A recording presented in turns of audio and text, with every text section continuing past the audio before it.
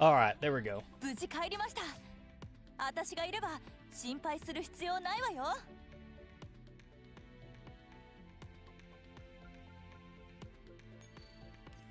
じゃあ行くわね。みんな仲良くするわよ。Alright, had to skip yesterday's live stream because I had a really bad sandwich, but this time I decided not to eat anything weird. Normally, like, I don't buy shit from like the work cafeteria, but yesterday I decided to do so, and I paid the price for it. So I'm gonna stop doing that. I was already warned not to buy shit from the work cafeteria. I decided to risk it. I decided to risk it.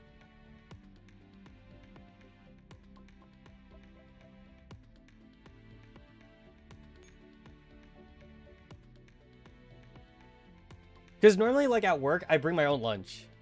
I bring my own lunch to work, but I did not bring my own lunch to work yesterday, and I was like, I'll buy something. It was a $3. It was like a $3.15 sandwich, and I was like, oh, it's pretty good. And then, like, I was blowing out my ass a few hours later. I felt fine too. Actually, I felt fine all the way up until after my shift ended. So basically, I clocked out just in time, because right as soon as my shift ended, I had to run to the bathroom, and then like the pain wouldn't stop, and then like I thought I was good. I drove home. I drove home. I was like, okay, we're good. I'll go ahead and like, you know, make the live stream thing or whatever like that, and then like about like an hour later after I drove home. Then, like, I was in the bathroom. I was in the bathroom again, and I was like, oh, it hurt. It's on fire. It's on fire right now. My stomach is on fire. My asshole is on fire. And then, yeah. Yeah, we had some bad stuff. Some bad stuff happened. I will pull from the usual. But when I made the tweet, like, it was after I went out of the bathroom, and I was like, okay, I think I'm good enough to actually make the tweet, which I guess we're calling X's now, because Elon says we don't call them tweets no more. They're called X's, which makes Twitter sound like a fucking porn site. I can't wait for like XXX to come out or whatever like that. But yeah, my good old favorite favorite GIF from a pretty decent hentai actually. But yeah, my good old favorite GIF.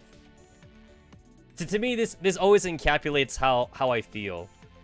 This is such a good thing to always encapsulate how I feel. Actually, I would rather have it come out my bottom end than have it go out my mouth, actually. I don't know, for some reason, if I actually get to the point where, like, I'm puking, that hurts more. It hurts more for me, it hurts more to throw up than it does for me to blow it out my ass. And to be fair, neither of them are good. They both hurt, but it hurts less to come out the other end than to go back out my mouth.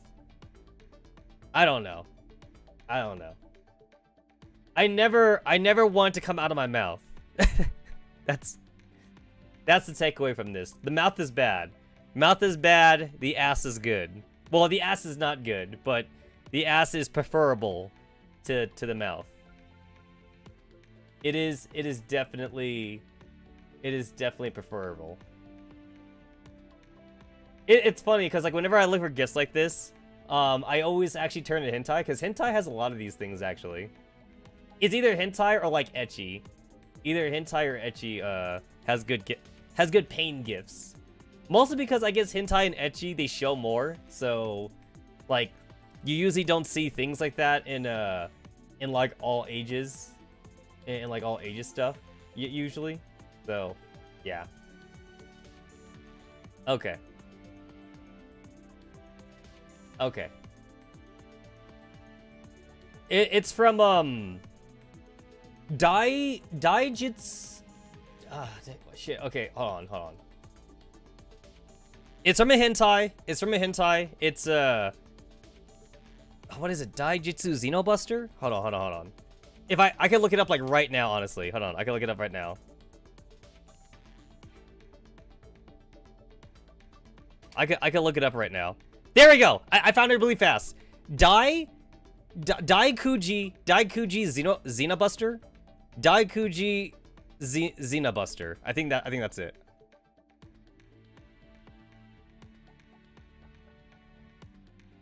Yep, that's it. I just found it. I just found it. I will link you that shit. There we go. There's a Hentai Haven link. There's the Hentai Haven link right there. It's one of those slash comedy hentais, but also there's action in it. It's like basically it's one of those hentais with an actual story. Like it's not meant to be just a sex. It actually has like a fantasy. It's like a fantasy story. Yeah, it's a fantasy story. It's like there's a slight bit of comical stuff to it, but like yeah, it's mostly like honestly like when I consider hentai like that to be literally just like adult anime basically that just happens to have sex scenes in it. There is an eroge, and I would actually implore you to play the eroge if you ever got the time, because the eroge is pretty nice actually. And also like the main character actually has balls, which I kind of like Rants, right? You know how like in Rants like the main character actually is like kind of like a douche. It's kind of like that, where like the main character's a douche, but like he's actually like a good douche. If that makes any sense. If that makes any sense, like, you know, like it's a good kind of douchebag.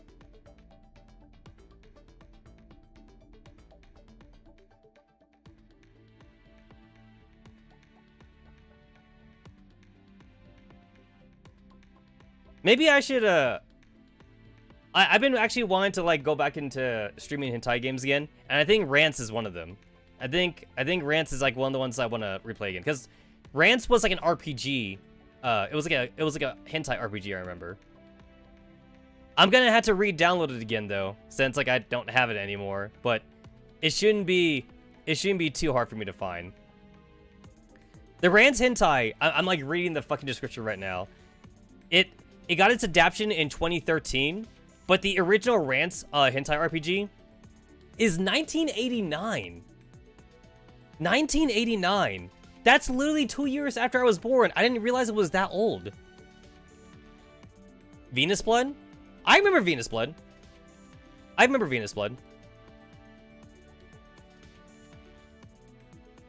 Evensicle, I'm not familiar with, but I remember Venus Blood.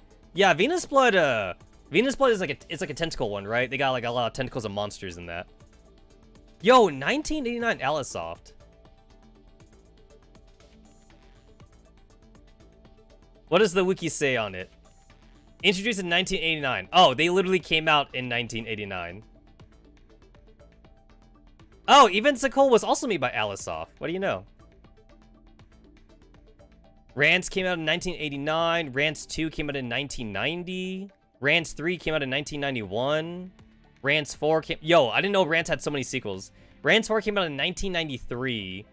Oh, I recognize a few of these things, actually. Yeah, I actually recognize a few of these things.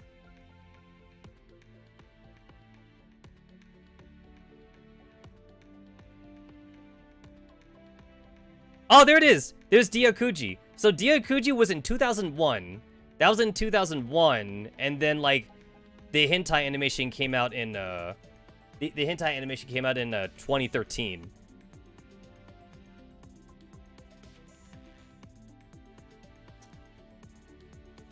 Going back to the original Rants would probably be, like, really old school, if I wanted to go back to the original one. Oh, wrong.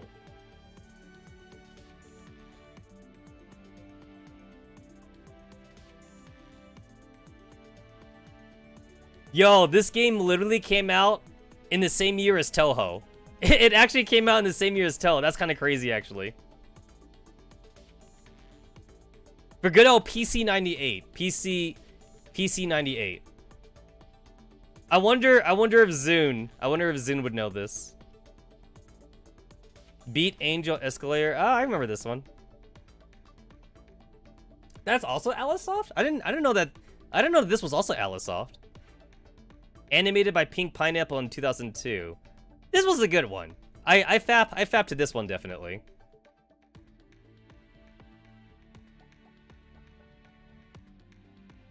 JP, Alisoft, Rest of the World, Manga Gamer, Visual Novel, RPG.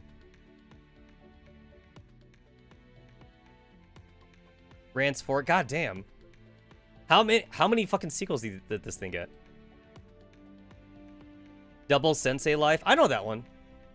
Shoko Sinin Haruka. I know that one too. Beat Angel Escalator R. I know that one. Hentai Labyrinth. I know that one. I did not know that was also Alisoft. Oh, they're still in business. A lot of Arrogate companies that started like pre-2000, they either went out of business or like they got bought out by like other hentai companies, and then those original companies technically don't exist anymore. I know Lilithsoft and Pixiv. I know that those two companies, they definitely bought out like a lot of older hentais, and then like those older whoever worked at those older hentais, they basically got merged into like the newer hentai companies. I know that Kid went out of business like I think in 1999. No, I think it was 2002. Kid went out of business in 2002, but then like someone else like bought the rights to like all the Kid games, and they belong to like another company now. But like they're still there though. They're still there. Because like I'm a really big fan of Hold up. My keyboard is going all wonky right now. There we go. There we go. I'm a really big fan of Memories Off, but like we're never gonna get a sequel to this anymore because like Kid went out of business, and anybody that worked on the original games, they basically moved on to like other things.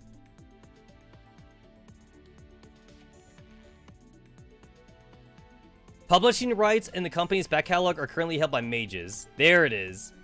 So Mages now, yeah.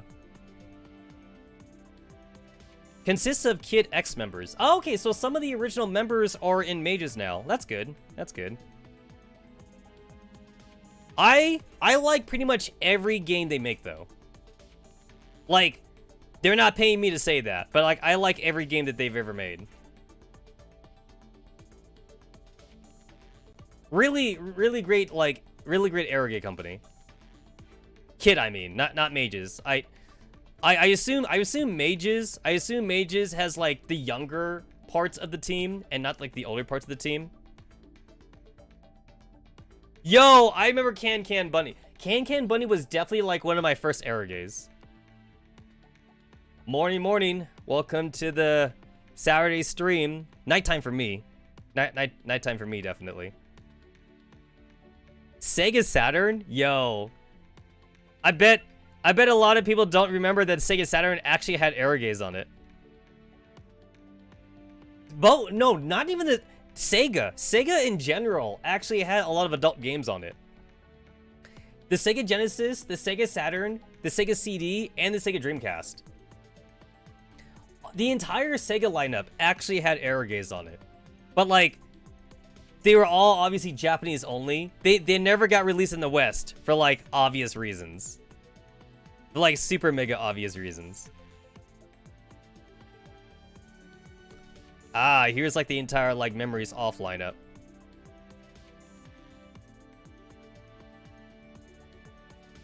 I've always showed off like my own Memories Off collection on stream a couple times, just because like I really am a big fan of the series. Oh, Never 7. I remember that.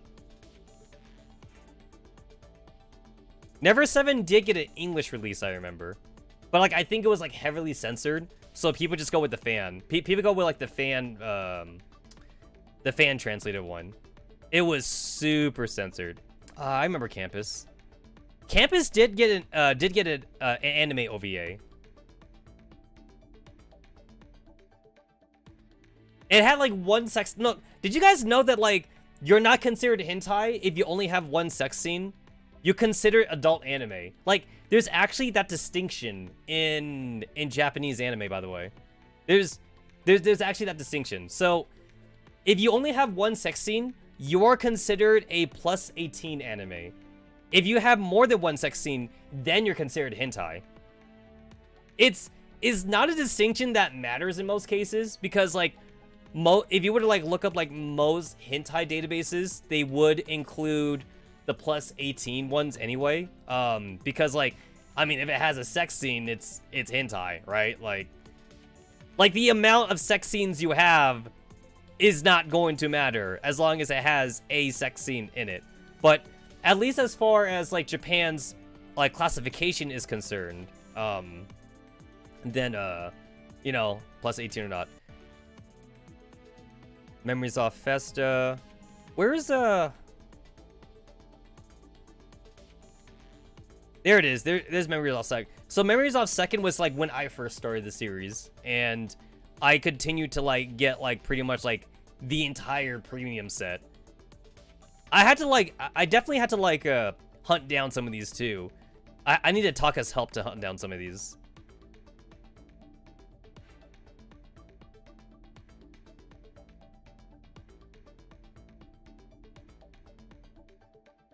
Oh shit, was this one Yai? I don't remember if that one was Yai or not. They didn't do a whole lot of that. They mostly just stuck to like old school shit. I could probably spend like an entire stream just browsing the VNDB database. Oh yes, Angel's Feather was Yai. I remember this one. Oh, no picture? Yeah, this one was Yai. Or Yaoi, however you want to say it. It's basically as it sounds. It's about like two angel guys that like fall in love with each other. Is the official website even up still? Nope. 404. We got a 4. We literally got a 404 error. Yep. 404 not found. I figured. I figured it would not exist anymore. Is it on Play Asia? Would it even be on Play Asia? Oh, it is. It is on Play Asia. Yeah, this is definitely a Yai game. Yeah, Kid made a couple of those, but they mostly stuck to like just the OG stuff. You could tell it's Kid also just by their animation style. Kid definitely had like a very like very particular like art style.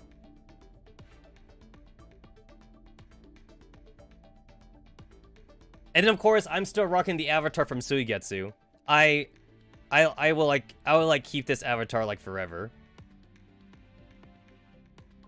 Okay, Men at Work. That may sound like it's Yai. It's not. It's not. Okay, so I actually have the original RPG, by the way.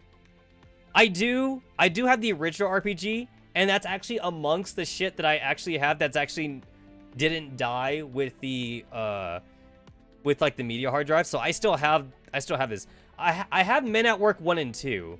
I don't think I have Men at Work 3. I might have to like double check on that. But Men at Work, okay, it sounds Yai, but it's actually not. The title honestly doesn't really do it justice. It's called Men at Work just because of the main character. But like it's your typical like hentai RPG though. Your main character gets to basically like fuck all the girls and shit like that, but it is an RPG. It is RPG based. But however, there was a very peculiar way to heal in Men at Work 1 and Men at Work 2. All right. Imagine this. You're playing an RPG. You have healers, right? You got a fucking white mage. So I'm pretty sure it's because like the developers, they were more about the VN part and they were less about the RPG part. So they probably didn't know how to actually program an RPG.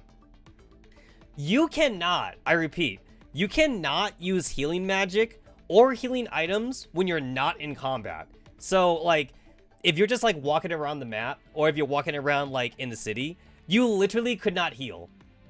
You actually could not heal. This also like made it kind of weird too when you were in a dungeon, because even if you were walking in a dungeon, you actually could not heal. Like, you could not use healing spells, and you cannot use like healing items. You could only heal during combat. So this gave you like a weird kind of gameplay thing where like if you knew a boss, okay, so like, you know how a lot of old school RPGs, they made it obvious when bosses show up because they put a save file, right? That's like RPG mechanics 101. Wherever there's a save file, you know that the boss fight's incoming, right? So you're in a dungeon, you get to the save point. You're like, all right, cool. There's a boss fight coming. But again, you can't heal though. You can't heal because you're not in a fight. So what you have to do is you have to kind of like, you know, run around in a circle around the save point. You want to get into a fight, and then you have to make sure you kill all the enemies and you leave one. You leave one standing, and then you weaken the last guy until like he's one hit away from death. And then you have to heal up, and then you kind of have to hope that the last dude, he doesn't do too much damage to you while you're trying to heal up.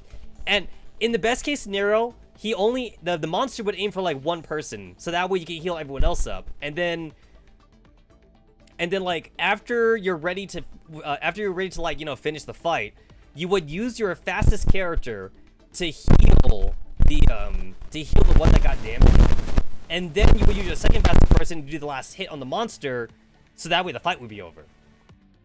You had to do that for basically every boss. Or just in case you just wanted to heal in general. Like, if you're in the middle of a dungeon and you just need to heal the whole entire party, again, you can't do that. Not unless you're in a fight. So you kind of had to get into a fight on purpose then, and you had to do the setup. You had to set up to heal, so that way you can be healed after the fight and not like be half dead after the fight. It was such a weird mechanic, and well, not even a mechanic, it was such a weird way to design a game. So I don't know if the guys got better at Men at Work 3 or up, because I only played Men at Work 1 and 2, and Men at Work 1 and 2 had that weird thing where like you kind of had to heal up during combat only, because that was like the only way to do it. Very, very odd. I actually have both versions of Festa Hypergirl's Party. Is the official website up? 404 not found. Nope. Yeah, a lot of these old era games definitely don't have their old websites anymore. Play Asia is selling the limited edition for $101. I actually have both versions of this. Okay, like, there's a good reason for that, but I do have the regular version and the limited version. They have like different box arts, and I kind of decided to like just go for it, so I did buy both versions. White Breath is another. This is actually another series I greatly enjoyed. But White Breath also had like a side quill, which was actually Yaoi. But that's not the one. That's not the Yaoi one. I think they only had like maybe 5 or 6 Yaoi games. And I think to be fair, every one of their Yaoi games, I think it was in collaboration with like another company. I believe so. I believe so. Oh, not that one. I remember there was also like a kid collection discs somewhere out there. I don't have it. I don't have the kid collection disc, but I remember it being a thing. But it might have been unofficial though. Possibly it might have been unofficial.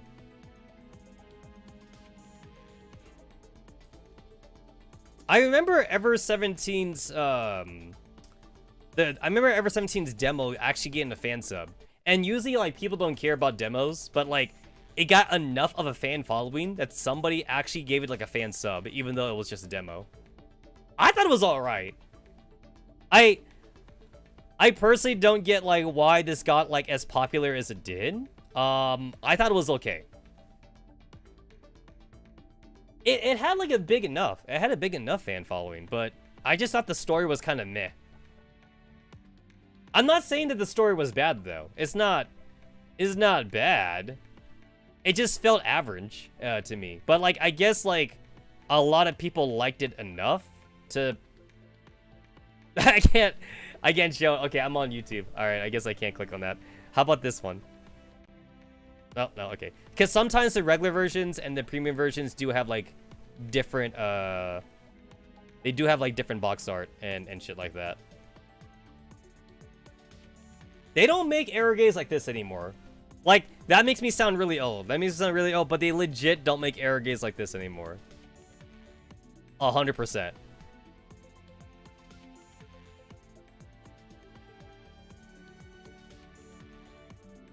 I've always been a fan of like the old style of eroges where like more story is centered on the characters as not the player character. Because I think the player character doesn't even need a story. It's like, you want to know the story for the main character? Okay, boom, here's your story. Your main character is an average Japanese guy who has average grades and has no friends until one day when like he woke up and like the sex fairy or the sex goddess shows up in his dreams and said, hey, this is your senior year of high school. I'm gonna make you like a fucking like bag magnet. And he's all like, thank you, goddess. And then like after that, like when he wakes up, he starts walking to school, and then like some girl with toast in her mouth runs into him, and she's all like, oh, Shikoku, I'm so late, and then boom, his harem saga starts or whatever. There you go. That's the only thing you need to know about the fucking main character.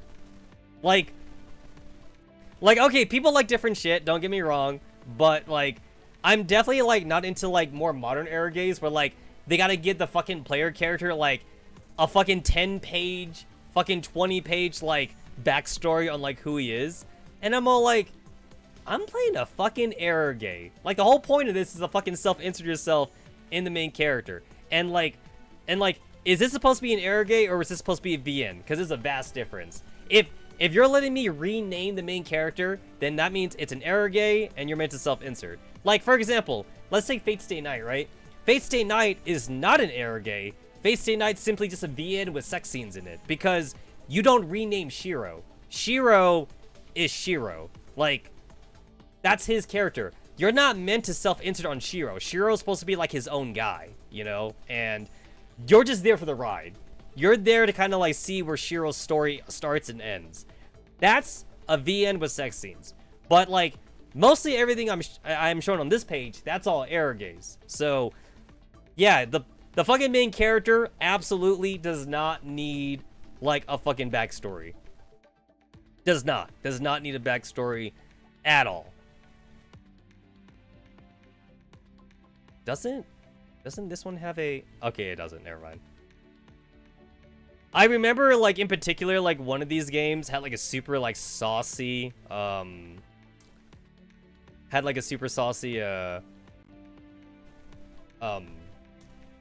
Hold on. Well, let me check if it was this one.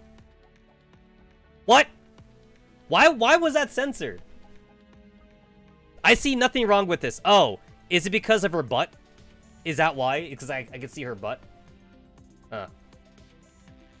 This one was censored for some reason. That's why like I was scared, but like it was not. There was actually nothing wrong with it whatsoever.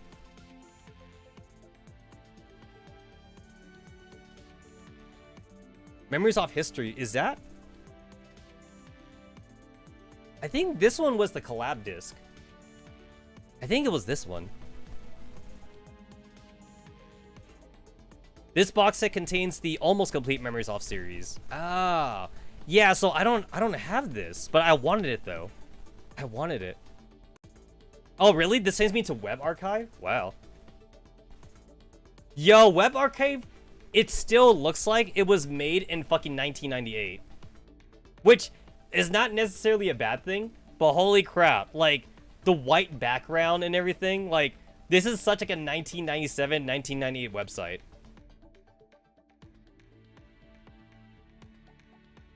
So this was being sold for, I guess, apparently 24,000 yen, which is like close to $200. Damn, I wish I bought this. OS, Windows 2000, Windows XP, and Windows Vista. Yo, CPU, Celeron 2G, 256 megabytes, 2 gigabytes on your hard drive. Yo, you're telling me that the entire series fits on 2 gigabytes? Damn, yo. Yo, that resolution though, 800 by 600 resolution. That's crazy. That's some old school shit right there. Yo, a lot of the RPGs I played back in the day, they maxed out at 800 by 600 resolution. Yo, if something had 1024 resolution, that was considered HD back in the day. That was so considered HD. Anything that was like 1024. But most things maxed out at 800 by 600. Hold on, I'm gonna turn it off for this. Because I remember Aero Gamescape being kind of raunchy on the raunchy side. Although it's not opening up for me, so the website might not exist anymore. I don't think it exists anymore. Possibly. I don't think it exists anymore. It might not. It might not.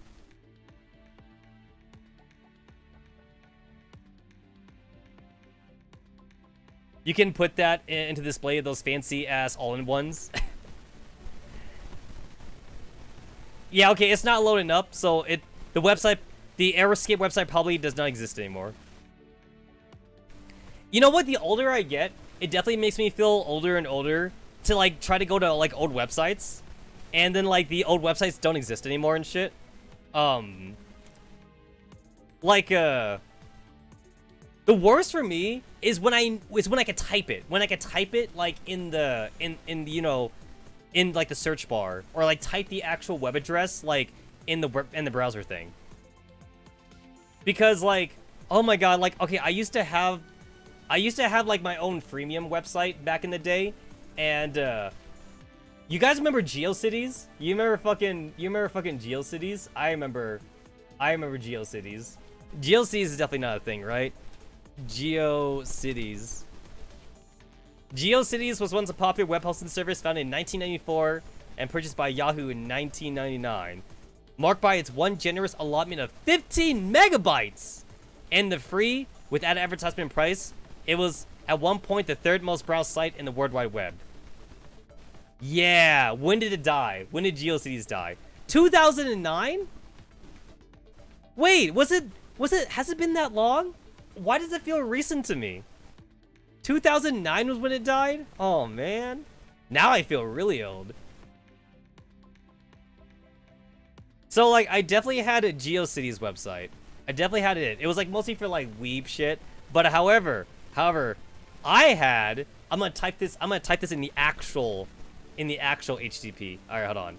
www.angelfire.com. Is that still a thing?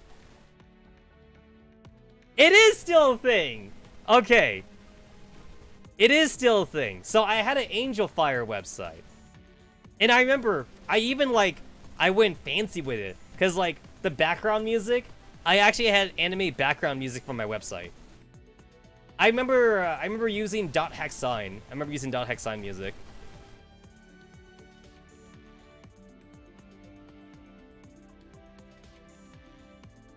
I'm pretty sure my account doesn't exist anymore. Like, if I try to log in. I'm pretty sure it doesn't exist anymore.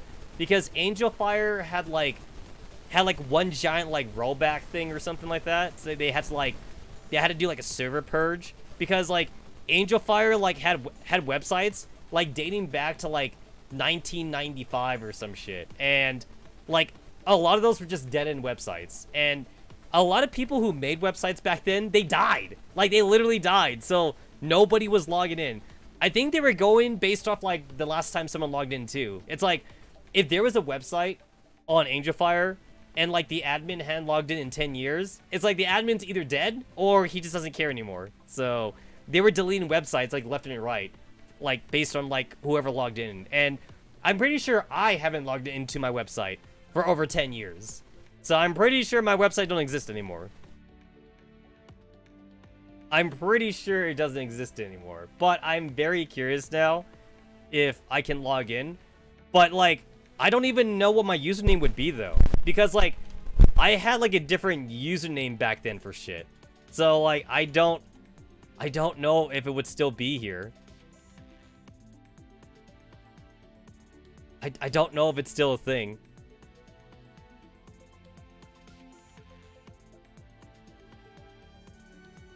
I'm pretty sure it does not exist anymore. Or maybe it exists, but like I don't know the login anymore. I might not know the login anymore. Possibly. I possibly don't know the login anymore. And like, I wouldn't even know the email either, because I know for a fact that when I made my Angel Fire account back in the day, Gmail was not public. Did you guys know that? So Google Mail, Gmail was actually not public. You needed to be invited to use Gmail back in the day. That's how old I am. Back in the day, people either need to use a Hotmail. So you were either using Hotmail or AOL for email, or MSN, if anyone remembers having an MSN account. But MSN, they bought Hotmail. So MSN and Hotmail are kind of the same thing anyway. But Google, I remember when Google was like, yo guys, we're about to pop out with our own email service. We call it Gmail. We call it Gmail for Google Mail. And everyone was like, oh shit, I want a Gmail. And then you had to sign up. Your ass had to sign up for the closed beta. The closed beta of Google Mail. That shit weren't free. They weren't letting anyone just come in. So I remember, like, I tried to, like, get in the closed beta. Like, I put my name in and shit. And, like, I didn't get in. At least at first I didn't get in. But, like, my boy Taka hooked me up with the invite code. Because Taka was like, yo, bro, I got a Gmail. And I was like, no. Damn, lucky. I tried to get in, but I couldn't get an invite. And then Taka was all like, yo, bro, I got an invite code. And I'm like, yo, hook a brother up. I was one of the first people. No, like, legit. I was, like, one of the first, like, 1,000. Not 1,000, 10,000. I was one of the first 10,000 Americans to have a Google Mail.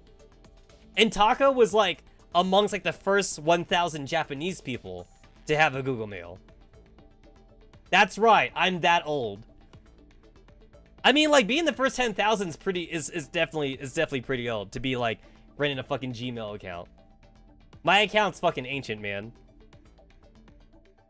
And then I remember, too, like, we were astounded by, like, the UI back then, too. Because, like, it didn't look like ass compared to, like, Hotmail or MSN or, like, AOL and whatever. It did not look like ass for once. Like Google actually designed, like, a pretty decent UI back then.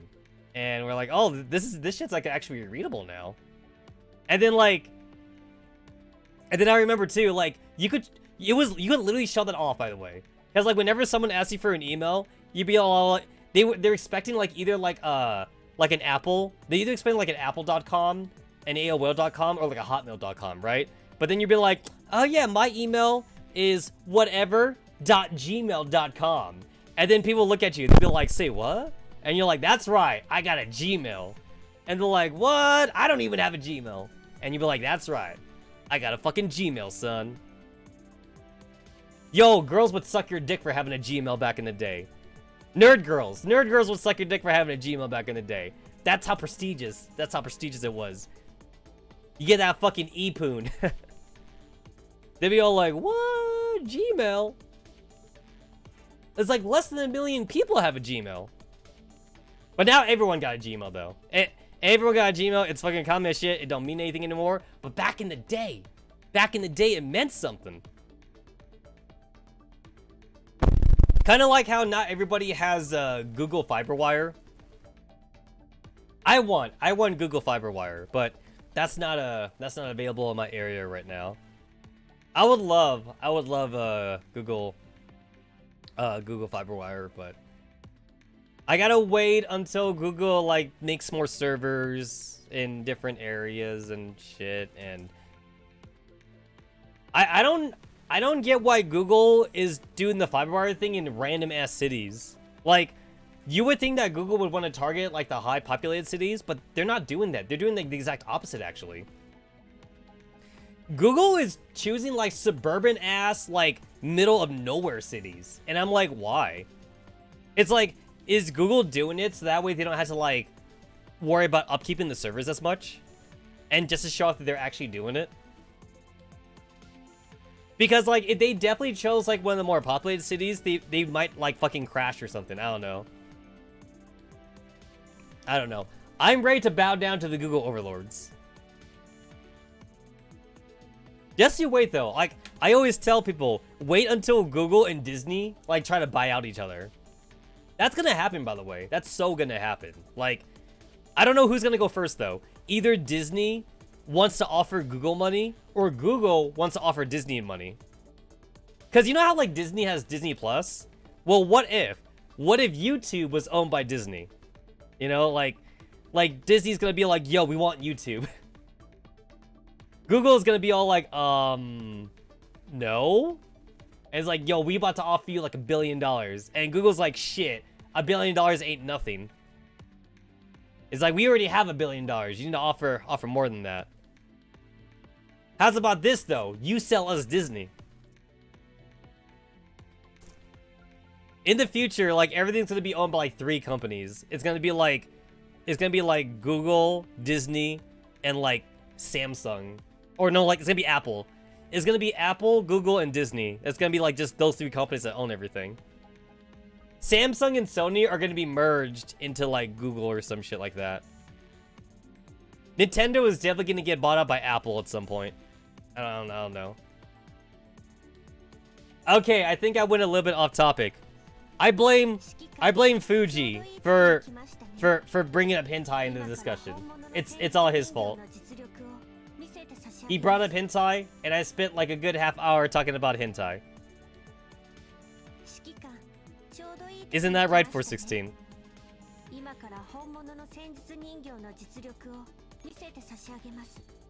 Disney is slowing down, so your bets is on Google. Maybe Marvel can like buy their own rights back. Marvel can get out of Disney. Like your friend's dorm 5 times. I can do that really quick. I can do that really quick.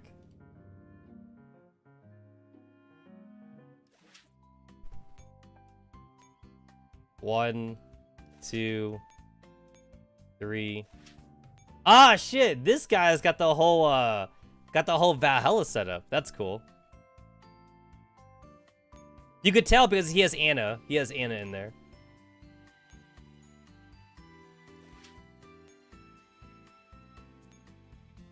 Okay, I think that was 5 times. I stopped counting.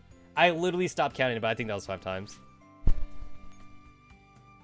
Mod plus 3 equals mod 3. I like looking at people's dorm description. That's funny. Spicy fries. It's like why something so random, right? Like I like seeing people's like little like friend rooms because some people have like random shit on there. This guy says hello. And this guy shows off like the skins that he has.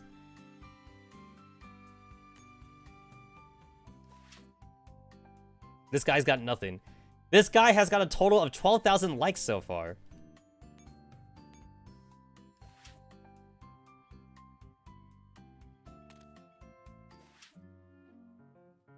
My ass can't even collect batteries anymore. I'm so full on batteries. But like, I have like nothing to spend it on. Unless I just want to waste it for the sake of wasting it.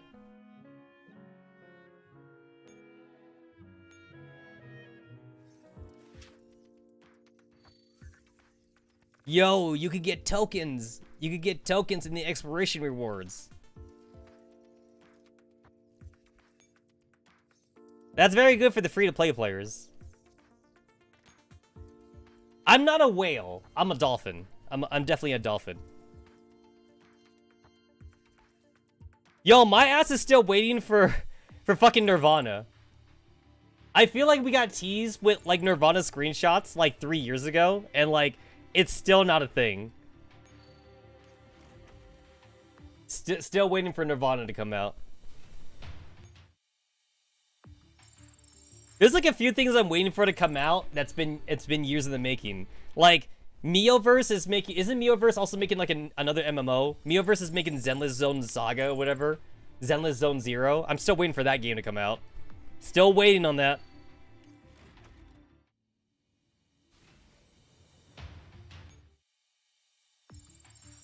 Oh wow, I got a manticore.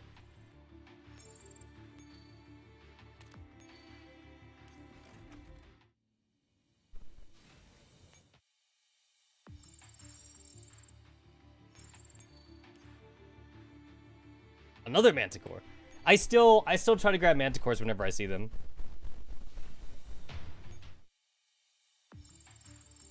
Nothing new? Nothing new. Alright.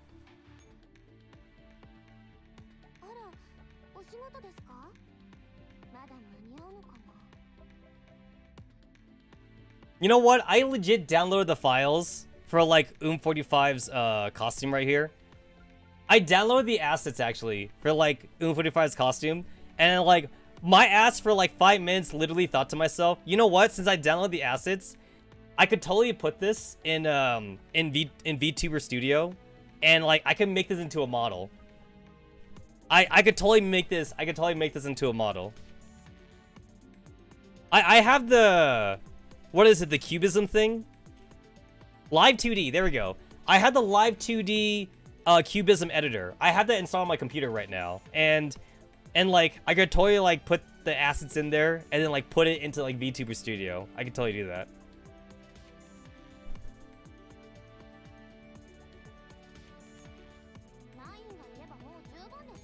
Get myself a modern 45 like avatar. I'm still looking for Jaeger swaps. That's what I'm still looking for. Yeah, I want more Jaeger swaps. I want a couple more of these. I need one more zombie bride. My zombie bride's at 3. I need one more.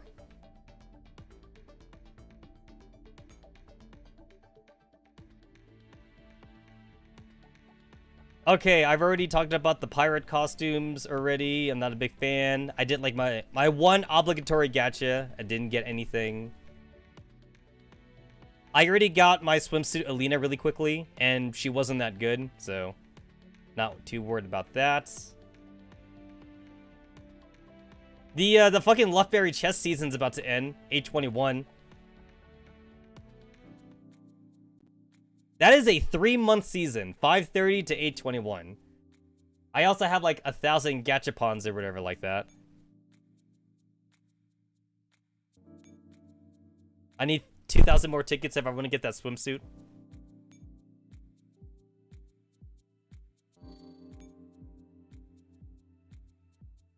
Grand prize guaranteed after spending 4,500 gachapon tickets. I already have this costume. I got this chess costume.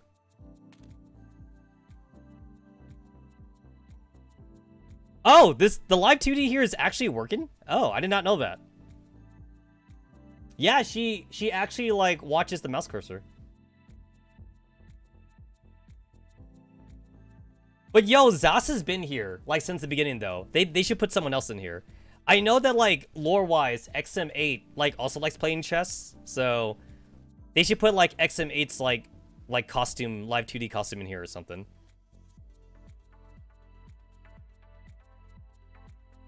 You know, I'm only just now noticing her headband.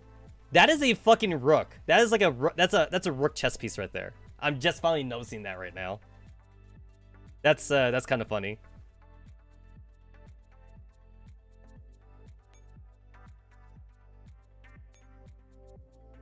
Everyone knows that you make your echelons here just to show off your costumes. That's what you do. You show off either the costumes or you show off like the collab units. So like, if I want to make one that like showed off all the collab units, I would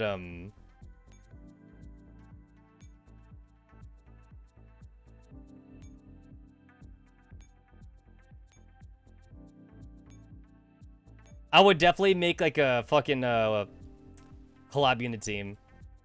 If I played this mode more anyway.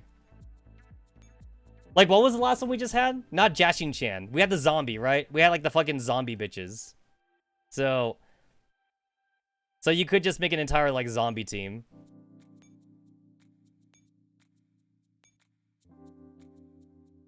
And then that way, like, when you play with other people, they'd be all like, oh my god, who is that? I don't know who that is. Who Who is that character? That doesn't look like a T-doll. And you'd be like, yeah, boy, I played during the collab. Did you play during the collab? You're a new player? That's too bad. Look at these collab. Look at these collab characters.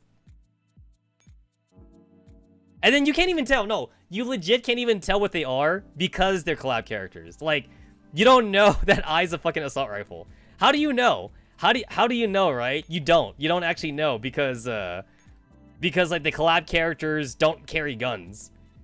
Like, everyone carries a gun in their portrait, but the collab characters don't carry guns, though. Because, you know, they just look weird. How are you supposed to know that Sakura's a fucking rifle? How do you know that? You waiting for a Ghost in the Shell collab? I can see that.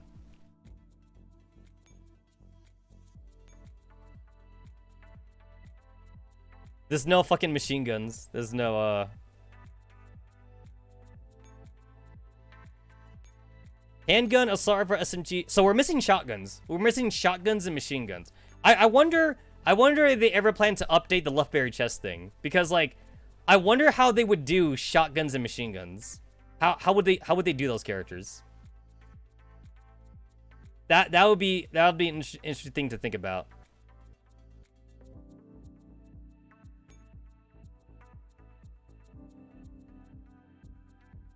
I mean, shotguns would have to be defensive, right? Shotguns would definitely be defensive. Like, maybe shotguns get, like, a barrier or something. Or maybe they would ignore damage. Because, like, I think SMGs already do barriers, right? SMGs do, like, a barrier thing. So, maybe they could give shotguns, like, damage immunity. Like, for one turn. For one turn, shotguns can be, like, immune to damage. And then, like, someone tries to shoot you. And then, like, they literally do 0 damage. Or whatever like that. That could be a thing.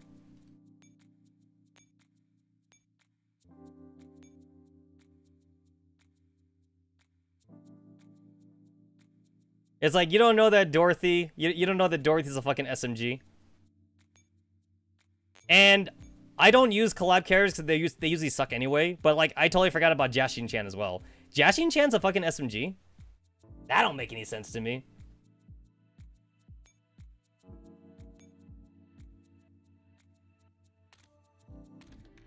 I think her skill had her, like, jump towards the enemy or something.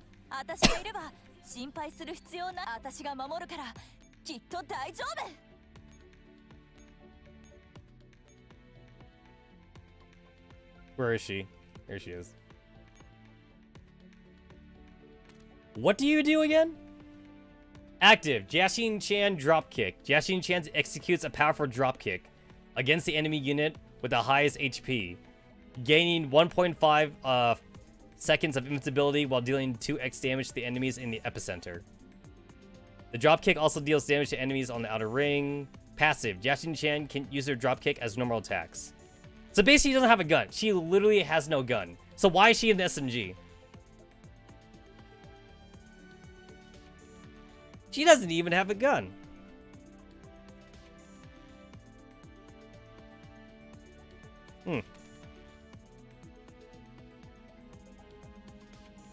I have like a couple of dupes, but because collab characters are so rare, it's like I don't want to do anything with the dupes, so like I just keep them around.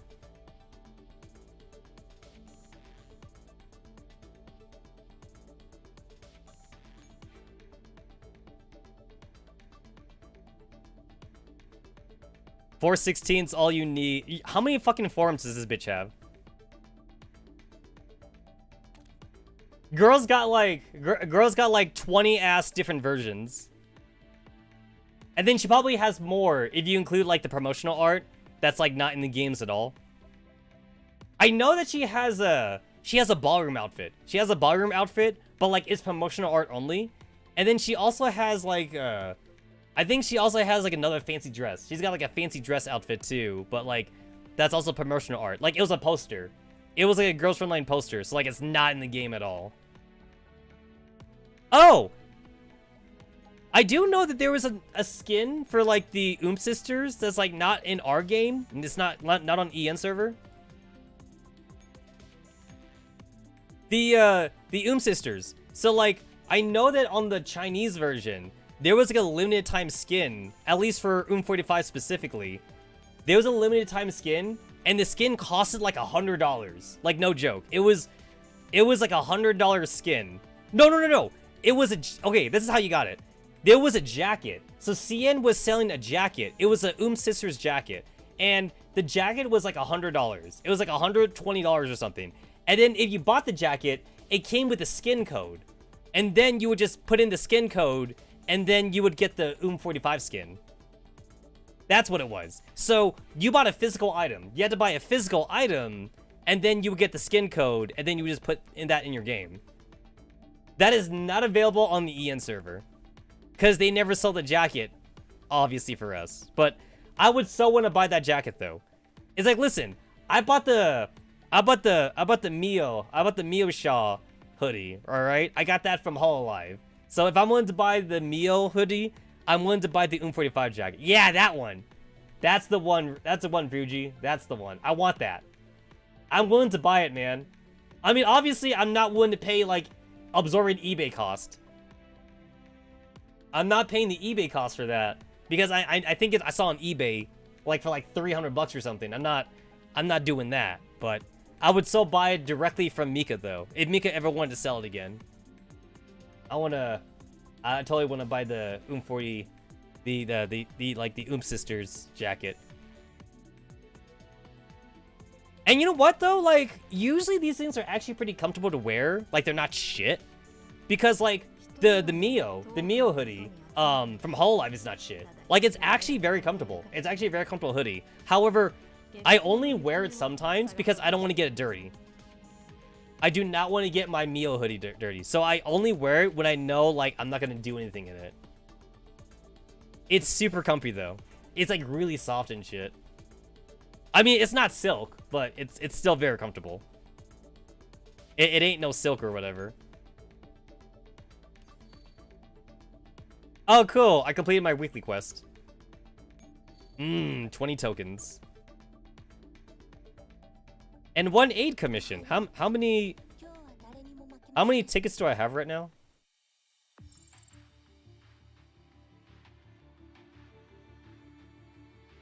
I have 104. I have 104 tickets. That means technically, if I want to simp for a girl from 100, I could start using these things. But obviously, that's not the smart thing to do. You're supposed to gadget normally until you get to like 30. Until you get to like 30, maybe 40. And then you start like heavy bombing. Because like, if you're lucky enough, you won't have to use a heavy bomb. If you're lucky.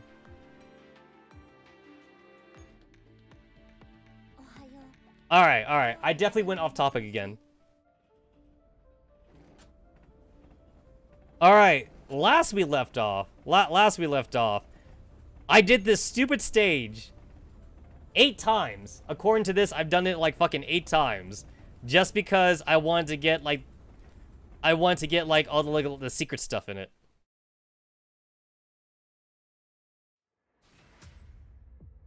And this is a fucking electronic warfare battle, because you could tell because it's got the background. It's got the background for that.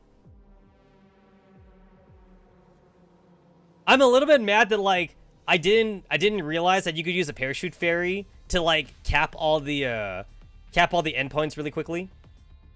I didn't discover that until like after I got the secret achievement.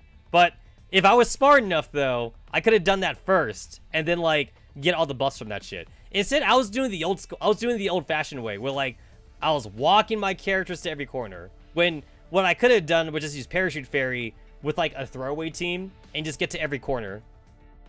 And you don't even need every corner. You need 3. You only need 3 corners for that shit. But I am a Dumbo. I am a Dumbo.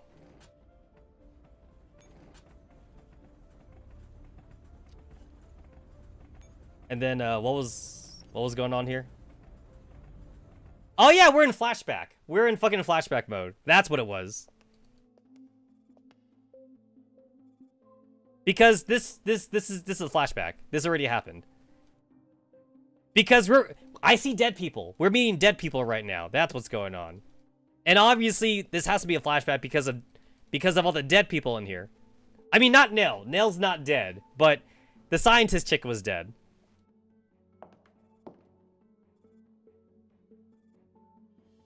You're not dead. You're not dead.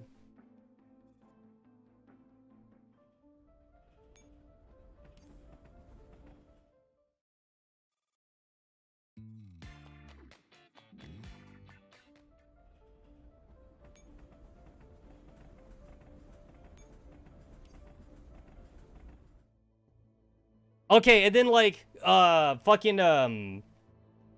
she got hacked into from Gray. Mrs. Gray.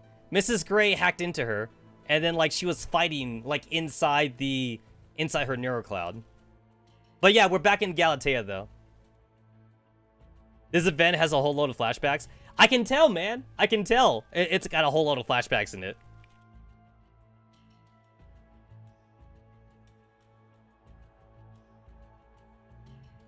The last event had anti-airs on them. I mean, I feel like Mika abuses anti-air bullshits a lot to make Parachute Fairy not usable. So, like, that's why I usually don't think about Parachute Fairies. Yeah.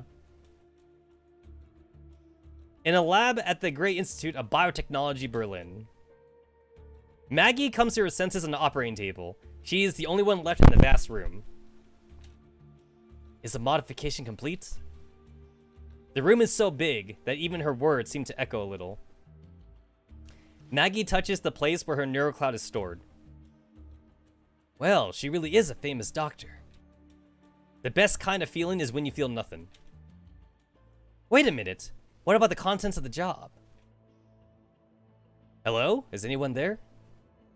Nobody answers her, and Maggie's gaze wanders through the room until it finally settles on the computer at the desk. The computer screen is in sleep mode, and after ensuring nobody is around, she walks towards it and taps the touchscreen lightly. The computer instantly lights up. A girl in white appears on the monitor. The assignment details have been sent to you through the bee sting system. If I remember right, weren't they saying, like in the last event?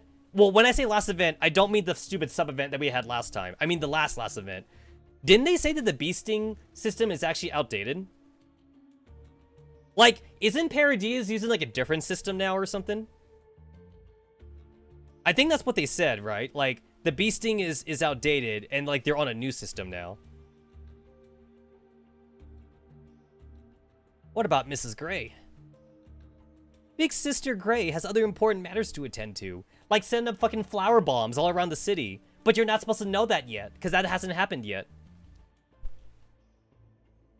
I mean, like, that's what it was, right? Wasn't it like radiation bombs? And then, like, the more bombs that blew up, the more, like, zombies that, like, popped up around the city and shit.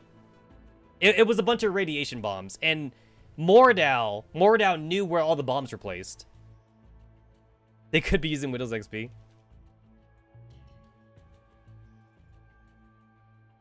So, this terrorist will be my contact. When Maggie looks up again, the white-haired girl is already gone. After Maggie leaves, Gray pours herself another cup of coffee. Hey, there's Nimron. Yeah, I think that's what it was. Like, Nimron is using the bee sting system, but Gray and the other bitches don't use the bee sting system. They use something else. I forget what it was called.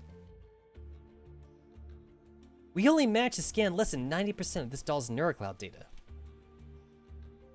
Minor deviations are fine, as long as they don't affect the big picture.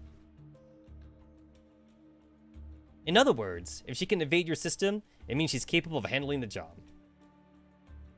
As you wish. I feel like I don't remember if they ever fully explained why Nemron is like the redheaded stepchild of like all the Naitos and shit. Like, she's not a favored Naito of like William anymore. Like, William like cast her aside and shit, I remember. And like, was it Mordau or was it Gray that asked Nimron for help? I think it was Mordau. Mordau's the one that asked Nimron for help, and Nimron was all like, "You must be desperate if you're you must be desperate if you're asking me for help," or something like that. Nimron is a walking beasting server. Ah, got it. But yeah, she's the stepchild of all the Naitos. So if they're asking for Nimron's help, then like Nimron's like, well, maybe I could gain favor from father this time or some shit. Because William is working with the other Naitos instead of with Nemron. Nemron's like doing her own thing, basically. However, I do not like the presence of potential risk.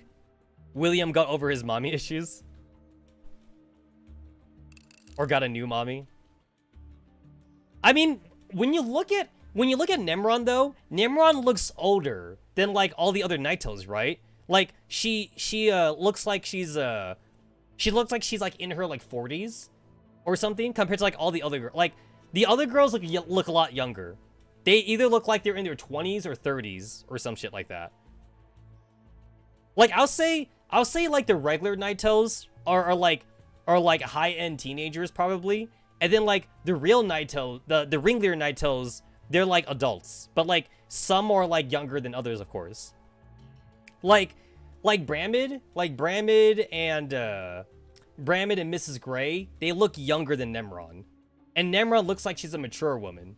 So she might either be like one of the first Naitos, like the first ringleader ones, or she would start off like an older base, and then William said like she's too old or something, and then he started making like younger Naitos. Because Mashin and Moradao look way younger. Mashin and Moradao are like super young. And then I think RPK is supposed to be the first T-Doll Naito conversion. Because like I think isn't RPK like an exception? They never had like a T-Doll turncoat. Because all Naitos used to be human.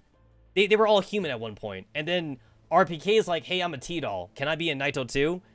And I guess William said yes. We don't have the whole story, right, for RPK right now.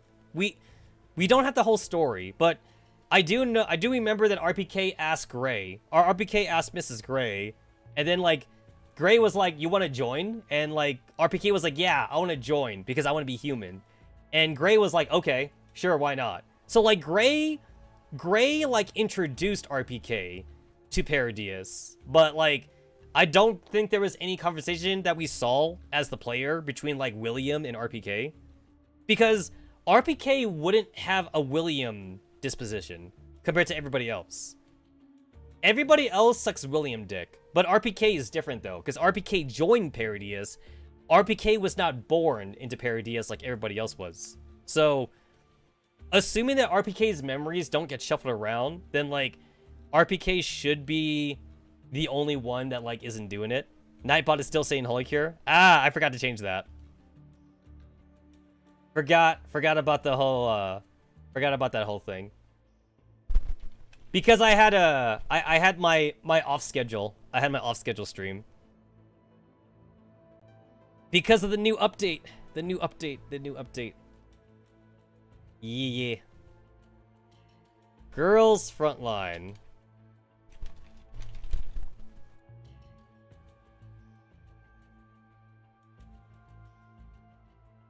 Yo, we could totally, because of how simplistic it is, we could totally make like a Girls Cure game.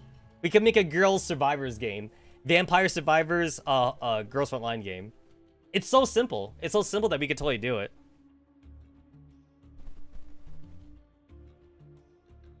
Gray walks over to the record player and gently places the needle on the spinning record. Slow music fills the air. Don't worry, big sister Nemron. So the fact that Gray says big sister, yeah, so like, that means Nemron must be older then. I guarantee your beasting would take control of that lifeline. So like, this must be like really in the past then, because I think I remember Moradao like totally like bagging on beasting in the previous event. Moradao was all like, your beasting is so outdated or some shit like that. Your beasting sucks, or whatever.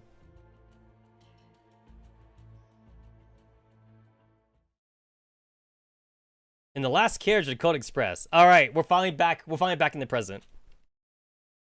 A pair of poker cards lie quietly on the table. A queen of hearts and a king of hearts. They sit before Maggie and Catherine respectively. It's finally over. No, it's only just begun. What did she do to you? A major performance upgrade. Oh wait, this is still a flashback. We had a fucking flashback in a flashback. We had double the amount of flashbacks. We're not in present right now, cause present is with Lady Baba, right? Is with old Baba. Is with that Baba character who's got the twin shotguns or whatever. So you won't have to worry about your body not being able to handle your neurocloud operations anymore. The problem isn't completely solved. They just expanded the capacity of certain parts. What a sweatshop it is. Every cent they give you has to be paid back twofold. Care to demonstrate? Maggie waves her hand and brings up a blue system interface in front of Catherine. The interface is extremely minimalistic. There is only a single entry field for her name. Maggie inputs her name. So this is the latest tech of the 21st century.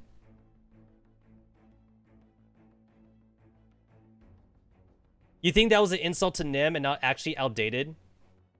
I mean, like, I know that Gray respects Nemron, but like, it looked like a majority of the other Naitos didn't respect Nemron though.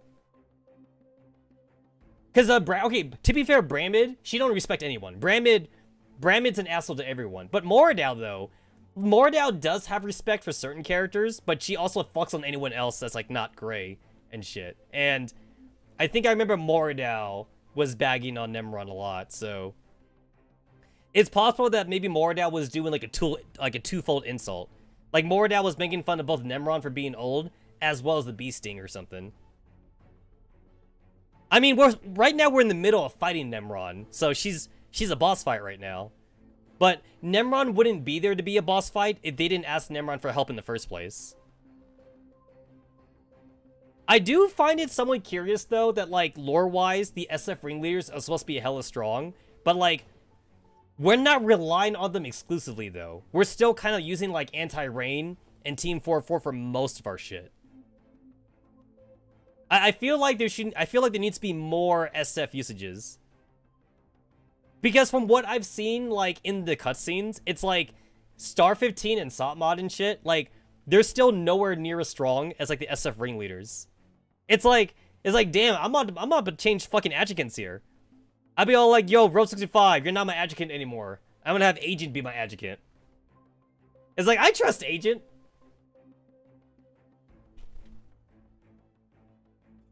Yo, if I didn't know any better, I say like the Oath Ring system has like some kind of like mind control device in it. You give, if you give SF an Oath Ring, they basically pledge loyalty to the commander forever. Just give an Oath Ring to all the ringleaders and you're fine. It's like, yo, like, I should make like a fucking like comedy like hentai Girls Frontline comic where like the commander just oaths like all the ringleaders and then like M4 gets very angry. M4 would not have an Oath Ring either. Like, all the ringleaders would have an Oath Ring, but M4 wouldn't. And M4's like, where's my ring? And then the commander would be all like, you're like not even in base most of the time. Why would I give you a ring?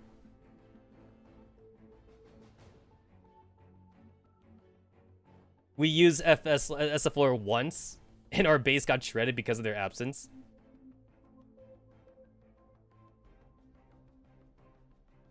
It's like, I feel like, okay, so there was like a few cutscenes where like SF was getting shredded from KCCO, but like that seemed less about the ringleaders in my opinion. That was less about the ringleaders and that was more about the mobs being shredded.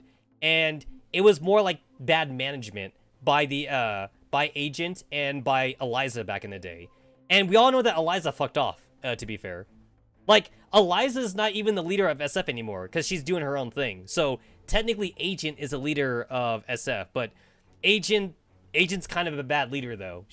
Agent's good at directing the ringleaders, but Agent's bad at directing the army. So their mobs keep on getting wasted by KCCO.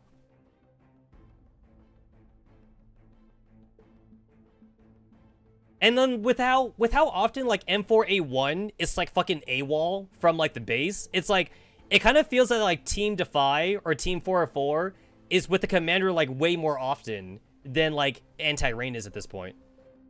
It's like the two Anti-Rain girls that we have the most is Roll 65 and Sotmod. And those two are like arguably like the quote unquote weakest of the group. Because, like, they seem to have, like, less plot armor than, like, M4A1 and M16. And yes, I'm still counting M16 as anti-Rain, even though she kind of left anti-Rain a long time ago. It depends on how you view M16's character. It does seem that the Ogos system does make T-Dolls, like, super OP, though, if they can handle it. Because 3 of the girls got the Ogos system. It was M4, M16, and Star. Star 15 disabled her Ogos system, or she disabled her ports. Star 15 disabled, like, her ports for the Ogos system, but M16 and M4, like, embraced the Ogos system. So, yeah. Well, we know that at the end of GFL, M4 gets cucked anyway. Yo, I can't wait for GFL 2 to come out, because I have to know why Groza is the waifu. I need to know the Groza backstory. With enough money, we can install the newest toys in ourselves whenever they come out. The pop-up pages list all kinds of information about Maggie in exacting detail. No distinction is made for how important or trivial the information is. Even every word that Catherine said while she was griping about Maggie in the pantry earlier has been logged. That's the bee sting, and it gets in everywhere. Maggie now realizes what she meant by that. This is scary. I can feel countless eyes staring at me. Well, at least we're not their enemies, for now. The noise that I heard when I was sitting out here scared me to death. But after you showed up, it seemed to have stopped too. Yep, I made some changes to keep them in the dark. And here I thought. You thought I'd give this up for the sake of the deal. Yeah. No way. I wouldn't be me if I gave up something like this. It almost feels like you've hit up a loan shark to pay off a ruthless creditor. It's just how things are for dolls that don't belong anywhere. We need to be careful every step of the way, because we have no room for error. You know what? This kind of reminds... They keep saying how outdated Maggie is, and how she needs to upgrade her equipment. This kind of reminds me of, like, the Nikkei immortality thing in Nikkei Gods of Victory. Because they talk about it a few times in Nikkei. They say that the Nikkeis are technically immortal in Nikkei Gods of Victory, as long as they get maintained. So, like... In the Nikkeis in Nikkei, as long as, like, they have parts, and as long as they have, like, oil and shit, like, they can theoretically last forever. That's basically the T-Dolls in this game. Like, the T-Dolls can theoretically last forever, as long as they, like, maintain their bodies, and as long as they have, like, as long as they keep, like, upgrading themselves and shit, like, over time. As long as they got the parts. As long as they got the parts. One false move, and we'll be plunged into a bottomless abyss. I hope we backed the right person this time. As you said before, M4 would be the enemy in GFL 2. Well, we have Dandelion in GFL 2, so hopefully Dandelion can, like, shed some light on the whole Lunacia bit. Because, yo, I'm gonna fucking flip out if, like, the Lunacia storyline is still a thing in GFL 2. Because I think the Lunacia storyline should be finished in GFL 1. So by the time we go to GFL 2, the whole Lunacia thing should be done with.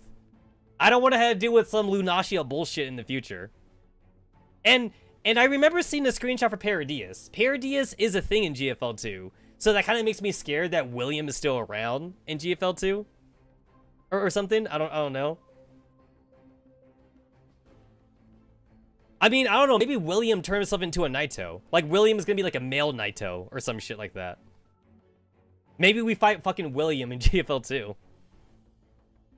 Person? I couldn't sense anything like that from here. All I can tell is that she wasn't human, but I've never seen a doll like her before. Because Gray's not a doll. Gray is a fucking Naito. I get the feeling that something big is going to happen. Big enough to change the world. Another great flood?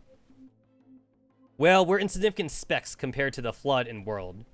But don't forget that the tiniest ants can crawl through the gaps and into Noah's Ark. Yep, the only creatures which survived all the way from past until now are rats and cockroaches. Use a different metaphor. I hate cockroaches. 2 years later, in the workroom of the Intercontinental Railway Train Future. I'll take a shot. Take a shot every time they say Intercontinental Railway Train Future. Because I think they said this shit like 30 times so far. Probably we will kill William in GFL 1, but you bet he has clones or some shit, and that's why he's on GFL 2. I mean, one way to achieve technical immortality would be to, like, upload your brain into a computer, and then that way, even if your human body dies, your robot version will live on. So, like, that's one way to be technically immortal. But it wouldn't be you, though. It would be a copy. It'd be a copy of you. Maggie slips Susanna a card discreetly. Thanks for your help, Miss Susanna. Humph, get off once you reach Ponzan. Don't let them find you. Got it. Susanna takes the card casually. Maggie checks her own NeuroCloud data just as casually. After copying the information on all passengers, she heads over to the bar within the dining carriage and takes a seat. She raises her glass. Tonight, the tequila's on me. The Cold Express is open for business. Inside the Cold Express, on board the Intercontinental Railway Train Future. Take another shot. That's like fucking 33 times. It's a good thing I'm not doing a drinking stream right now. But I could do a drinking stream. I could start right now, and I'll probably be drunk by the end of the stream. Maggie walks through various carriages making deals while also sifting through the security camera feed for the various parts of the train future. The dining carriage. The first class carriage. The second class carriage. The restroom. And then the Cold Express starts shaking violently. Oh, you know what? Okay, wait. She's checking like all the rooms and shit. So, okay, wait. There's like a funny cartoon I saw one time about like security cameras in like a person's house or something. Okay, so there's a cartoon I saw where like the bad guys, and the main character is like a fucking 13-year-old girl, right? So the bad guys, they're like, "Oh, we found a way to like put cameras in her house so that way we could have like we can like spy on her and shit like that." And like the bad guys are all like, "Oh, we got a camera like in her bedroom, in her kitchen, in her living room." And then like as they were going through the list, they got to the restroom part, and then like all the bad guys looked at each other, and then they're all like, maybe we don't do the restroom. like the bad guys, like they had like a sense of like morality just for that part. And they're like, you know what? It feels kind of wrong to have like a spy bot in like the 13-year-old girl's bathroom. So how about we don't do the bathroom, but we do like all the other parts of our house? I mean, that's still kind of messed up though in any way, because like they did have a spy bot in her room, like in her bedroom. So like that means they probably saw her changing and shit. Unless like the bad guys would on purposely like not watch her get changed or something. It's like if the bad guys had any sense of morality, they would skip the bedroom as well as the bathroom. But to be fair, they're bad guys. They're bad guys, so might as well put a spy bot like all across the house. If I remember right though, the spy bots don't last long anyway. The spy bots lasted for like as long as like 2 episodes before like the main character girl, she found the spy bots and then like she blew them up with magic or something. And then like the bad guys never did it again because like they couldn't afford new spy bots.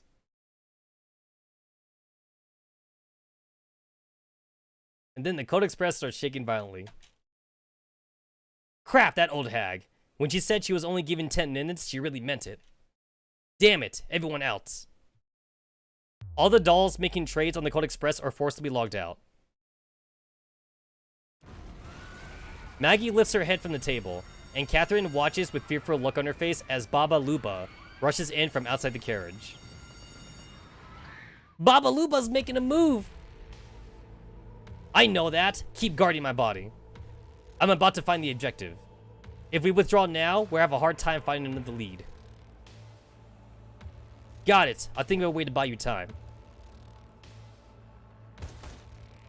Alright, cool. And then we're back to this cutscene again. Don't shoot the waifu! Please don't shoot the waifu.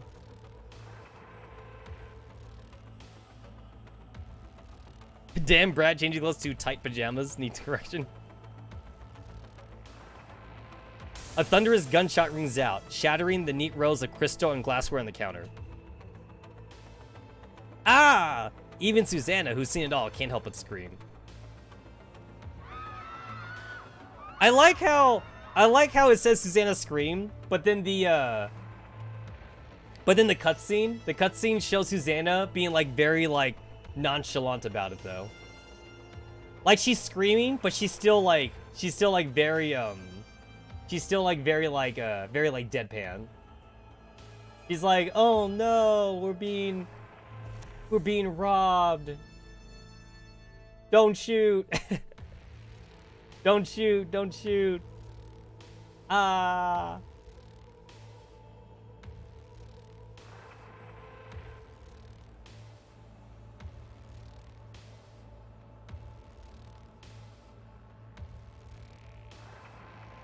Meanwhile, the passenger can't keep the terror in check, let out another scream. However, this perfectly harmless reaction is enough to draw the ire of a burly thug named Daniel, who immediately trains his gun on them. I mean, when you think about it though, this train is probably better than the last train that we were on, right? Because remember that last train that we were on? Didn't we have to crash that shit into KCCO or whatever like that? Because like, we were both at the submarine base and shit. That train also had laser cannons, I remember. There's laser cannons on that train. As the vacacious black muzzle sweeps over them, the weeping men and women swallow their whimpers and wails. Dolls to carriage 10, humans to carriage 8. Leave all your jewelry on the tables, and open your luggage. Once Susanna overcomes her initial shock, she suddenly comes to a horrible realization. She looks up at the old woman before her and stutters incoherently. Baba Luba! The last of the Neo-Soviet Union! The botrytized wine that you prepared was to my taste. You should know what to do next, right? Susanna gulps and swallows the words she is about to say. She only speaks again after a long moment of hesitation. The passenger manifest is in the workroom. Very good, you are a clever girl. The fragile-looking granny seems to have undergone a complete change. Standing on the armrest of her own wheelchair, she pulls out a frightening gun in each hand and cackles. Her gassy laughter, so utterly discordant with the elegant background music, sounds almost like a dirge. Behind her, armed gangsters enter the room in an orderly fashion. I mean, like, didn't we crash that train on purpose though, just to like piss off Igor? Like, wasn't Igor like surrounding us or some shit, or like wasn't Igor like kind of like ahead of us? So like, we needed to crash the train in order to like block the entrance or some shit like that. Yeah, I think I remember. Like, there was like an entrance / exit that we needed to block, and like, I think it was like Rel 65 talking to us or whatever. She's all like, "Commander, what do we do?" And the commander was all like, "Watch this shit. I'm gonna crash the train." And then everyone's like, "Say what?" And then like when we crashed it into like the entrance or whatever, we blocked it, I remember. And then Igor was all like, "Clever girl."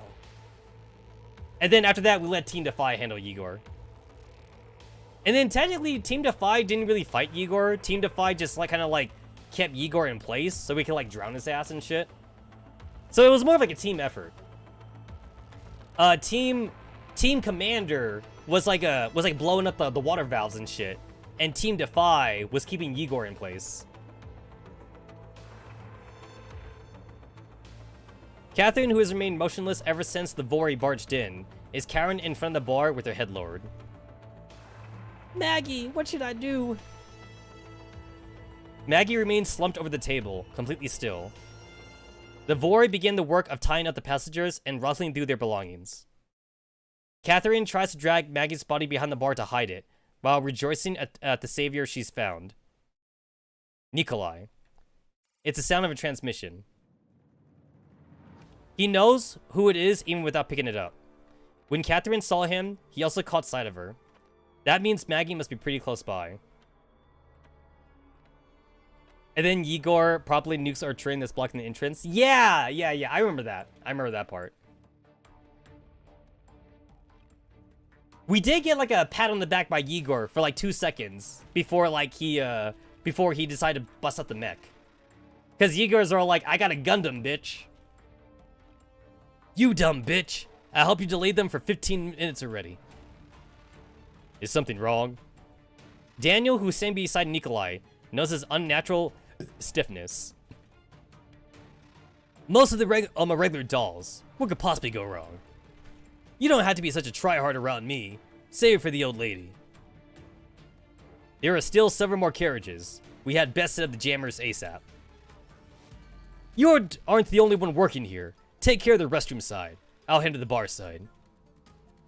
His communicator keeps vibrating. Nikolai suddenly cuts it off. Then he slowly ties up the dolls who have ducked off to one side. 3 minutes later, I've taken care of it.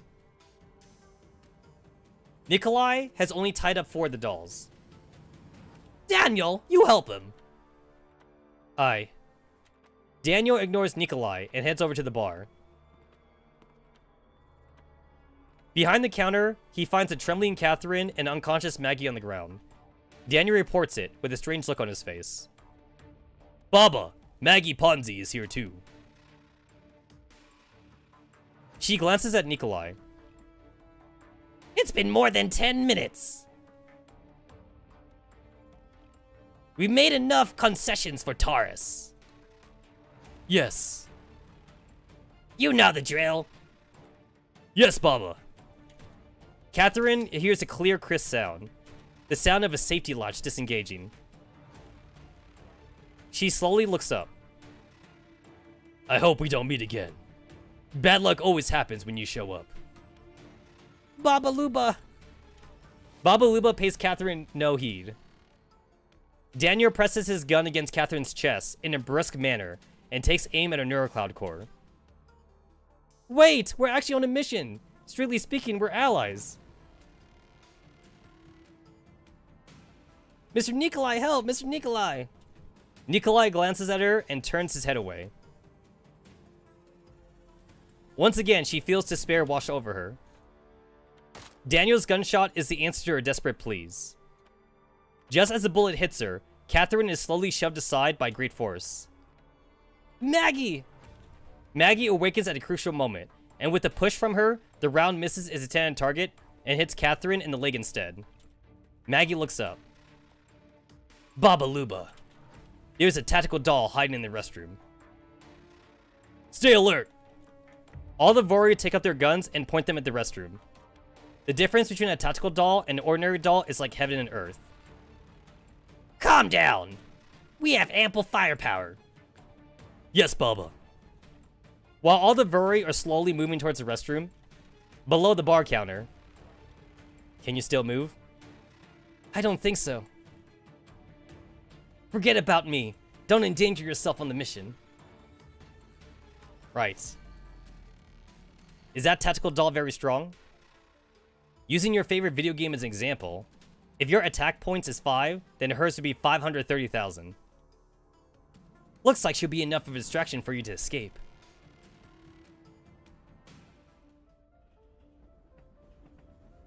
Alright, once again, we're staying in nightmare. We stay in nightmare mode.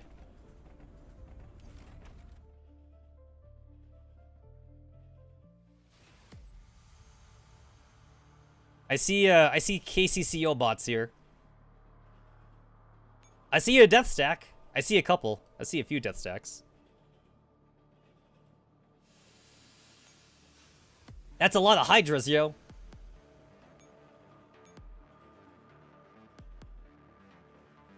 My god, they're all death stacks.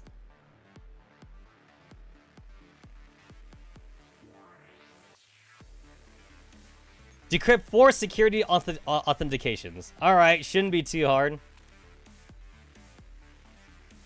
I'm only allowed 1. Why am I not surprised? Look at all these echelons I have. I have so many echelons. I'm not allowed to use them. I have so many. I have so many that I'm not allowed to use.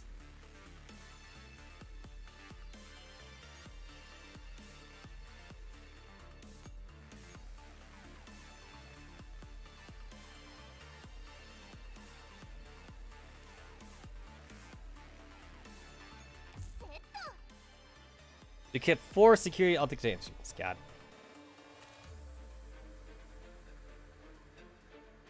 There's one there. There's one there. There's one there. There's one there. There's 4. All right, there's 4. All right.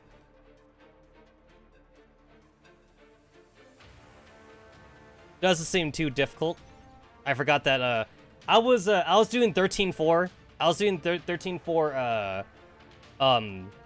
grinding, so like I turned off the auto resupply thing.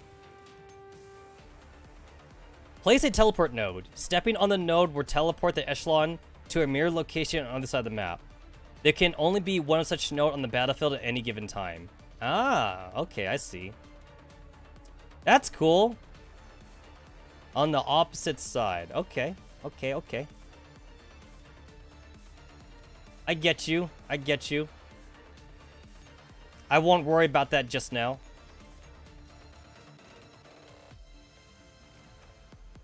I mean, that would make sense just because like you're technically playing as Maggie. That would make sense since like you're role playing as Maggie. But like I ain't role playing though.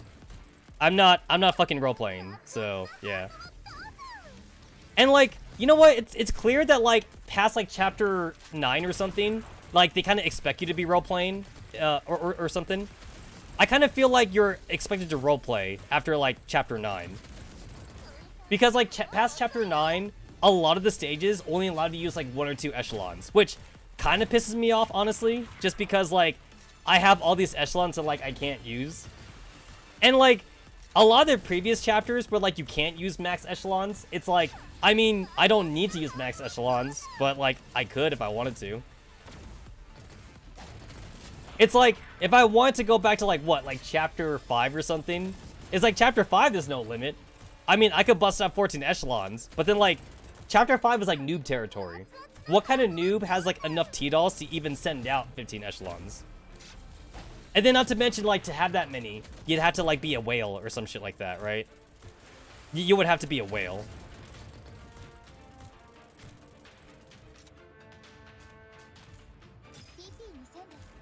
I think I remember like when I reached chapter 6 for the first time in Girls Frontline, I think like I only had like about like 20 like leveled up T-dolls.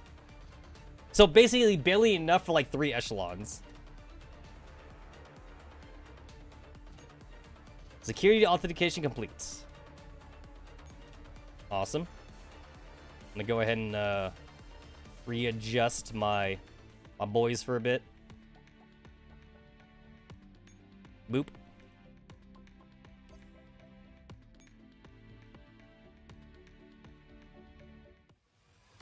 Alright, let's see. There's a thingy over there.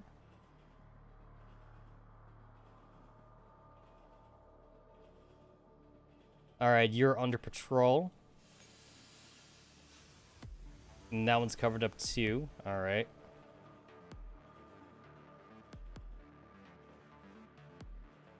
Alright, I see. I get it.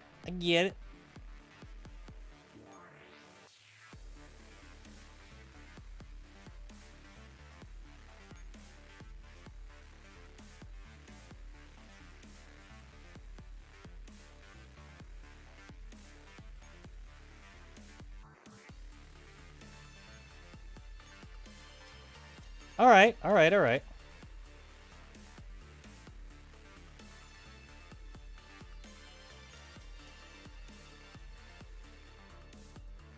So like if I click on hold you, you're kind of going through those areas and you're kind of going through these areas. Okay, I get it.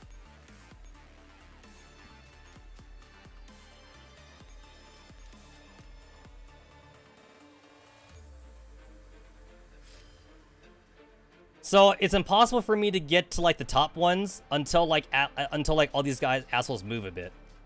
I gotta wait for a spot to open up.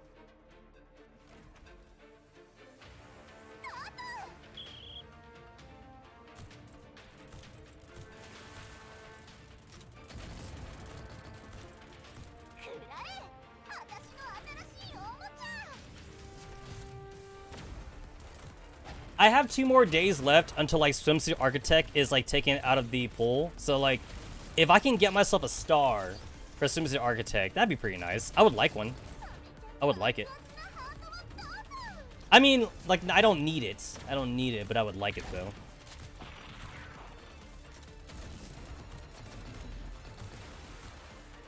It would be nice.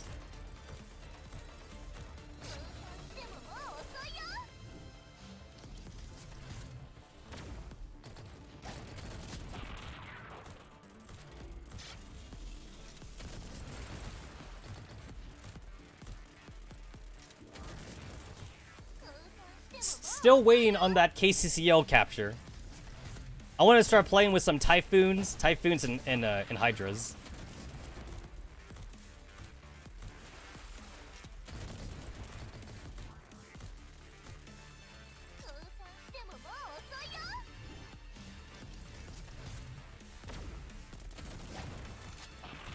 One thing that I do remember liking in previous event stages, and I kind of want to see more of, is whenever, like, the devs gave us, like, a powered-up, like, anti-rain character, like, it would be an anti-rain character that's already on the field that we get to play with, and, like, it's, like, a souped-up version of it. I remember there being, like, a souped-up version of M4, and, like, that M4 had, like, fucking, like, 200, like, rate of fire or some shit. So, like, her skill was, like, a fucking machine gun. I like that. I wanna play, like, more hero characters. Just so that way I can see, like, in lore. I want to see, like, the lore version of them, basically. Because, like, we know that M4A1 is supposed to be overpowered, but, like, you know, it's kind of hard for us to see the overpoweredness because, like, our version of the character is, our version of the character is, like, not the same, obviously. It's different.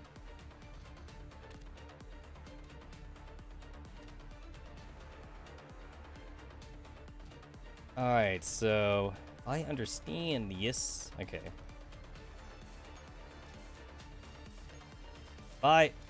If I understand this,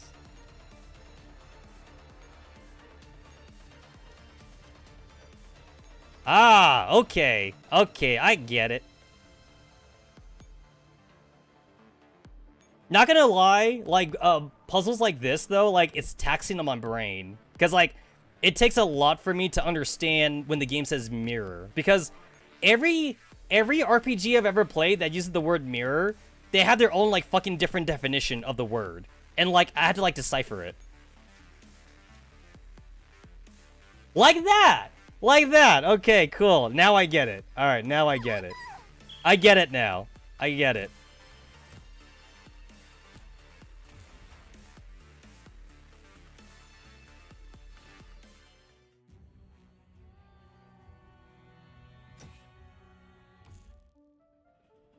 I was also thinking that the game wouldn't let me teleport if it was going to put me on top of a bad guy. Not how it worked. Not how it worked. It does put you on top of the bad guy. I get it now. Now I get it. Now I get it. My first thought when I saw the word mirror, I thought it was going to send me to the top of the screen, actually. That's actually what my first thought was. That's what I thought. That's what I thought. I was wrong. I was wrong.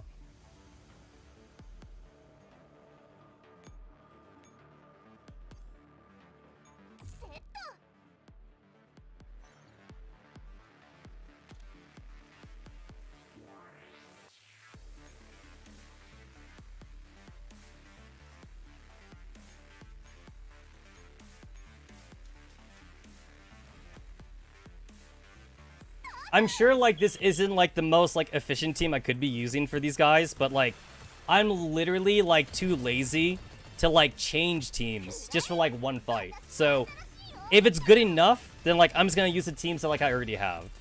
And, like, the few times that, like, I will change teams, like, on purpose, is, like, theater mode. Like, I'll do it for theater mode, where, like, I had to, like, construct, like, very specific teams or something. And I'll do it for ranking. Ranking in theater mode is, like, when, like, I'm okay to kind of, like, make up teams. Because, for me, I feel like I spend, like, half an hour making teams sometimes. Ain't no one got time for that bullshit. So, if I already have teams set up, I'm just gonna use them.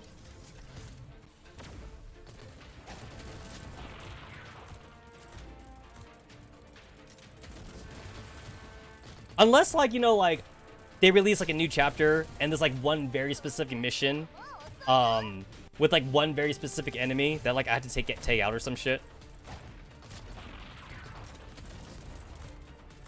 In which case, that's kind of like rock paper scissors. That's kind of like rock paper scissors. You know, like gameplay.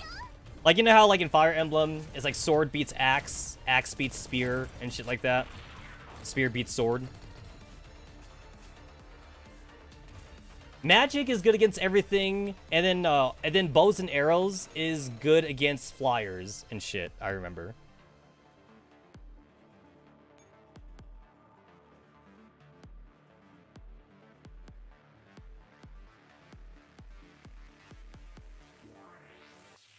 So that brings me to this one. Okay. It's like I have to think about what the word mirror means to me.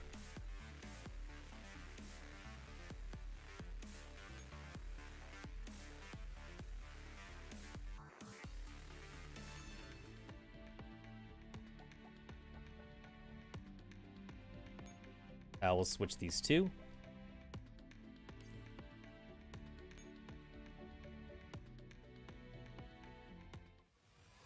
I guess to be fair, I could waste an action point just going to the helipad. And I guess I could just waste it, so.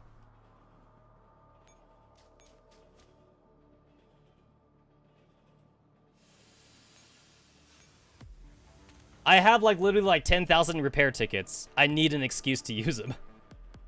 I have too many.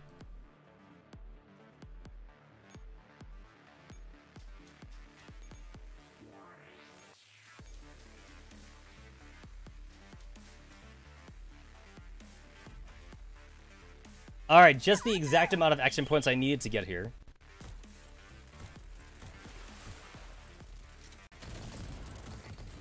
Not the doggos!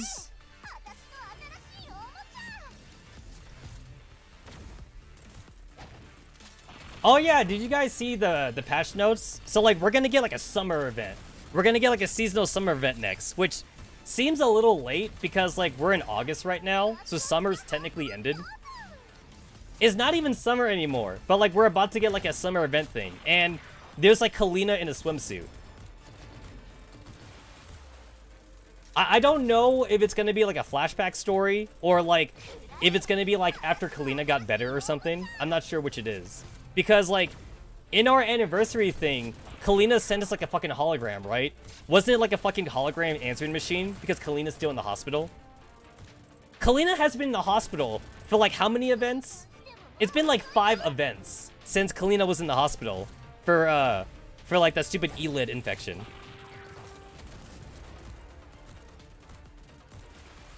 So it is kind of nice to see Kalina in a swimsuit for once. A lot of our previous seasonal events has been nothing but T-dolls. It's been all like T-doll orientated.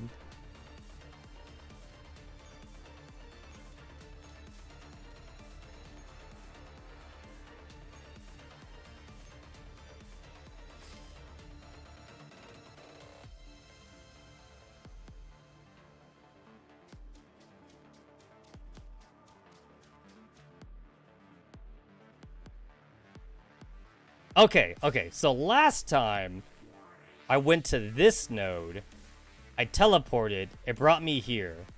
And then this node brings me to that one, so I don't want to do that.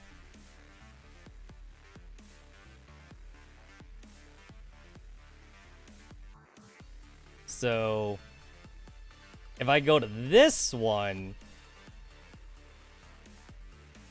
it'll probably send me to this one, so I don't want to do that.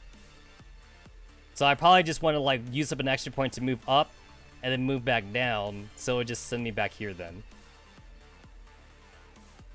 So like, I'll have cracked this one, and then the next one I'll crack is this one. Okay, so I think I got my game plan.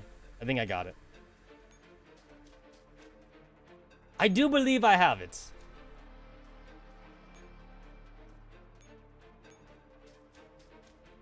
I should have enough action points for this to do what I want to do. Then deploy. So I want to do it back there, so that way I don't go somewhere I don't want to go. All right. And then my ass is gonna have to boop. I'm gonna have to go back down a bit. Okay, if I do this, that'll send me there. Okay, so I guess I don't really have to teleport this turn then. That's fine.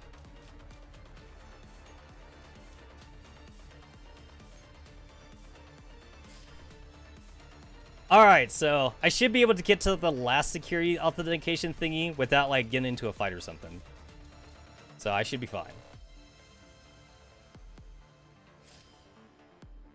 Got my 7 action points. Deploy. Go there. Alright, so boop. Boop. Yeah, so like that goes to there. So this one should go to there. Oh shit, I moved there accidentally.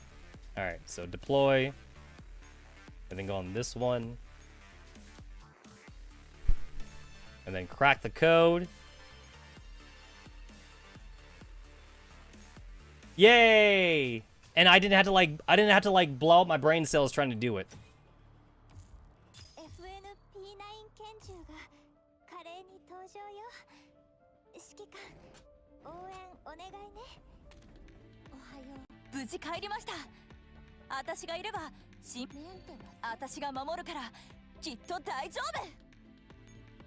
My ass has 22. When am I ever going to use these? I have 22,000 express repair tickets. At this point, the repair bay doesn't even need to exist anymore. Like my team, there should be a setting now for like old time players. This needs to be like an in-game settings where it's like just auto repair my dolls. Like I don't care if it uses a repair ticket. Like it needs to be in here. Maybe put it under battle. Like put it under this one, and it'll be like there needs to be like an auto repair setting in here for like any commander that has more than 10,000 tickets or some shit. It's like, even in ranking, even if I try to do hardcore ranking, at the most, I'm only gonna spend like, maybe like 100 repair tickets. But I feel like I get like 300 repair tickets a month though. So like, it just goes up. Like, I'm in a net plus of like repair tickets.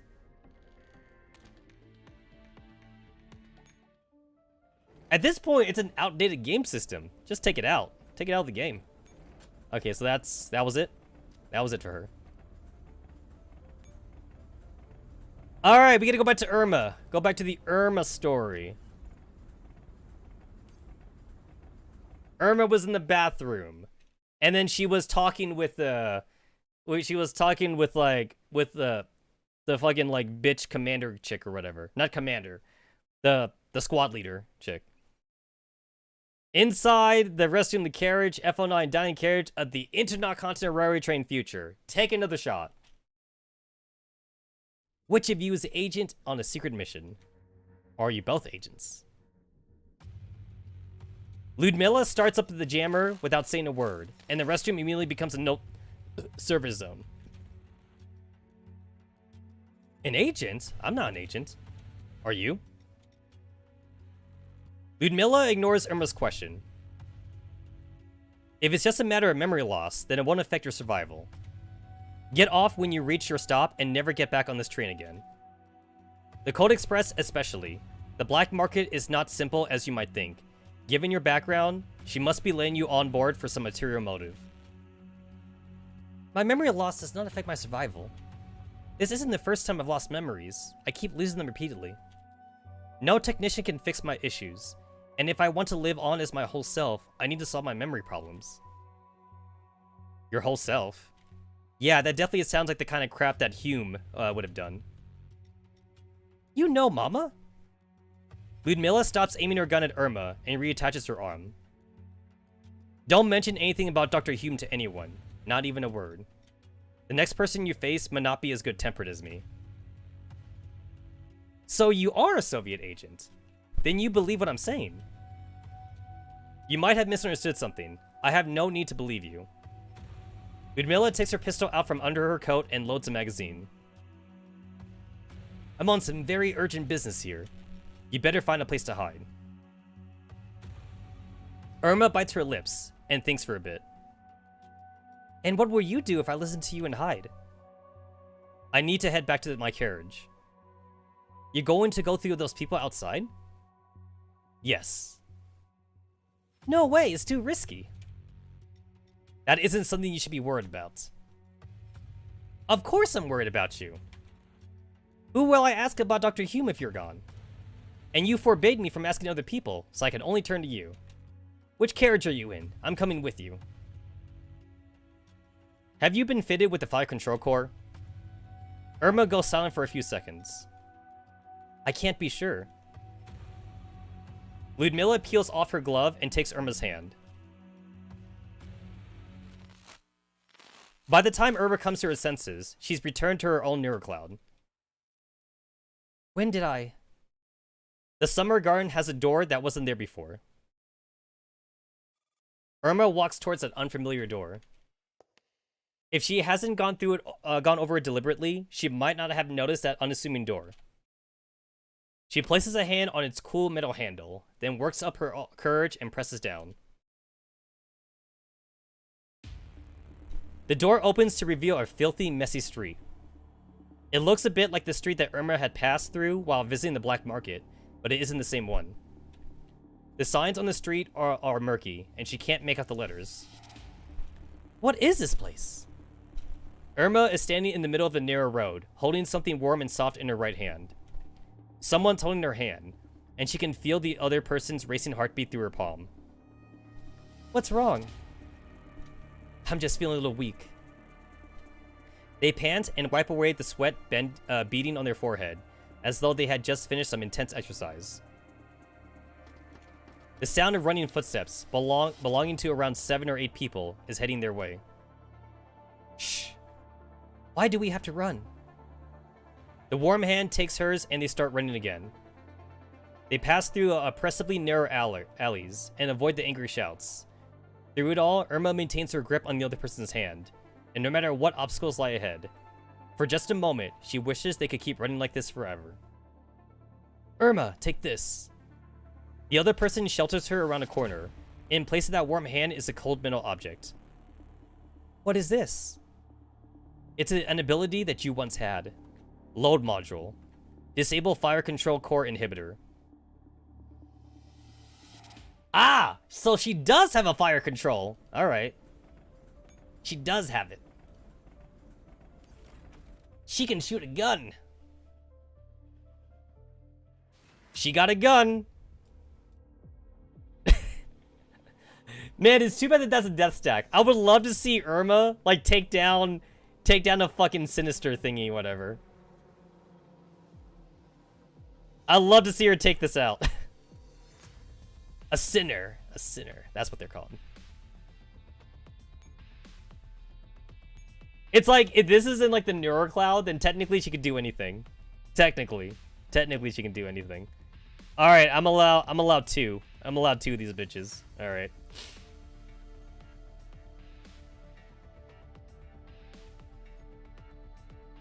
Let me go ahead and change out Alina. Alina was fine for the previous stage, but probably not here.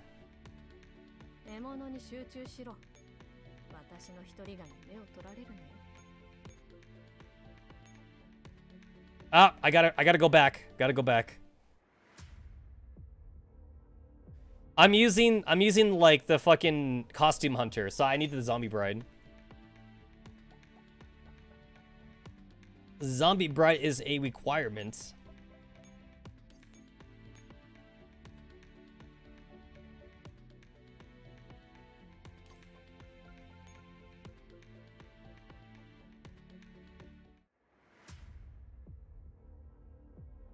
All right.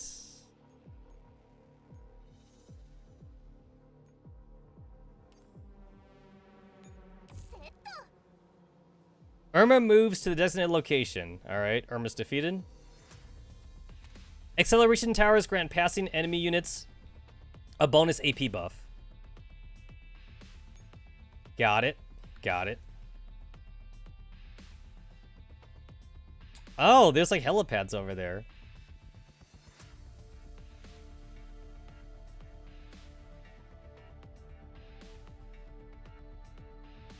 Okay, I feel like I want to abuse that. So.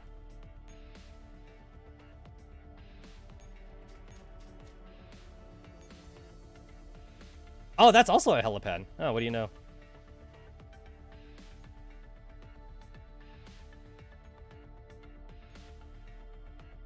Alright, I feel like I want to abuse that, so...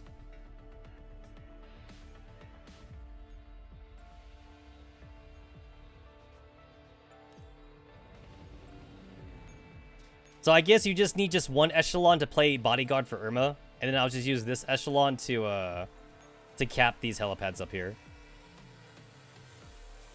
And then, like, if I need to retreat this later on, I'll do it. But for now, I'll just cap these helipads. I'll get, like, those action points. And then, like, Vector will just hang out here. Unless I need that second one. But for now, I'll stick with the first.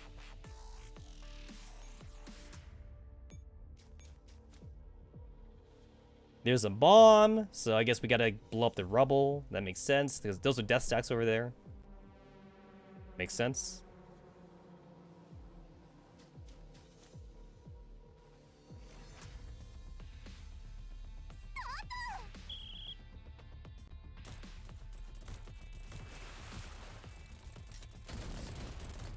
Architect is Beach Fairy. She's her own Beach Fairy.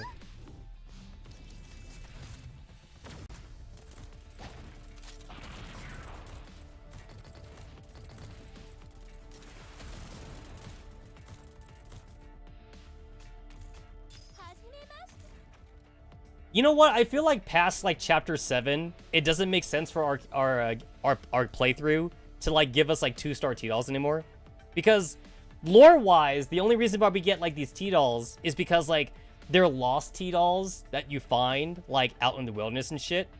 And like I think Kalina's the one that says it. It's either Kalina or Hellion that tells you that like you find random T-dolls out there. I believe it's Kalina. Kalina's like, oh, sometimes you find T-dolls that like got lost or like belong to another commander, so you should go and save them and shit. That only makes sense when you're playing the commander, but like for special events like this, it's like we shouldn't for special events like this, like we shouldn't even be playing these getting these characters anymore.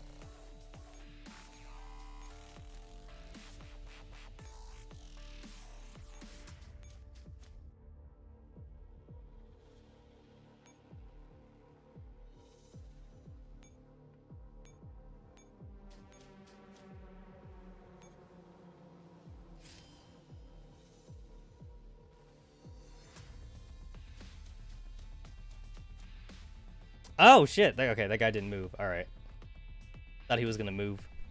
All right, cool. I got my 2 extra helipads. Oh, he's on alert. That's why he's on alert.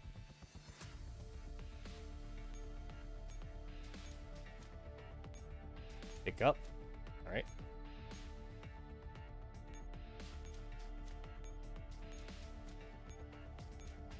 All right, we gotta blow this shit up.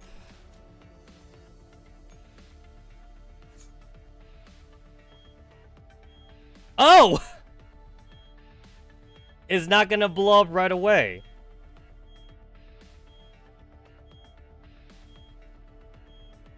Oh, okay.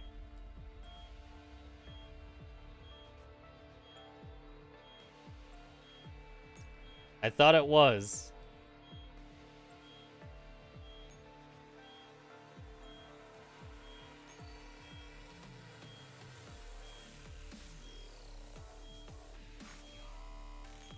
Alright, question. If I have a dude here, are you going to go for that dude, or do you just keep going left? That is a good question. I'm going to find out right now if he moves left or right.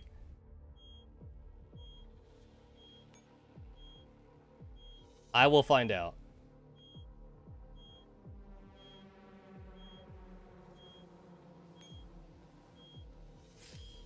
Oh! I think I got what I was supposed to... I think I just got it. I think I just got it. I think I need to restart. Oh, he moved down. He moved down. Okay, then.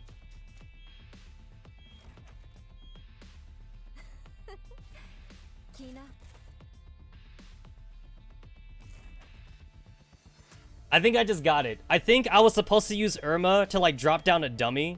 So that way, like, this Manticore would move to the left side. I think that's actually what I was supposed to do, but I didn't think about that until now.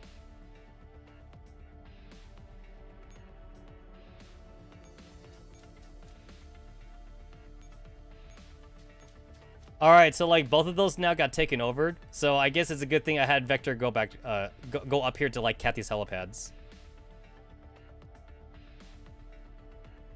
Okay, let's see. So in order for me to get the abandoned Goliath, I have to use one of Irma's thingies. Okay, I get it now. Yeah, I get it. I get it.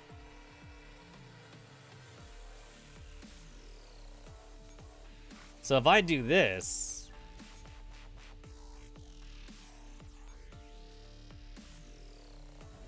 from now on, Irma will lose limited time helipads whenever she releases dummies. Oh, okay. So now he's gonna go over here. Okay.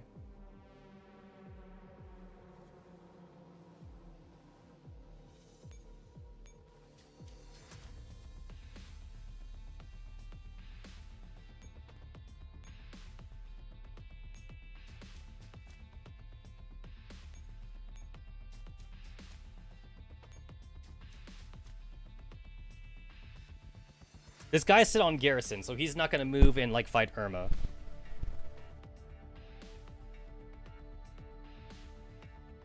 That would open up this thing, and then I could go and grab the Gullet, which I assume I'm going to use on like one of these death stacks because like they're in my way. Alright. This guy's gonna hit the acceleration tower.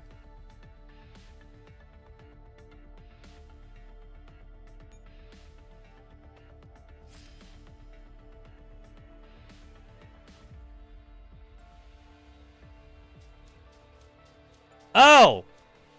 I literally did not... Okay, so I legit could not see the line... The fucking combat power. The combat power legitimately covered up the line, so I thought that was separate.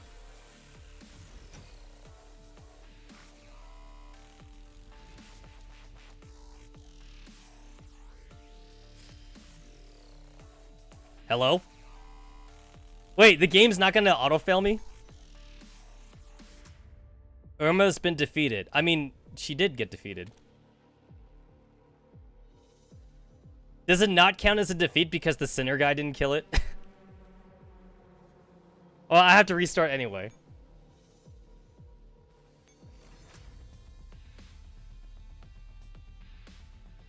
Okay, yeah, so like...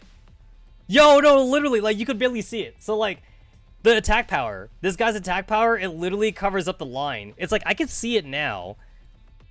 And if I zoom in and out, like, okay, if I zoom out, I still can't see it. So that means I gotta zoom in. I gotta zoom in to see the white line. So my dead ass legit thought that, that like I had to go around this or something. I didn't know that that was actually open. Yeah, I dead ass could not see that. Could not see it at all. Okay, wait, I think I already had like a good thing going there, so I'm just gonna do the same thing.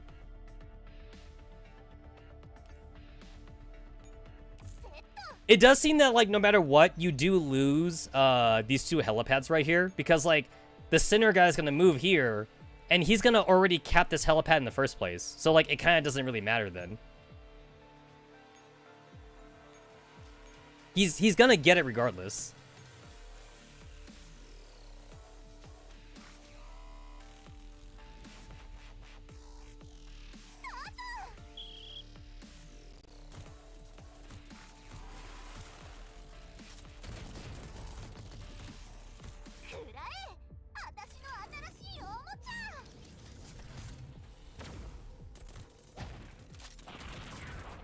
Whenever I like decide like which coalition unit I want to use for funsies, it's always between like Architect or between Hunter.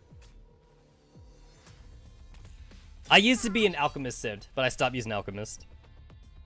Mika, give Alchemist a costume, and I'll start using her again.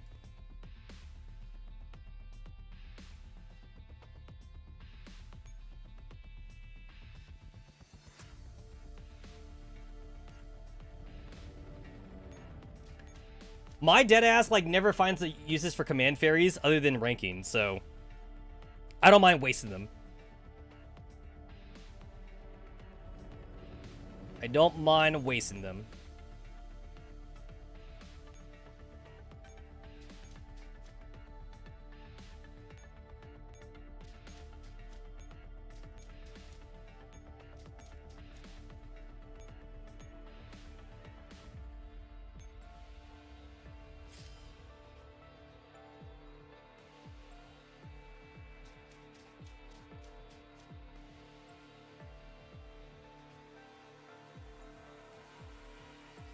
All right, so the game warned me that like if I keep using dummies, I would lose these temporary helipads, and I guess you're meant to have somebody up here to like cap these things all the time. But like, I guess I'm technically cheating by using a ferry.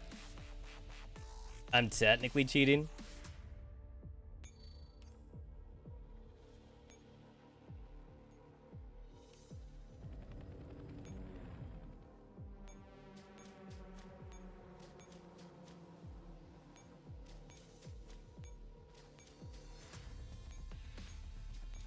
And we're going to just throw out the charge.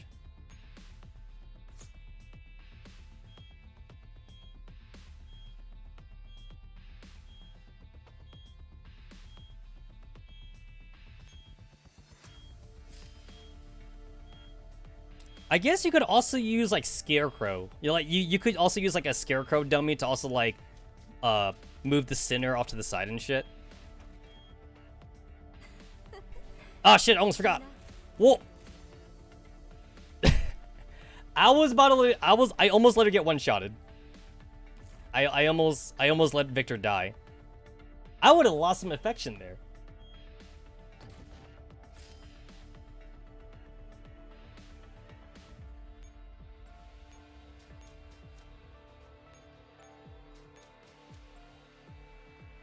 Alright, so now that I know that these assholes are up here, so that guy's not gonna move.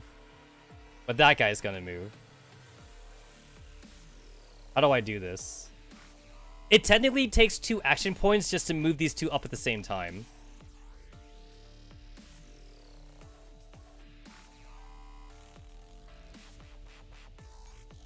Yeah, I don't have enough action points to do what I want to do.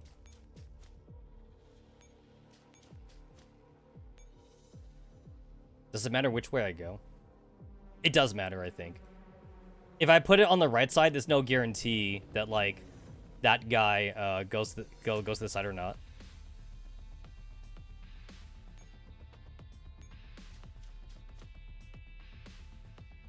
Okay, wait. I do have enough action points, so I can go. No, I don't. So that would take 1. Then that takes 2. Then that would take 1. That'd be 3. So I would not have enough. And I do want to conserve action points for, like, the next turn. So I guess I could just go up here then.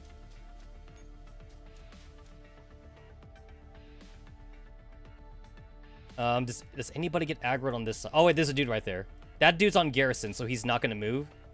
And that dude is on alert. All right, so that means it's safe. This should be a safe spot for me then. And these guys are set to patrol, so should be fine.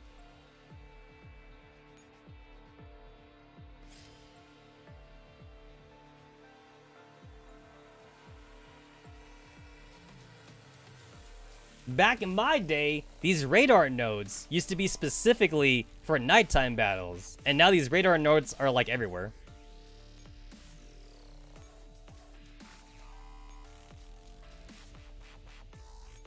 Wow, it takes a lot of action points just to get this Goliath.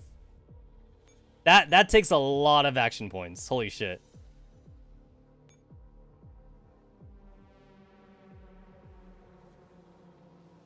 Huh, was kind of a bad idea to put her there, because I had to waste an action point there.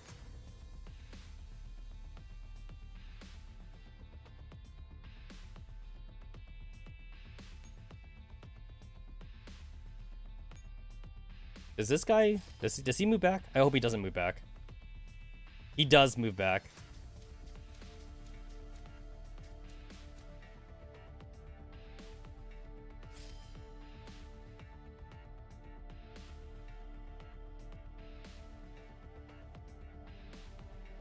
He's set to alert. So now I'm stuck up here. Yeah, all right. He's stuck up there. Yo, it's been raining. No, it's legit been raining here like a lot. Like a lot. It's been raining. Yeah, I know what you mean. It's been raining so much here.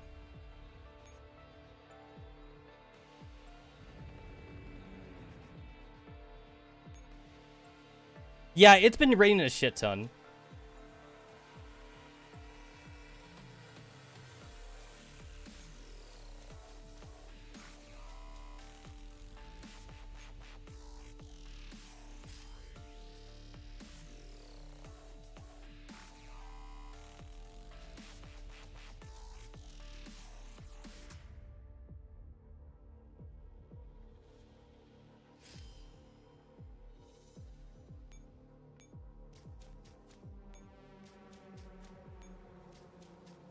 Jesus. That took fucking all of my action points. My god.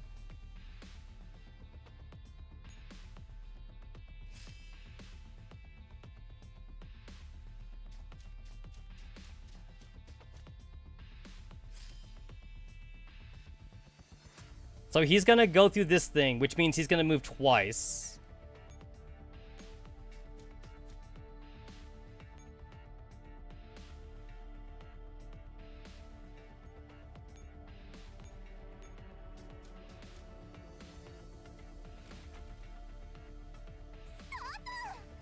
Yeah, it was raining like super hard yesterday for me. It rained like a lot of different times too. Like it rained super hard in the afternoon, and then like it stopped raining, and then it rained super hard at night, and then today it was kind of the same thing. It rained at different times.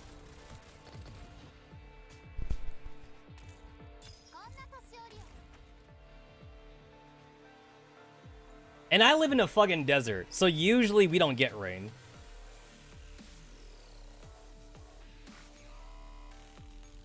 Wait, what?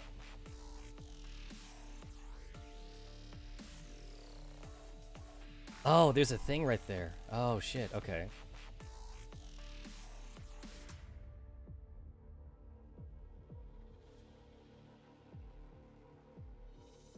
Do I use the exact same amount of action points? I do. So, like, it kind of doesn't really matter.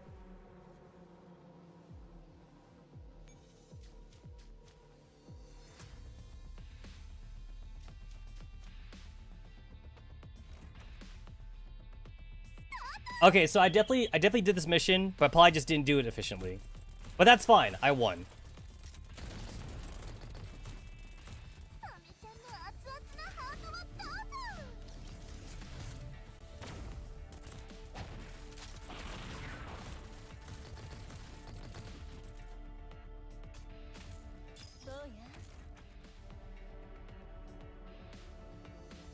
Nevada's gonna have an oasis. Yo, like, legit though, like, we're not made for water. Our place is not made for water.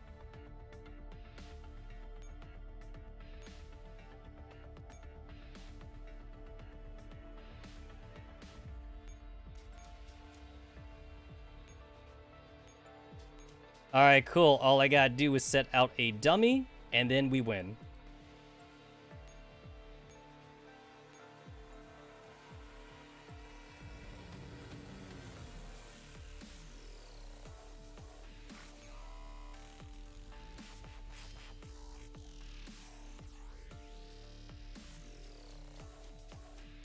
Oh no, the dummy died. Yo, Irma's been like throwing out these dummies like free candy.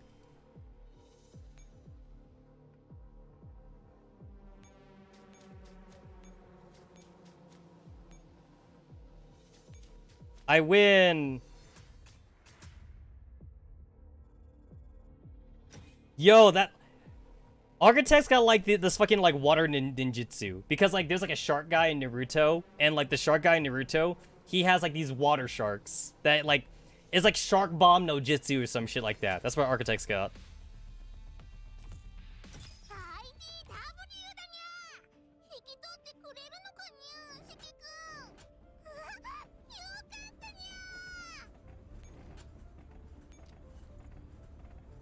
Free tokens, that's always nice. The dangerous footsteps slowly fade away in the noisy alley. Irma huddles around the corner, nervously watching as her last dummy signal vanishes. Dark red blood seeps through a white sleeve. Her arm probably got scratched in the melee just now. Your name is also the name of this gun. Irma Machine Pistol? Irma. Irma reaches out to the other person, but she is drawn in a dark red world. Inside the restroom of carriage, F09 dining carriage at the Intercontinental Railway Train Future. Take another shot, boys. The hand that is holding Irma feels as familiar as the weapon in her memory. Giving you bullets would be a waste. Just stuck into an air vent. Irma ignores her. She holds into Ludmila's hand, and her image overlaps with the figure in the alley. The cold sensation of the firearm, the snowflakes, the door handle, and the cooled coffee all blend together. Irma's memory fragments race through her mind. On an inexplicable impulse, Irma decides to take a peek inside Ludmila's neurocloud to see if she has the same memories as her. What the hell are you doing? Ludmila does not hesitate, and immediately puts Irma into her arm lock. Irma doesn't know what Ludmila did, but she realizes that her vocal module is no longer functional. In addition, it seems Ludmila has also shut down her general purpose comms channel. All that's left is a channel that she's never used before.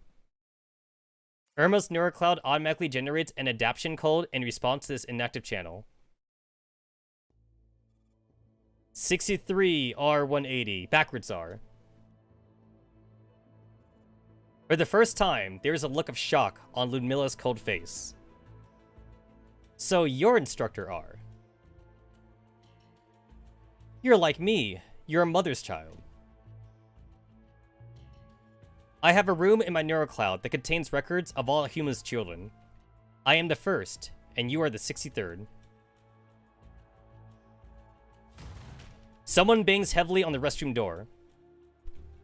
We don't have time for this nonsense. Ludmila shoves Irma into an air vent. Irma's hand refuses to let go of Ludmila's. Your carriage number! We're not finished yet. F02. Oh shit, he got up! He got up! Pavel. A robbery! That's perfect. I spent all my money. Okay, so like the line is the same, but before Pavel was on the ground, and now he's up.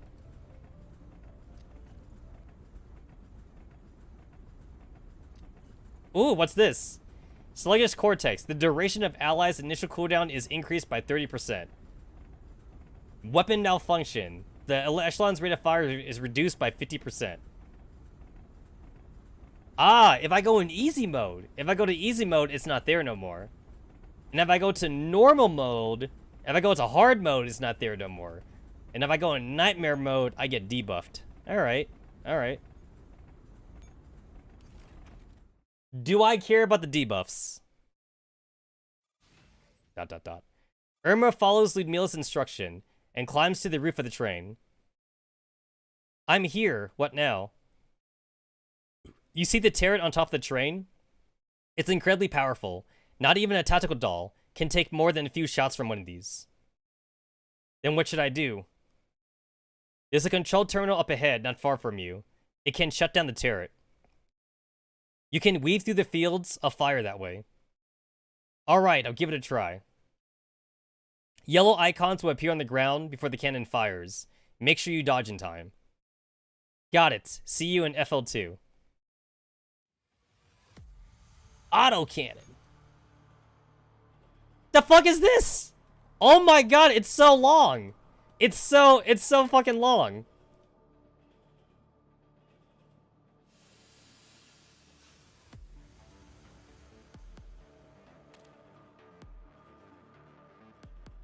All right.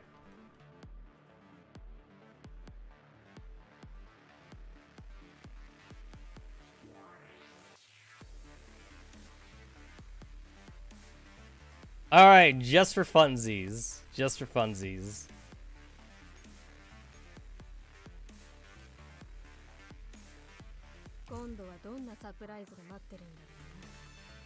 Occupy the radar up ahead. Got it.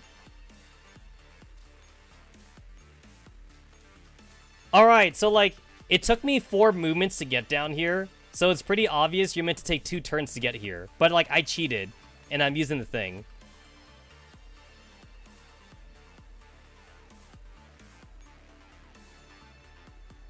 Ah, so when you put those cannons, reduce those cannons, like, bad guys appear. Alright. Makes sense.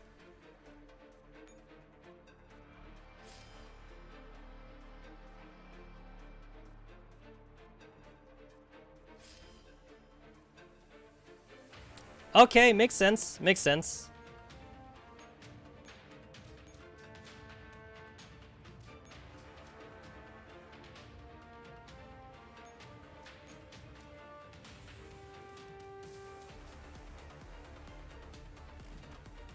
This doesn't seem too hard, even though it's nightmare mode.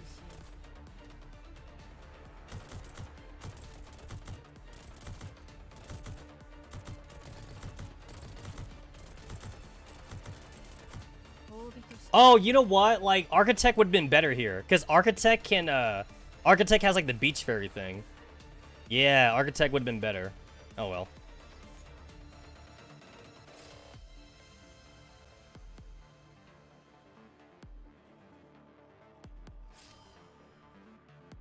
Alright, so 1, 2, 3. Yep.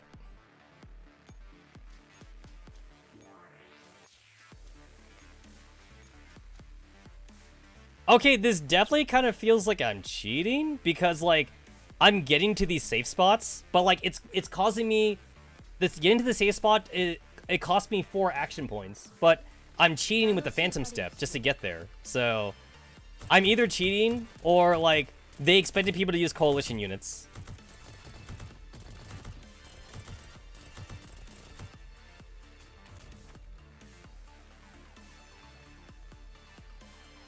Or, I guess they expect you to get shot.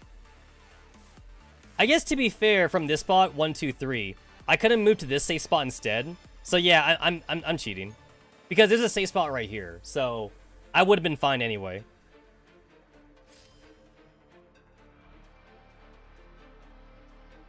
Oh, what the fuck is that? Yo, I'm being chased. I got like the fucking Grim Reaper chasing me.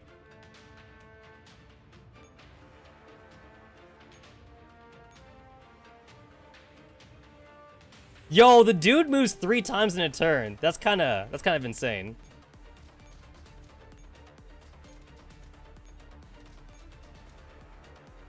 Oh, this wasn't easy. This was an easy match. Did not even have to worry.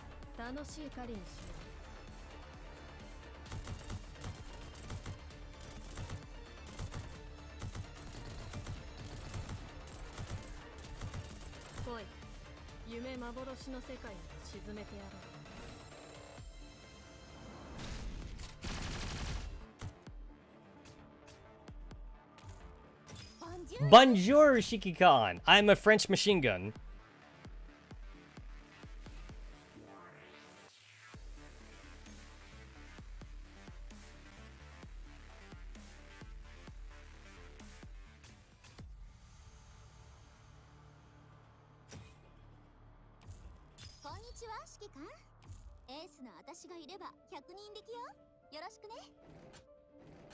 Oh shit, we going back to Ludmilla. Alright.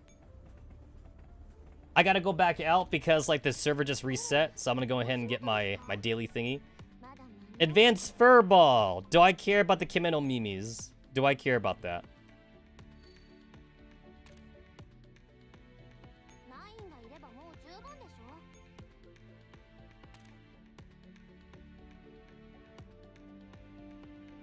I think I remember having some of these.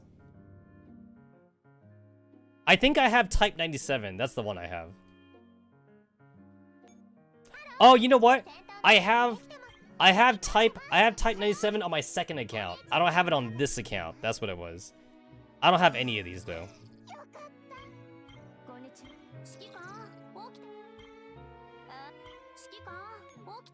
So what if I get a costume right now?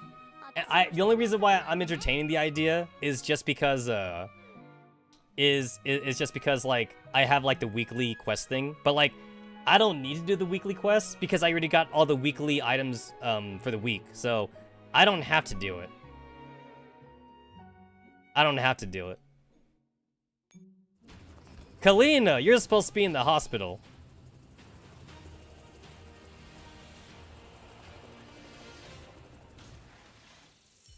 Nope, I didn't get it. I did not get it. I could have, though. I could have gotten it. I got a charming day sofa. You telling me that they airdropped a sofa? I feel like the sofa would not survive.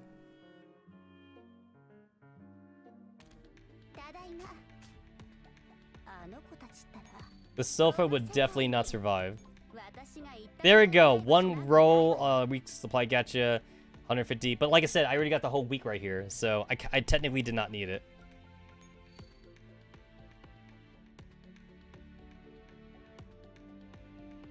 But this does get added to the Frontline protocol, though, so I guess it helps a little bit.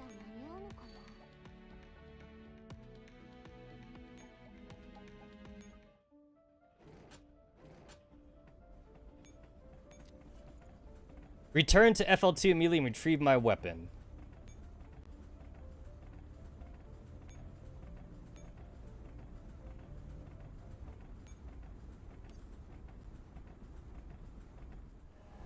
Night falls, and the dark shape of the Intercontinental Railway Service EN44013M transfers in the red zone gives us a faint sense of foreboding.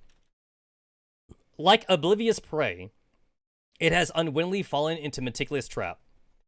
The criminal syndicate known as the Vori, v Zokon, are bloodthirsty hunters in the dark.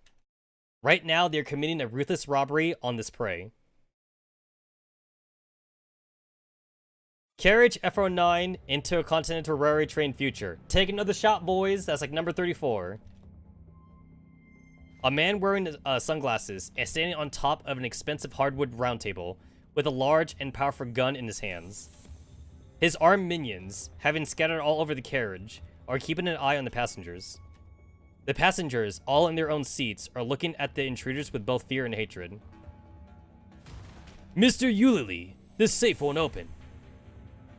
The man in shades is in charge of the first-class carriage, and his objective is to squeeze as much out of these fat sheep as possible. Since the Vori are experienced robbers, they know very well that wealthy passengers traveling in first-class carriage never carry anything of real value on their persons. Yuli taps his python loudly on the table. Two Vori have been toiling over the safe for a long time, but they haven't made so much as a scratch on it.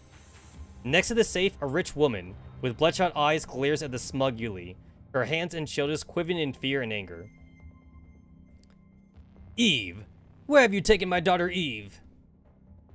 Yuli ruffles his own hair in exasperation. Ma'am, you're making things very difficult for me. Miss Eve's life is in your own hands. I guarantee that she will be returned to you safe and sound, if you just cooperate and open the safe. I don't make deals with the devil. Flashing his yellow teeth, Yuli snaps his fingers, and one of his subordinates rushes up with a walkie-talkie. Hello? Ugh. A girl's soft moan comes through the walkie-talkie. The rich woman jumps to her feet in great agitation. Eve? The Vor standing behind her immediately pushes her back into the chair. She tries to struggle, but the heart-wrenching sound of the daughter's crying comes through the walkie-talkie. Mama! I want my mama! Stop it, you bastards! Don't you dare lay a finger on my daughter. No, ma'am. We're begging you. Please don't give us a reason to hurt her. Yuli tilts his head and waves his gun at the safe. Just cooperate for everyone's sake. Miss Loy glares at the Vori as her daughter cries through the walkie-talkie. She bites her lips, lowers herself to the ground, and gingerly starts turning them down the safe. See? We could have avoided all these unpleasantries if you just done this right off the bat. Miss Loy's trembling hand keeps keying in the wrong password. While she's opening the safe, Yuli places the walkie-talkie on the table, and the girl keeps crying.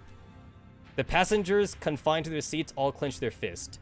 Anger, fear, anxiety. All these emotions are palpable in the air. With a sharp click, the safe finally opens. The Vori immediately pushes the woman aside. It's all checks and jewelry. Sort everything. Give me the jewelry and hand the checks to Mr. Daniel. My girl. My little girl. Yuli turns off the walkie-talkie and the girl's cries suddenly cease. Why are you so scared, man? Don't worry, we aren't bad guys.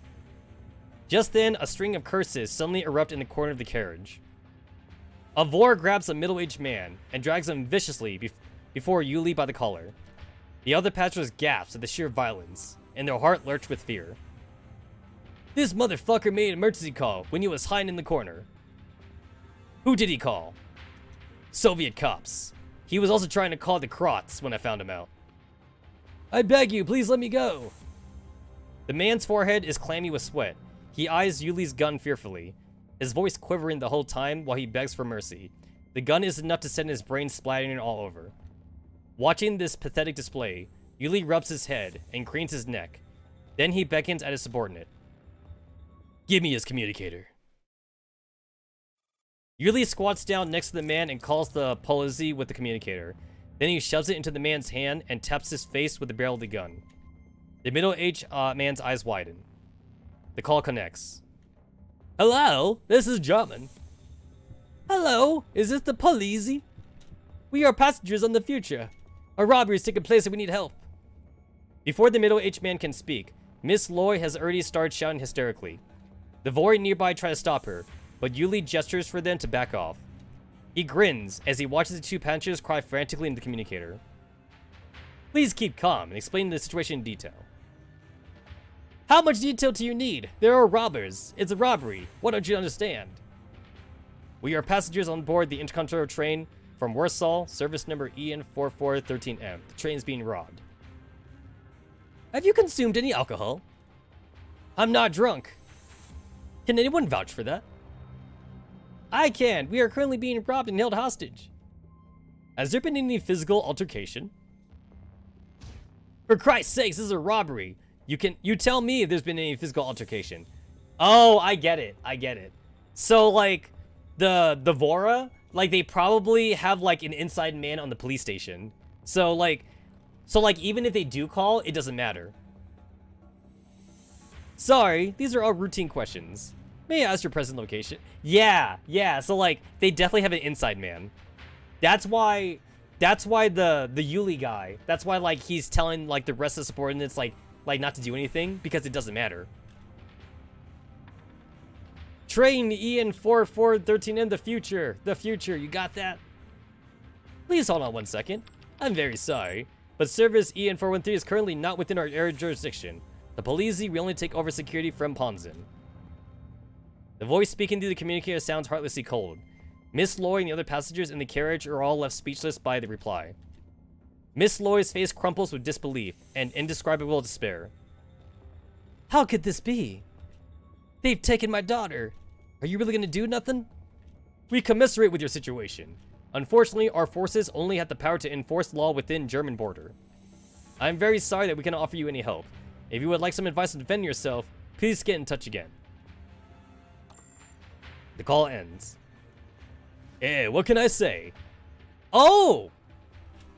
I guess maybe not an inside man. I guess maybe more like Yuli just knew that the cops couldn't do anything anyway.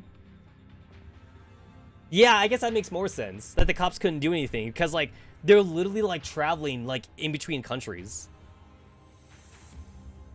That would be like if you were, like, on the Japanese train. Because the Japanese trains do go from one side of Japan to the other. And it's like you're in Kyoto and you're trying to call police in Tokyo. And the police in Tokyo is all like, we can't do shit. You know, you gotta call the Kyoto police or whatever.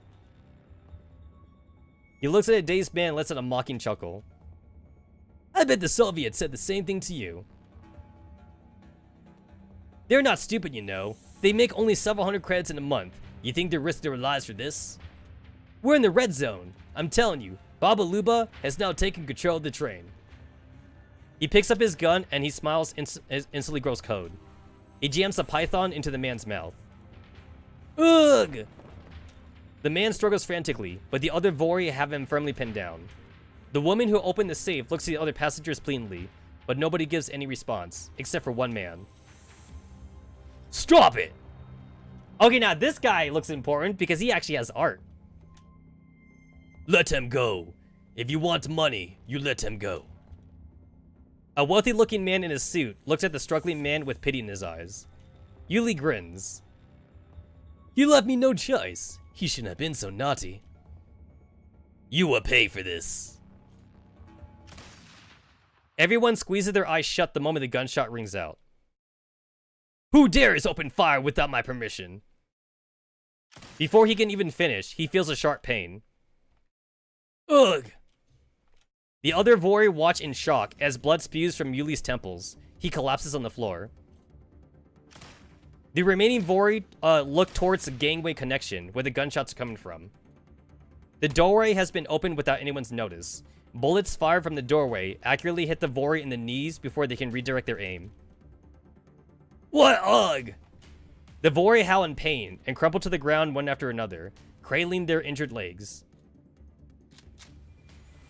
Hey, you guys remember like back in like chapter 10 and shit when like they were all like, hey, remember guys, like T-Dolls can't shoot humans.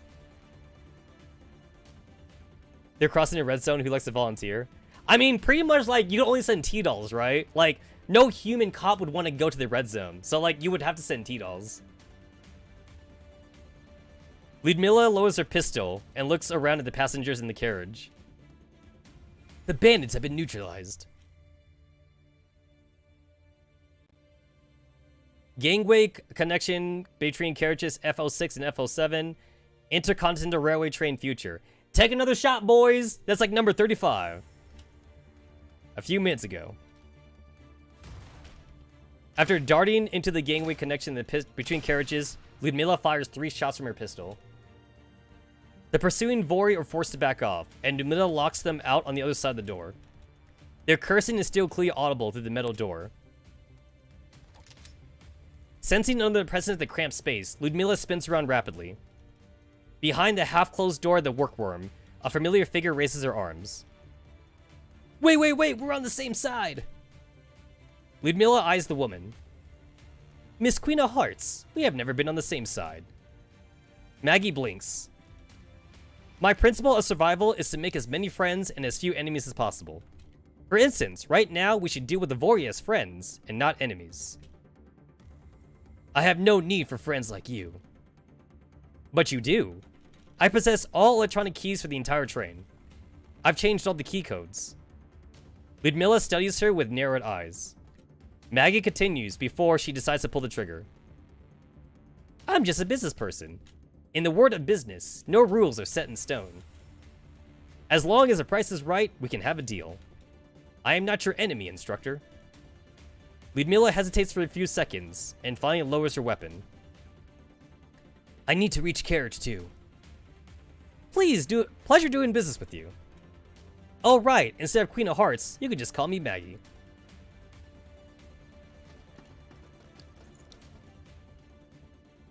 For 2 dolls who have never worked with each other, they make a fantastic team.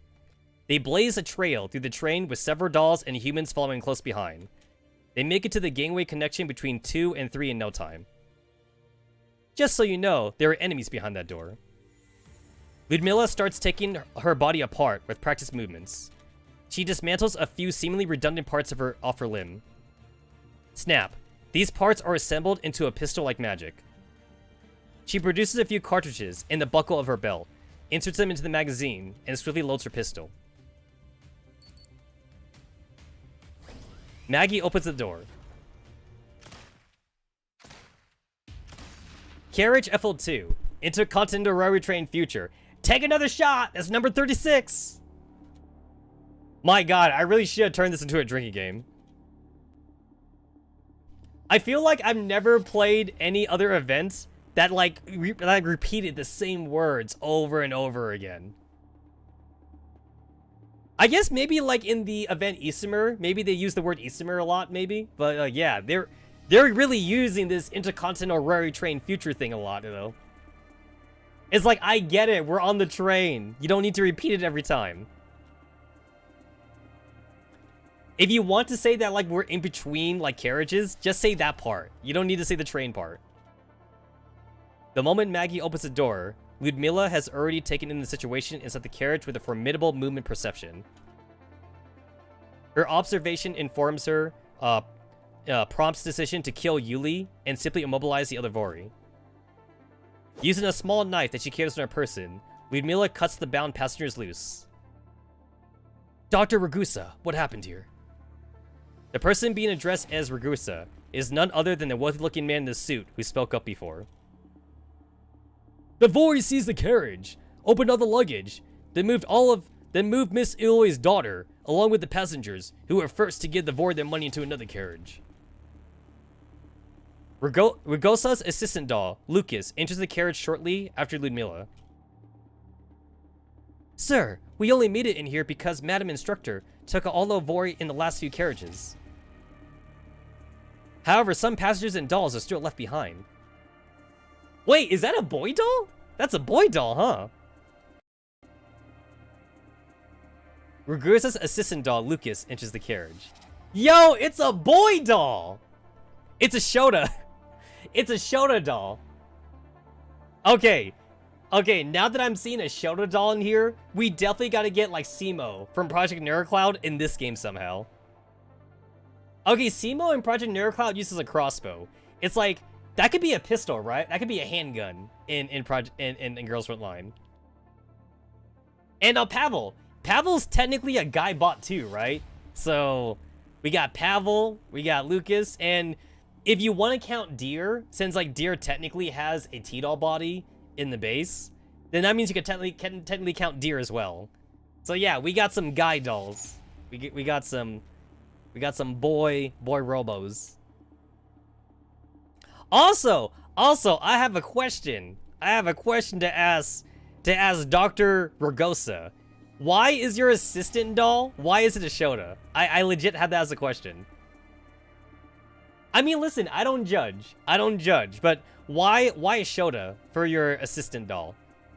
How come you couldn't have, like, I don't know, just like a regular maid waifu like everyone else? You could have had a loli. You could have had, like, a loli assistant doll. You had to have a Shota instead. I'm just asking. Ragusa pats Lucas on the head and looks at Ludmilla, who has returned to her seat for her own luggage. Miss Ludmilla, I have a presumptuous request. Ludmilla turns to face the doctor. I want to stand up against the Vori. Please lead us in doing so. Are you crazy?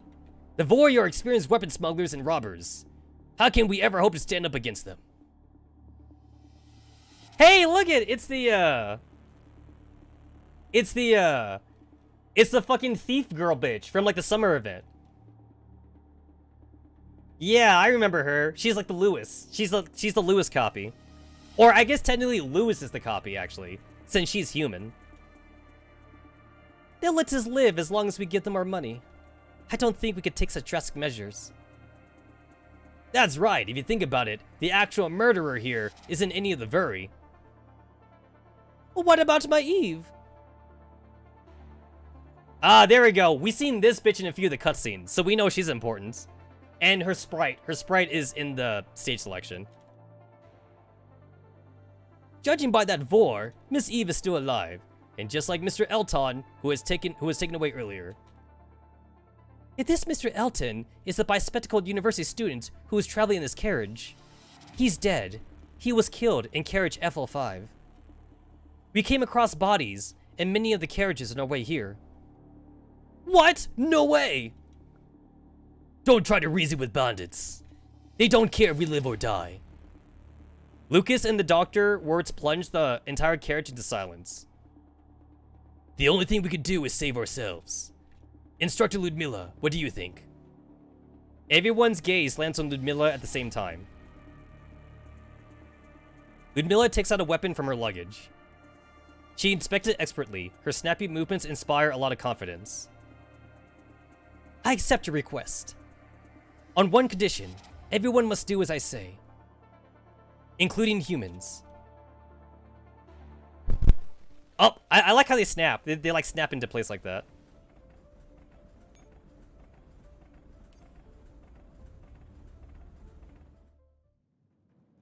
Do you have any idea what you're doing, Ludmilla? Stay out of anything that has nothing to do with the mission. You draw attention from the enemy. I know very well what I'm doing. Drawing their attention is precisely my intention. Surely, that's also part of your plan. Even though you haven't disclosed any details to me, I can largely guess what the mission entails. Since the moment I boarded the Cold Express, I've been the card to be played. It's simply a matter of when. I'm the decoy, aren't I? You are decoys for one another. Morningstar has fallen. Focus on your own routes. The one you're protecting hasn't been exposed yet. But they're already onto me. No, it's not time yet. I think this is the best time. Right now, I'm one on the front lines.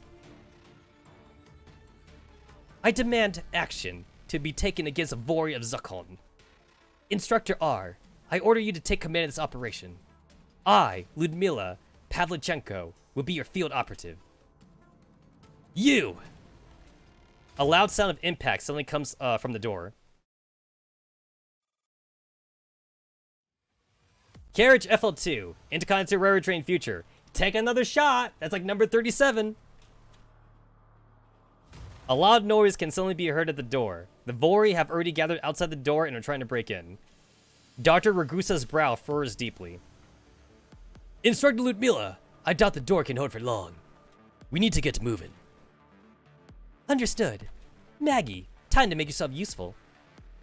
Surprised to be singled out and named all of a sudden, Maggie's smile seems a little forced.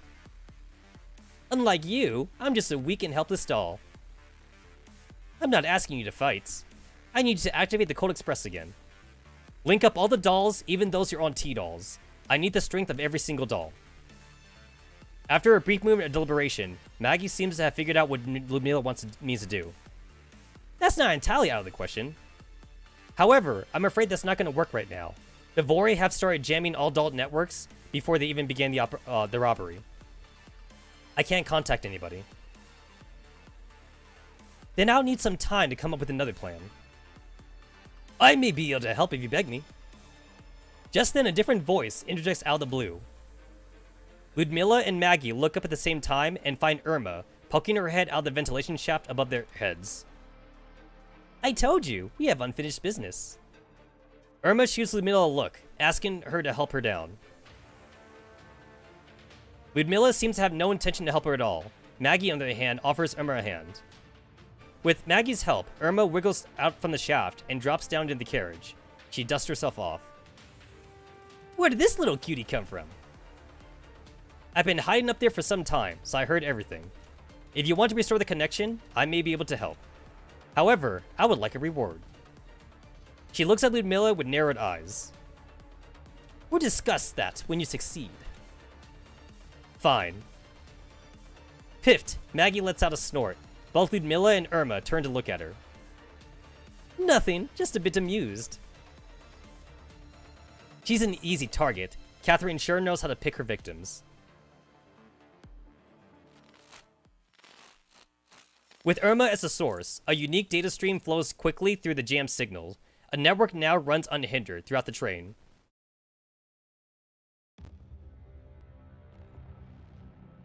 Gangway connection between carriage FL2 and FL3.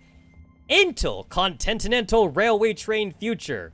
Take a shot, boys. Number 38? I'm losing count. I feel like if I was drinking, I'd already be drunk right now. The door may look increasingly battered with every blow, but the Vori's attempts to break it open don't seem to be successful. After another blow, the Vor lets go of his Pulaski and looks back at the others. The other Vori follow his gaze, and they silently part like the Red Sea for Moses to give way. Ugh! Daniel walks up and dumps Susanna in front of the door. Nikolai pushes Baba Luba's wheelchair along the aisle with a dour face. Open the door! Susanna looks up at the mangled lock with a frown. She takes out her electronic key. Now, she does not even dare hesitate. The Vori won't show any mercy to a doll like her. The lock clicks mercilessly. Susanna's neurocloud almost freezes in terror. Wait, hold on! I'm not trying to mess around. Before the void can even question her, Susanna is already desperately trying to acquit herself. There's nothing wrong with the key. Oh, I know. Someone must have changed the code. After some thought, she decides to sail out the culprit. Maggie. It must be that asshole. Only she is capable of doing such a thing.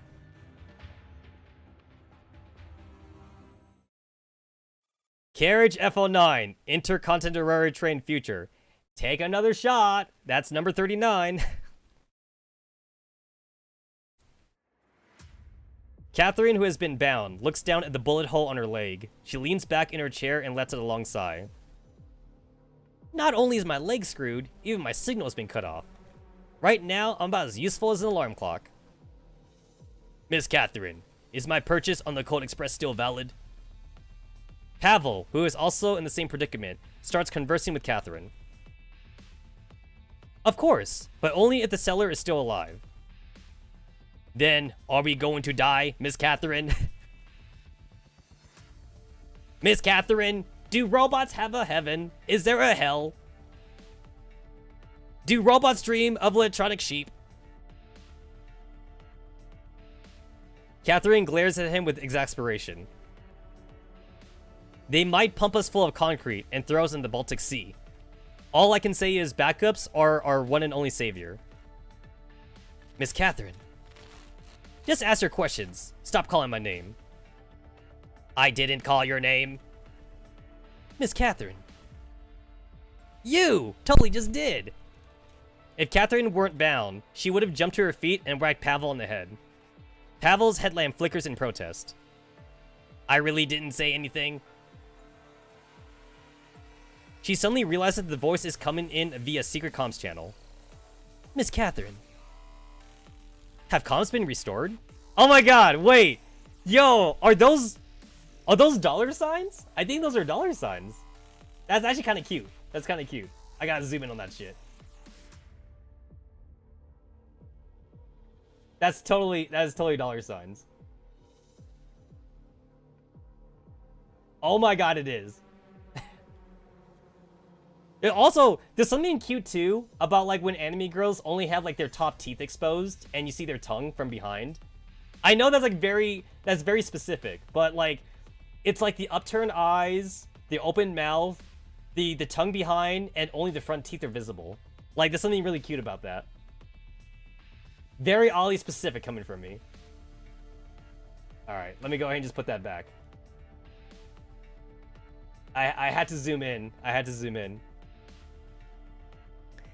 You know how in sports channels, when like after you see like a touchdown or something like that, or like a goal, like the announcers are like, let's see that again. And then they do like that instant replay. That's what I'm doing. Except I'm zooming in. I do like that zoom in. She'll be great friends with Kalina.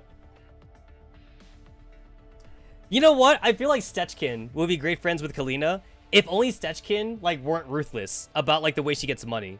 Like Stechkin and Kalina would be friends, but then they'd be enemies though. They would be so enemies. Kalina would be like, Stechkin, you stole my wallet. And Stechkin's all like, you stole my wallet first, bitch. I'm here. It's actually working again.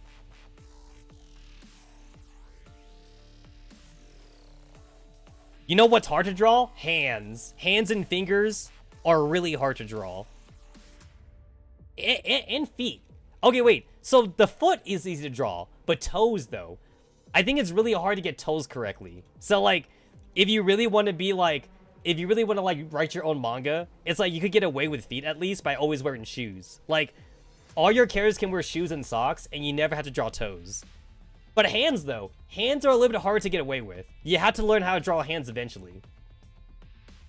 A lot of my first anime art when I was in high school, I always avoided drawing hands whenever possible for a lot of my art. So a way I avoided that was I learned how to draw fist. So like I learned how to draw fist, or like I'd have the characters wear gloves, and like the gloves were like mittens sometimes or something. So like I would avoid drawing fingers as much as possible. So I'd either draw like fist, or I would have like the hands like behind something. Like maybe a character has a shield, so they have their whole arm behind a shield or whatever. Or like, if they have a gun, they have like an arm cannon instead, just so that way I don't have to draw like an actual hand, like holding a gun. Yeah, I did whatever I could to not draw hands back then. And then like, a lot of my okay, I also cheated too. So like, I got really good at drawing anime faces. If you draw feet too well, people do start questioning you and what you like. You know what? That's kind of a double-edged sword. You're right. No, you're not wrong. If you draw feet really good, yeah. People be like, yo, this foot is like, chef's kiss. You get all the foot fetish people out there, like saying how good your work is. But like, okay, when I first started drawing anime, I got really good at drawing faces and hair. I got good at drawing faces and hair and nothing else. So when in high school, I drew like a lot of like OC manga and shit. I still have like a lot of the old artwork, which I might show for like a next drawing stream or something. But like a lot of my characters, they had like very baggy clothing. I drew capes a lot too, like capes, cloaks, and baggy clothing.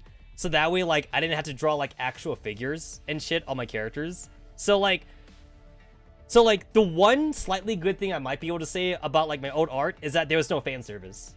Like, basically, it didn't matter if you were a guy or a girl character. Everyone basically wore the same clothing. They were all, like, baggy clothes, capes, and cloaks, and, like, nobody had any exposed skin, basically, other than, like, just the head. And, like, again, like, I avoided drawing hands like the devil. So hands were always covered up by something, usually. And then, like I said, you could get away with drawing feet at least, because socks and shoes, and usually, like, no one says anything about that.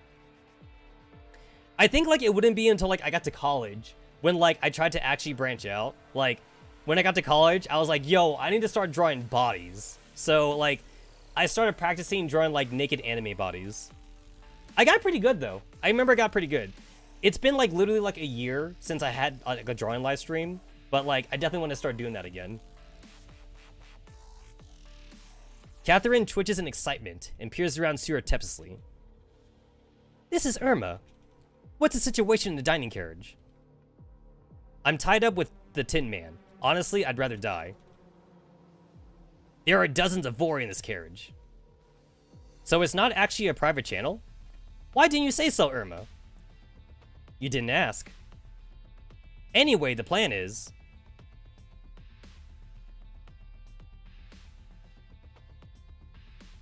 Carriage FL2... God damn. Intercontinental Railway Train Future. Number 40. Number 40. Take a shot, boys. Take a shot. You know what? Like, I legit, like, want to download the script for this story, which I'm sure I can if I, like, look on the Reddit or something, or, like, any of the fan sites. The script is probably there. I want to Control F. I want to Control F Intercontinental Railway Train Future. I want to see how many times that pops up in the script. I feel like it's got to be, like, a good, like, 60 times. 60 or 70 times that it probably pops up.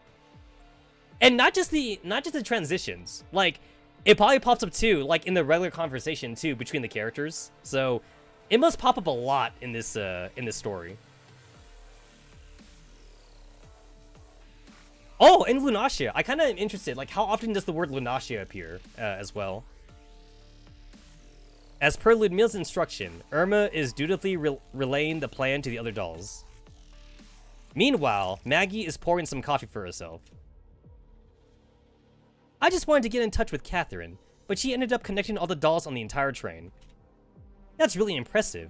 Are you two really not a team? Ludmila watches with a raised eyebrow as Irma works away with great gusto. The sight reminds her of an unpleasant memory. So it's true. She does have something to do with Dr. Hume. Then we should get into position. I don't mind hiding, but my wife has asthma. I don't think she can hide in the ventilation shaft. Can we leave her inside the toilet or something like that? Well. Dr. Ragusa turns and points to the other end of the carriage. If I remember correctly, carriage FR1 is a VIP class carriage. It's even more secure than this carriage. Ludmila nods in agreement. That's right. it is a VIP class carriage reserved for special passengers. It has the highest level of defense, so it should offer even more protection than the ventilation shaft in this carriage. It is usually out of bounds under normal circumstances. Lucas' gaze shifts to Maggie, who is casually sipping her coffee. Fine. You owe me another one, instructed Ludmilla.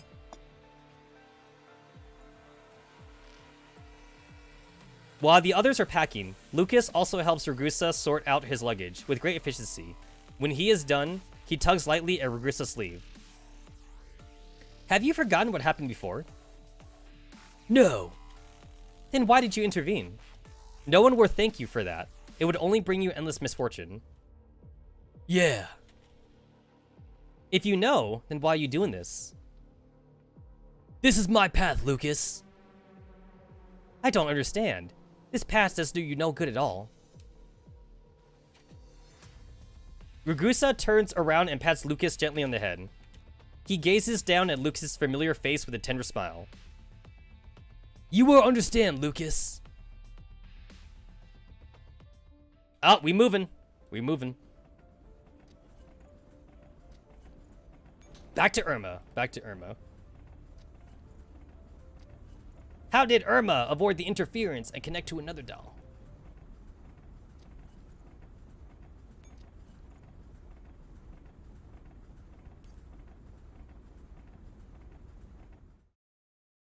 Goddamn. That's number 41. That is number 41. Take a shot. At this point, I'm not even going to say it anymore. The dolls within the dining carriage seem calm enough, but their real consciousness are having a knock-down, drag-out fight elsewhere. Inside Irma's comms channel. Fight the Vori? Are you insane? We're just ordinary civilian dolls. I can't do it. You don't know how scary these guys are. I'm not even armed. We're kind of fine right now. If we behave, they won't cause us trouble. Who'd go all out against a toaster anyway? Reporting from carriage F09.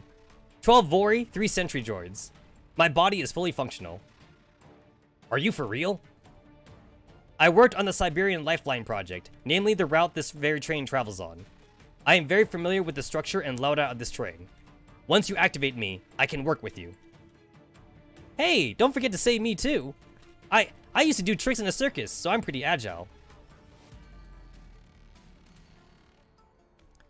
Now that I think about it, humans aren't so scary after all.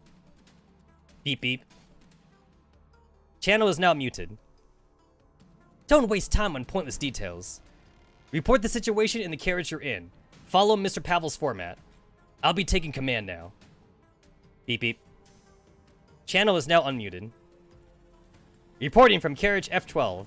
3 Vori, no sentry droids. My body is partially damaged. Reporting from dining carriage F18. 5 Vori, 1 sentry droid. My body is fully functional. Guys, they made teacher mad. The teacher got angry. Now everybody shuts up. This is definitely like a rant for another time. But man, oh man, do I have so many stories of pissing off teachers when I was young.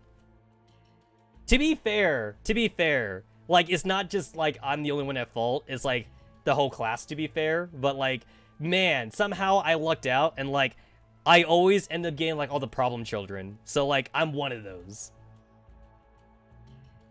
And then to be fair too, sometimes I'm also the one that causes the riot in the first place. So I'm kind of a bad influence on other people. I have definitely got like good little girls and good little boys to be on the bad end of shit.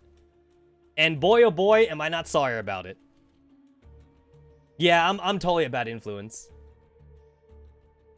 Catherine listens quietly. She's saying surprisingly little.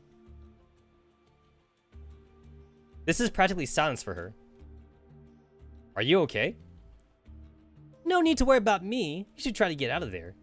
Oh yeah, I remember Catherine still has that bullet hole in her leg. The mission is still the top priority. That gunshot must have hurt, right? It feels like I keep having to feed you to the sharks in all kinds of missions. Well, I have 80 more backups, so just remember to collect me. It happened before. I know the drill.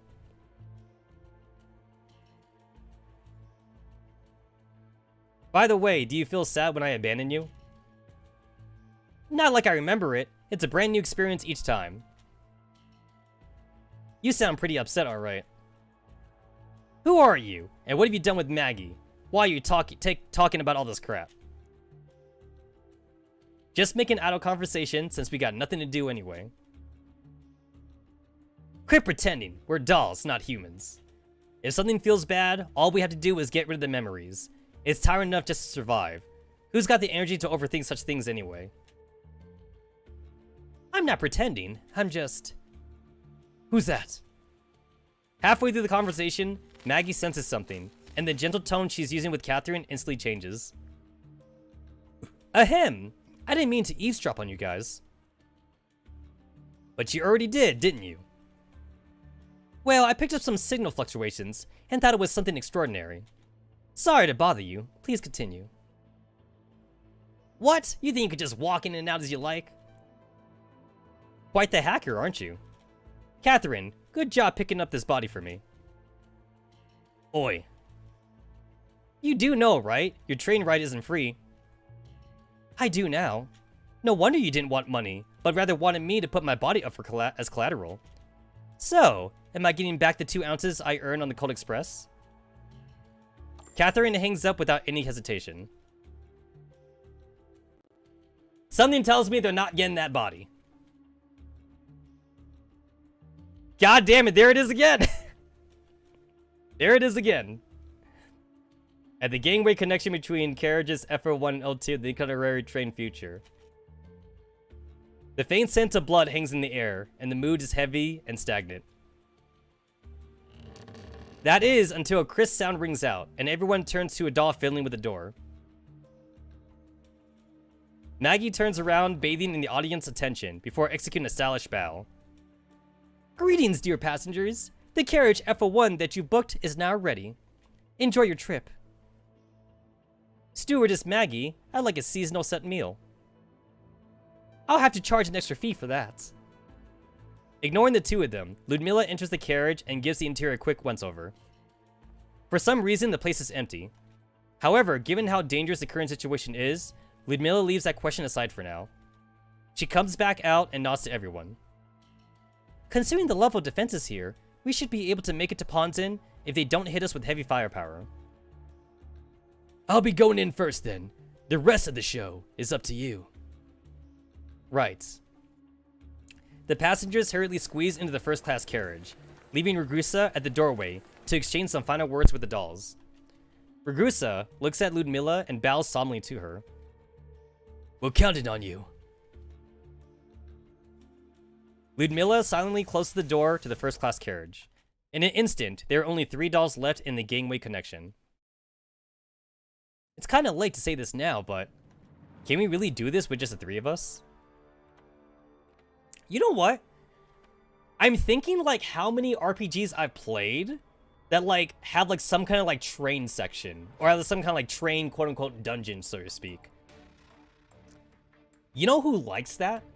Final Fantasy. I feel like not every Final Fantasy, but almost most of the Final Fantasies always have like a train section. Even if it's like the medieval Final Fantasies, it's like they have just enough technology in the medieval Final Fantasies to have a train, or like a magic train. Like maybe it's not steam powered, but maybe like it's magic powered or some shit. There's definitely always a train section in Final Fantasy games. And then there's always an airship. There's definitely like an airship section too. And then like you're fighting like in between like the carriages all the time and shit. And then like you always like go on top too. Like there's always gonna be like a part of like the dungeon scene where like the characters have to go on top of the train and you gotta fight like a boss on top of the train or something. Yeah, I remember that. And then like other than Final Fantasy, like I've definitely played like a far number of JRPGs that like love doing like a train scene. One of the most common things to do in a train scene also is that like there's always like some kind of like turret or some kind of like cannon or some shit that's like in between the carriages. And then like usually that's controlled by the bad guy. And then the good guys are all like, oh, we can't go in this spot because there's a cannon in the way. And then they usually have to like find a way to like deactivate the cannon, or they had to like do some kind of like long range magic to like try and like to try and like blow up the candy before it gets to them or something. Airship section in GFL win. We've definitely had like plane cutscenes, so all we definitely need is like an airship. Yeah. Does a flying Paradias Fortress count? It's like maybe halfway. I'll say that halfway counts because like the flying fortress is so big, it might as well be in like an island. I think when it has to be an airship, it has to be confined for me to count it as like an airship. The flying fortress is not confined. It's really big. It's a really big flying fortress. Yeah, we definitely need to like be fighting on some kind of like 747 airplane or like at least like a really big air jet. And then like I'll count it. Then I'll count it like as an airship. Oh, I count blimps too. Blimps would be an airship in my book. Hey, you remember the Hindenburg? If I remember right, the Hindenburg was filled with hydrogen. And then that's why it blew up so badly. Because, like, one spark, like ignited all the hydrogen and shit.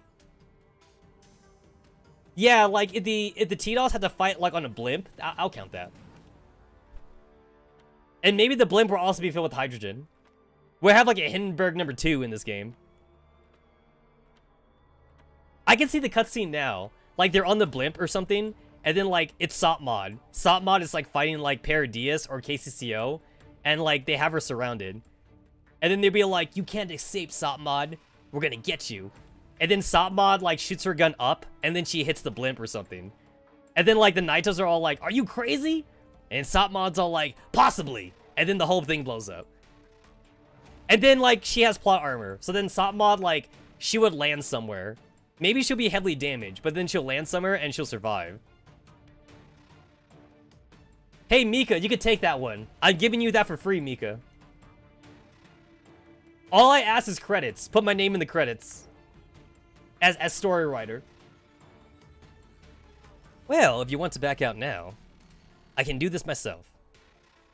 Really? Your words, not mine. The US didn't sell helium to the Germans. Now it's part of history. Irma looks up at Maggie. I took a look around your neurocloud while I was reconstructing the comm signal. That's very rude, Miss Irma. Irma doesn't seem embarrassed at all. Instead, she seems even more righteous than before. If you don't work with Ludmilla, I'll scrap your precious Code Express. Maggie's mouth twitches. You really know how to pick people, Catherine. The three of them are briefly silent. Just then, an encrypted transmission suddenly enters Ludmilla's private channel. Madam Instructor, I hope you haven't forgotten your role and mission. Get rid of you on the spot isn't all that difficult, you know. Now, don't be hasty. Remember what I said. We can have a deal as long as you name the right price. The way I see it, you're more of a con artist than a businesswoman. It's just a matter of perspective. Extortion is still a kind of transaction. In fact, aren't all transactions at least a little extortionate? We all use whatever means necessary to obtain what we want for a cheaper price. I don't see how I'm any different. You silver-tongued devil. So, Madam Instructor, would you like to do business with me?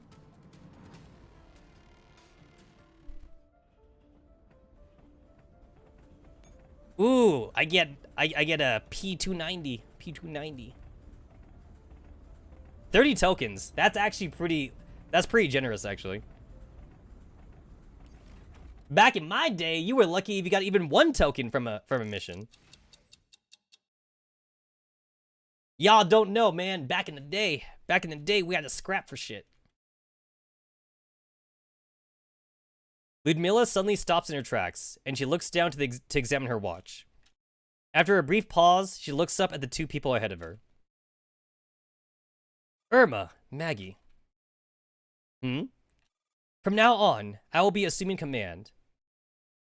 Wasn't that the original arrangement? I'm just confirming one last time. She is heckin' cute. I agree. She's super cute. Ludmilla nods and walks straight past the 2 of them. Why does she feel kind of different? I guess that's just her game face. Alright. I see death stacks. Ooh. My god, I was not prepared for the eyeballs.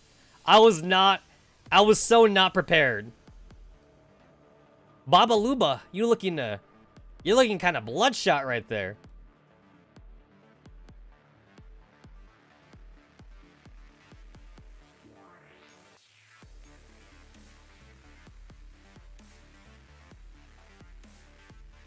Defend for at least 6 turns. Please search the map for intel. Irma's defeated. Alright.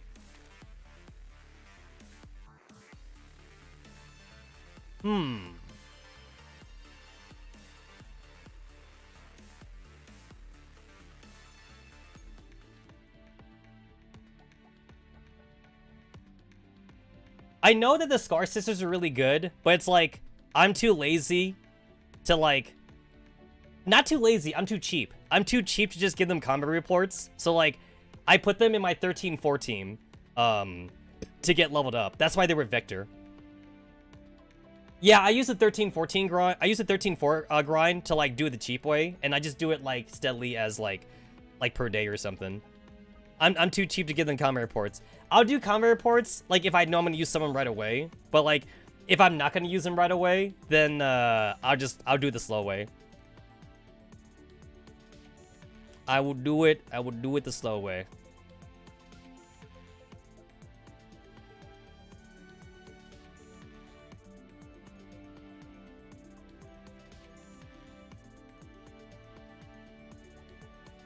Anyway,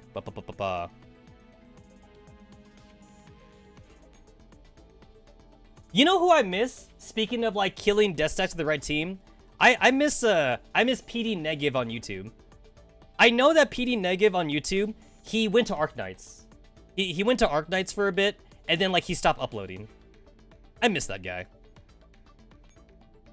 He had like a lot of like he had like a lot of like dope ass like videos where like he would fight death stacks. That was pretty cool.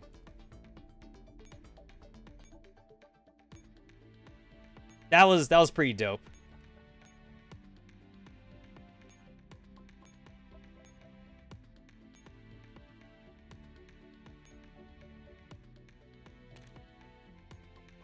Oh. Okay, this is just easier. 信頼してくださり、誠にありがとうございます。 I remember PD Neg. I actually copied one of like PD Negative's videos just to cheese it out a little bit. PD Negative had a video where like he fought like one of like the red gullet, the red bean enemies, and the red beans you're supposed to go around. Like black beans are killable, but red beans are usually not killable. So like if the devs put like a red bean on like a node, you're meant to go around them and shit.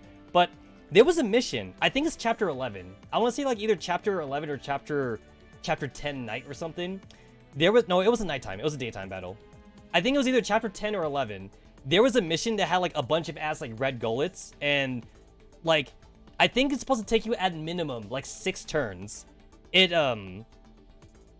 took at least like 6 or 7 turns to like beat the stage for like an S rank or something. However, PD Negative showed that like the red gullets were killable if you use like a lot of stun grenades and use like a lot of like smoke grenades or something. And like it takes a while. It takes a while, but you could definitely like stack them together, and then you could just have like a shield SMG just run into them once they're all stacked together. So like yeah, it's that one. So like I copied one of his videos where like he showed how you could slow them down and stun them. You had to put on manual. You got to put them on manual skill.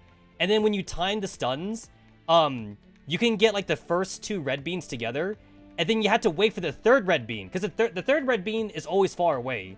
So you stun the first 2, and then the 3rd red bean catches up, and then you retreat all the stun grenaders, and then you bring in like, you know, the shielded SMG, and then the shielded SMG can just tank everything all at once. And then that way you kill a red bean that the devs didn't want you to kill. And then you make a shortcut. You basically like make a shortcut where a game didn't want you to have a shortcut. And then you could beat the stage in like 2 turns or something. It's definitely like a 6-turn, 7-turn stage that you could beat in 2 turns if you cheese it like that. And I was like, ooh, I'm gonna do that. I'm gonna copy that. Yeah, that was cool. I felt like really like forehead brain for doing that. All right, so let me give this a try. Oh, you don't have a thingy. You do not have a thingy.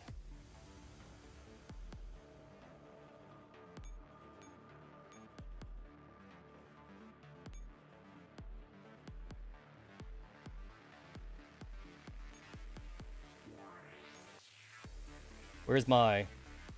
There you are.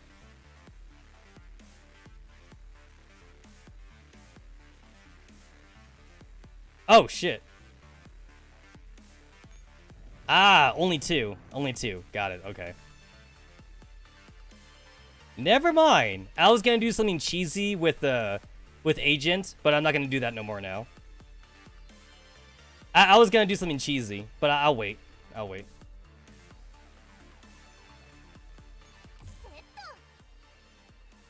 I haven't really given the MP sisters that much of a try. Yeah, I haven't really tested them out that much. I do appreciate that like Unity skills are becoming more common though. I love the Unity skill thing. I definitely want to see more Unity skills, and I actually would love to see like Unity skills be actually used as kind of a way to kind of like buff older T-dolls that like may not be like meta known. And to be fair, the devs can like fucking Google meta teams, and like the fucking hardcore players can tell them who the meta ones are, you know? Like for example, okay, like in the fucking data storage stories, like we had that stupid Unity skill between G36 and Springfield, and like even though it's kind of trash because like you wouldn't put them on the same team anyway, maybe it'll be good in the future when Springfield gets a Digimine or some shit, you know? And I definitely would like to see more Unity skills.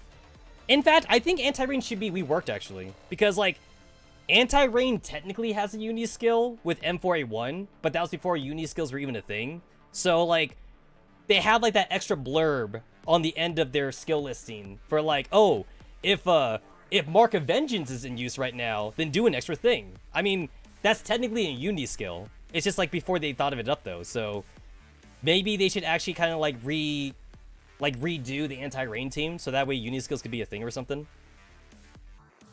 One thing that I definitely would love to see is I would love to see Unity skills be done like on a squad basis thing, because we have squads. So like we have like the Rarewad squad, we have like the Negative squad, we have different squads like in our base, and I want them to put those in, but obviously that would require Mika to actually think about the meta, so they don't really do that at all.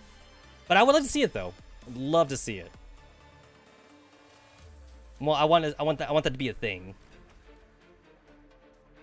But this game normally doesn't do balance patches though. Like the closest thing we ever got into balance patches was when they redid bamboo rifles. Because bamboo rifles used to be different. Like back in like vanilla Girls Frontline, they redid all the bamboo rifle shit. So like, that's the closest thing we ever had to a balance patch. And then like the other thing they did too was they changed armor piercing rounds. I remember armor piercing rounds on rifles used to be 120 at max. They changed to 180. It went to 180 at max because like Mika realized that like the armored units they were having in the future, they were way too armored. So they had to like up the armor on the armor piercing rounds. Yeah, no, I agree. They should have Unity skills. It's like they don't want to go back and redo old units in my opinion. So like we would either have to wait for either like a Digimine, or we need to wait for like more of a Digimine or something. If they ever plan on doing more than Digimine 3. Digimine 5? Digimine 6? I don't know, man. I don't know.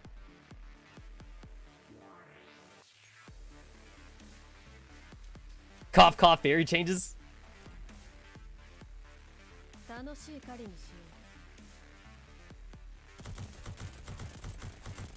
You know what? I would say this. Girls Frontline does not, Girls Frontline does not have, like, an actual PvP, and I think that's what stops Mika from worrying about the meta as much. Because, like, games that actually have meta, games that have, like, a real meta usually actually have, like, a PvP system that actually has tournaments, which is kind of wild. like an Epic 7.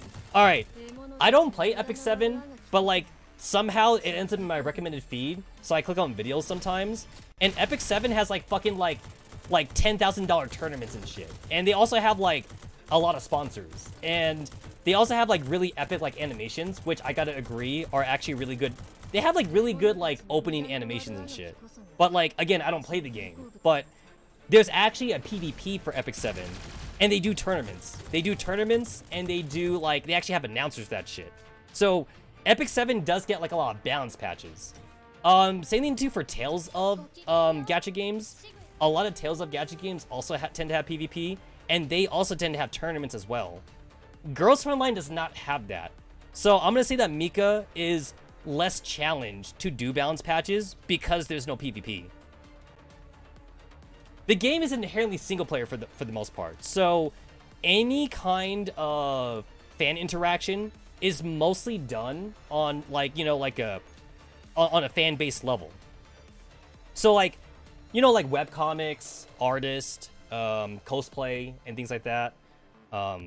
There's a lot of like webcomics of Girls Frontline out there, and like some of them don't even have like a DeviantArt or Pixiv. They literally like only upload to Reddit.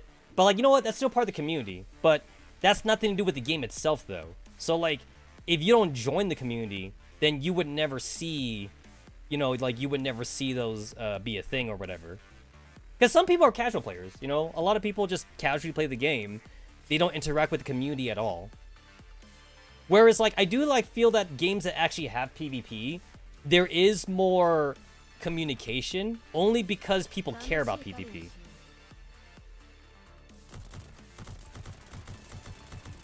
At the same time, though, I don't want Girls Frontline to have PvP. At the same time,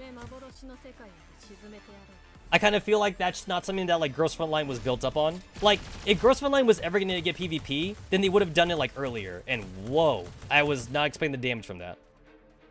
I was not expecting that whatsoever.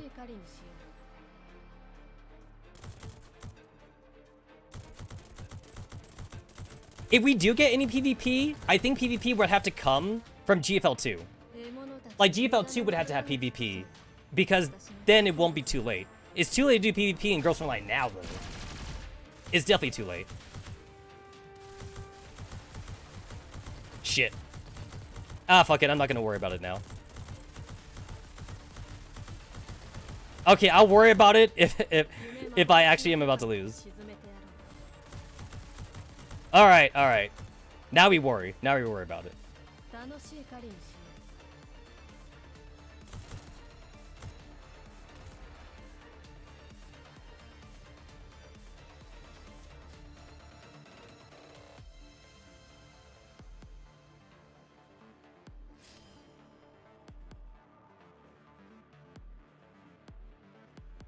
Okay, I definitely need to move you up. I gotta move you up because you're a problem. And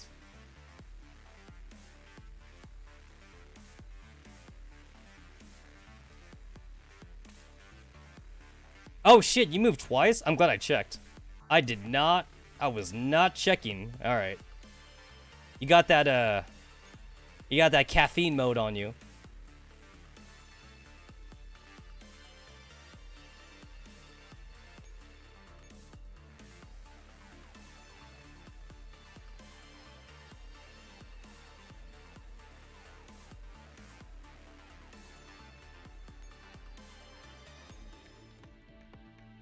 Okay, I swear I'm not crazy. Like, when you went to Echelon Formation, it used to play the stage music, and now it plays, like, the bass music, and I really hate that.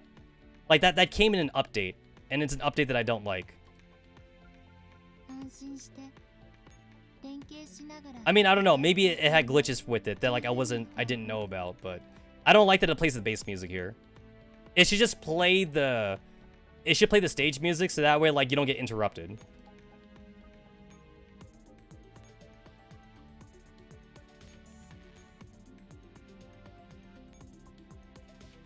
My ass has not seen like the default like bass. My ass has the default like bass background. I haven't seen that shit in forever. And then like sometimes I see screenshots of like people on Reddit the like our new players, and I'm all like, oh shit, like you're a new player. I haven't seen that in so long.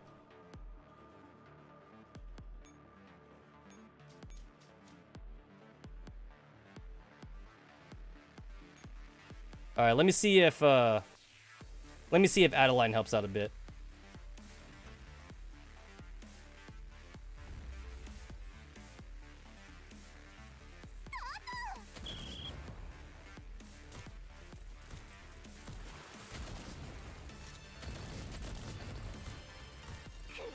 Looks like it helps. Looks like it helps.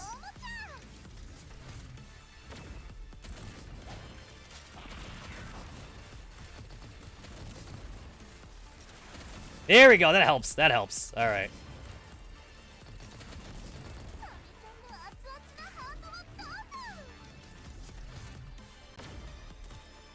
Yeah, I don't make new teams. I just shuffle around my ringleaders.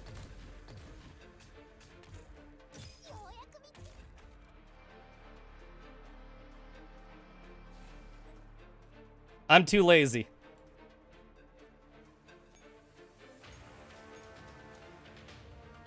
Alright, this is not gonna work.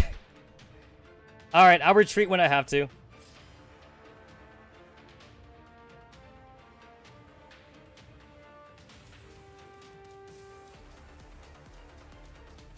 Yep.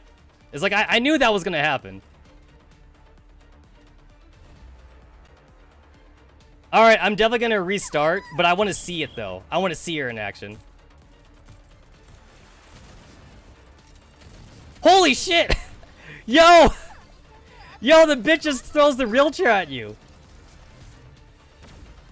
That is funny. That is funny. That is hilarious.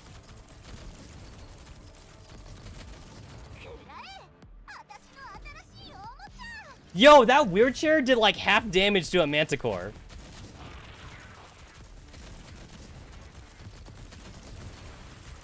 Hey, wait a minute. If this goes on for long enough, I could actually win this. She is losing HP. Like she's actually losing HP. If it goes on for long enough, I legit almost want to try. I don't care how long it takes. Okay, so I know that she throws that wheelchair. Aha, joke's on you, bitch. I dodged it. I dodged the wheelchair.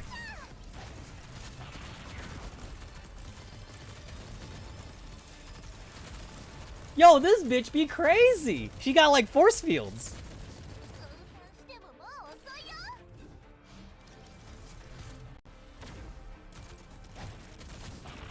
Yeah, she is. You can see she is losing HP. The only question is whether or not like I can last long enough. That is the only question. Can I last long enough? I gotta look at the damage numbers. How my damage numbers? Let me see. Architect's at 30%. Jaeger swap. Adeline's at 6.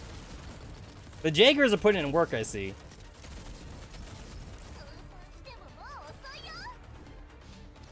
Architect, I'm questioning like how much ammo you have.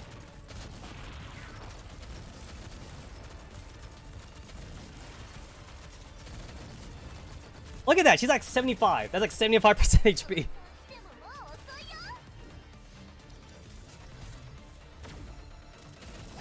If only I could have like more coalition units here, because I could have like more Hawks technically. I could bring in like Dreamer or something. No wonder people are scared of her. She's throwing hands against 2 manticores. I know, right? Yo, what kind of shotgun? She got like 2 shotguns, right? I wonder what kind of shotgun she's got. Bitch be crazy. Okay, I don't think I can kill her. I think I'm going to lose my tanks, so I don't think I can kill her. Because I'm pretty sure, like, once my manticores die, my Jaegers instantly die. It took me this long to get to half HP, so I don't think I'm going to be able to do it. Don't think I can do it. At least not with this team, anyway. I need, like, an actual tank character.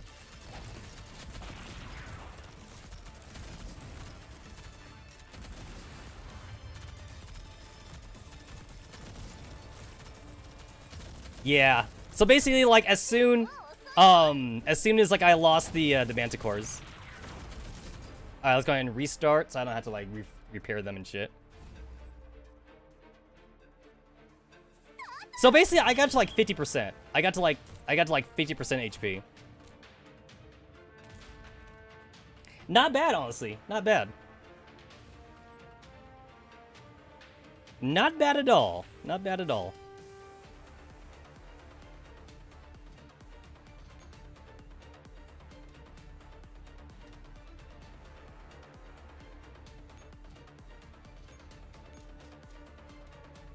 Let's go ahead and just do that.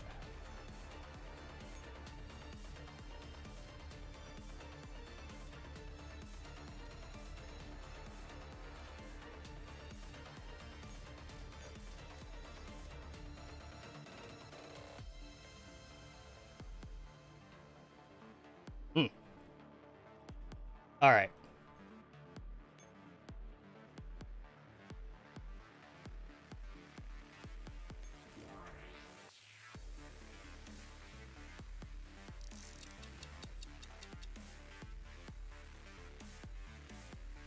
Okay, so she's right there. Okay, so all I need to do is survive. So... Okay. All I need to do is survive.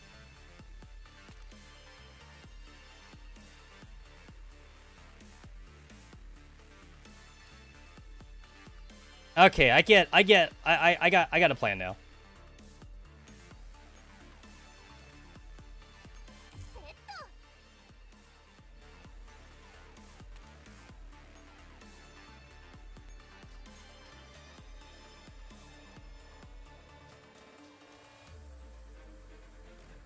I am going to abuse Parachute Fairy a bit, just to like act as decoys.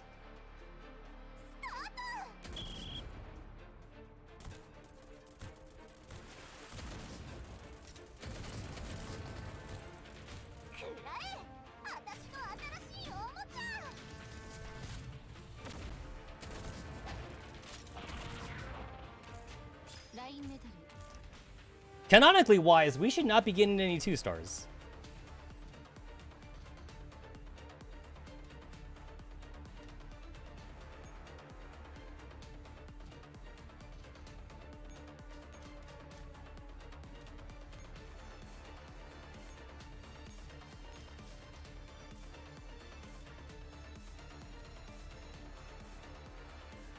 Alright, you moved twice. Alright, you moved twice.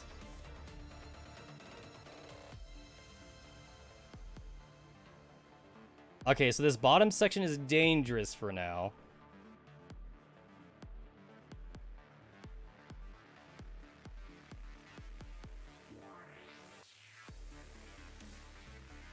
Alright, this entire spot right here is dangerous.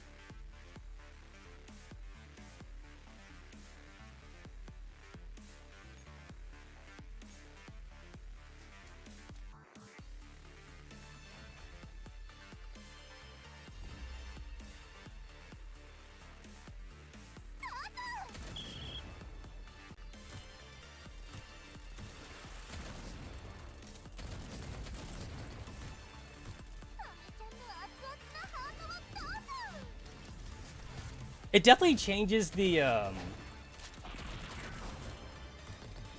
it definitely changes like the perspective a bit for these fights when like you have to worry about like an enemy moving more than once.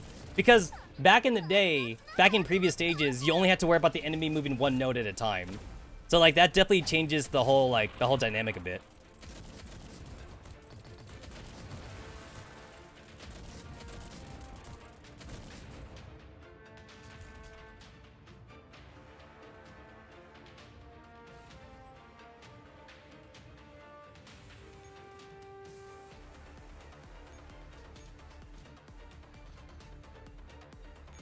Technically did not have to do that, whatever.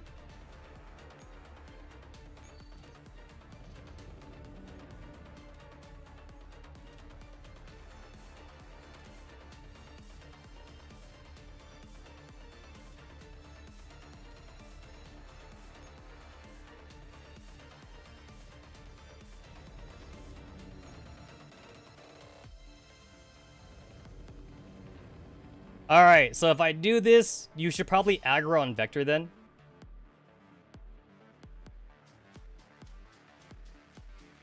You do! You do aggro on Vector. Okay.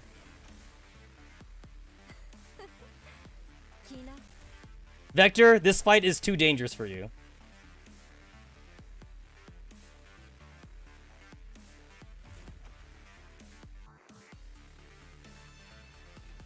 Yeah, because usually, like, you only had to, like, look at the nodes around an enemy, right? You looked at the nodes around them, and then you're like, okay, cool. Like, that's all, like, all the dangerous spots, you know?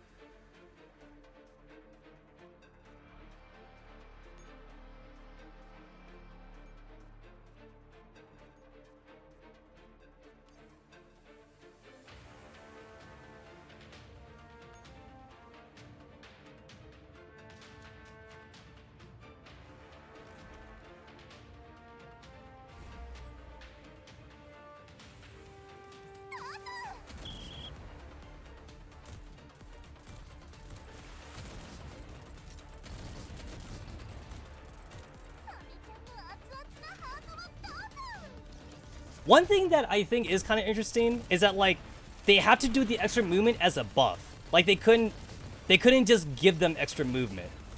I think that kind of is telling to, like, how old the system is for the Girls Frontline mechanics. Because, you know what's one thing that I've always noticed since the beginning? So, like, sometimes the devs, they want to give you extra action points. But, like, they can't give you extra action points. So what they have to do is, when you go through a stage, you seemingly have, like, a bunch of mysterious helipads that you have. Like maybe, like, over here, there'd be a bunch of, like, the non-dropping helipads or whatever, like, on the side, that, like, are not connected to the main stage or whatever. They're blue. They're all blue, and that gives you, like, 3 more action points, though. Like, it's weird that they have to do it that way. They have to give you, like, extra helipads that, like, are not connected to the main stage, just so that way you can have extra action points that they want you to have, when I feel like they could just program the stage to just give you extra actions, but they can't for some reason. Like, for whatever reason, they can't do that. And I feel like they're incapable. Like, they literally can't do that because of the old coding. They can't change the game, essentially.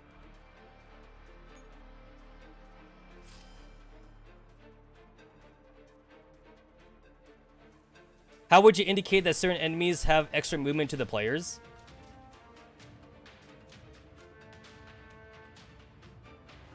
Well, honestly, like, the way I would do it like as an actual, like, class, basically. So, like, you don't need to indicate it. Like, basically, like, I would have added in more strategy to the game itself, and not just be like a stage mechanic. Because the way they have it now, it's more of a stage mechanic, and certain enemies have the buff. But the way I would do it is, like, I would do it for enemies that would make sense, though. So, like, these mech guys only move 1 node at a time, right? Because they're super slow. But then, like, the doggos would just inherently have more than 1 movement. They would move 2 nodes at once, and the first time you meet them, you would see that they move 2 nodes. And then, like, then the player would just learn. They'd just be like, oh, that enemy moves more than once. Okay, cool. Now I learned it, basically. Because, like, as it is right now, all enemies, they have the same movement. Unless they have this buff, though. But I'm saying the buff doesn't need to exist in the first place. I would just have it so certain enemies move. Like, kind of the same way that they have, like, this whole thing right here, too. Like, garrison, enemies that don't move, expand, they try to, like, capture, alert, they kind of patrol. Patrol means they actually patrol. Basically, like, I've noticed that, like, for, whatchamacallit, the enemy bases that, like, make the Pathfinders, a lot of those guys are technically garrison, because they're not meant to move. But, like, why give them the garrison thing in the first place? How about you just don't make the enemy move at all? Because that's, like, the enemy type, you know? Basically, I would just have every enemy just be its own typing. But, like, they can't do that. Because I think the way they made the game before, it's like, all the enemies are like restricted to like a certain, not all the enemies. All the enemies are coded the same way, and they can't uncode it basically. That's basically what's going on here. They cannot uncode it. Which basically is too bad. It's too bad. Alright, so Baba Naga cannot actually move this way because that guy is still there. That guy's still there.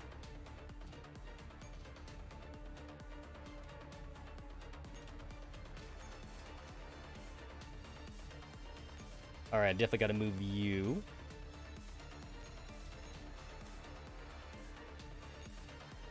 I will go ahead and retreat you. I mean, to be fair, I'm pretty sure everybody knows, or at least like most of the more hardcore players anyway. Shit, that was a waste. I'm pretty sure everybody knows that like the game was not supposed to last this long, but like it did better. It did way better than they thought it would. So like that's the only reason why we're playing this game like fucking 5 years like after it released or whatever. It was never meant to last this long. Never meant to last this long.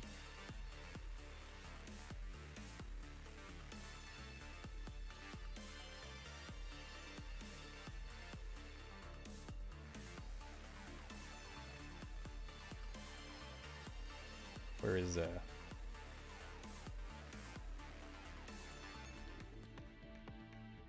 I think I remember reading that like it was only actually meant to like go up to like chapter 6 or something, which is the one where Star 15 blows herself up.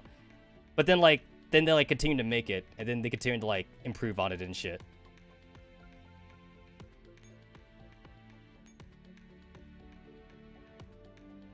Alright, I'll actually send out like a real team for once. Once again, too lazy to actually make a new team. So if it works, it works. Too lazy. Too lazy.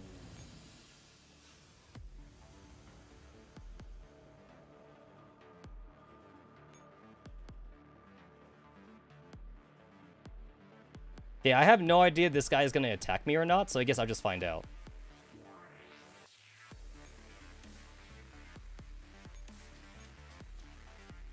Don't know. Don't know if he's going to attack me.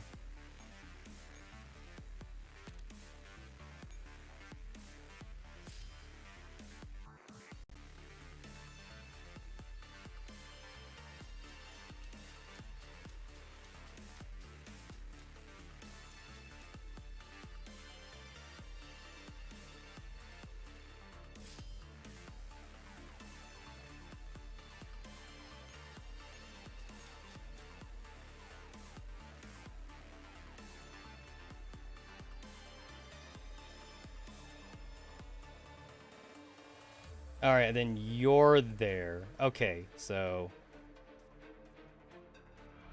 this whole section is dangerous. This is a safe node, but I can't get there. And that is also a safe node. Also, your ass didn't get attacked, and I was kind of hoping you would get attacked. Alright, so I need to go and aggro Babaluba. I need to go and aggro her.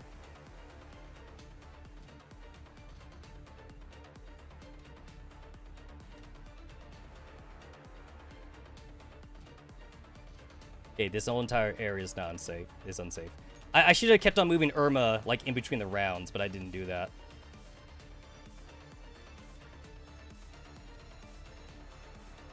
Because this would take me an extra action point, which I kind of didn't need to waste, but I did.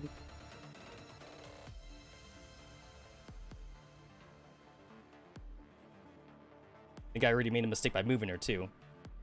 Should have put her up there.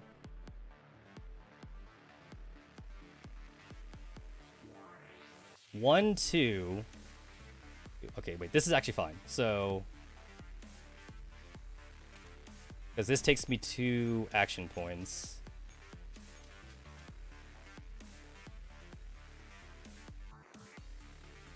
You're set on expand. You're not set to attack. I don't know, I'm just gonna take a risk here.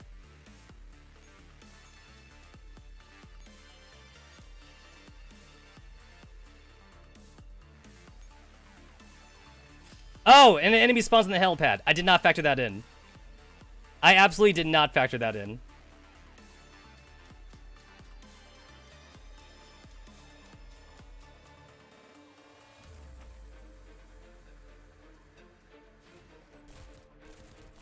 Can you win this fight? I don't know if they can. I'm gonna see if they could win this fight. No, they cannot. No, they cannot. Okay, it actually doesn't matter whether I let them die or not.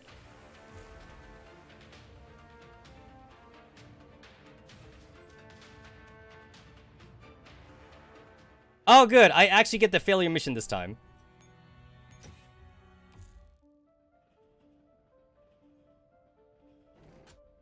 I forget what stage it was. I think it was one of the Maggie stages.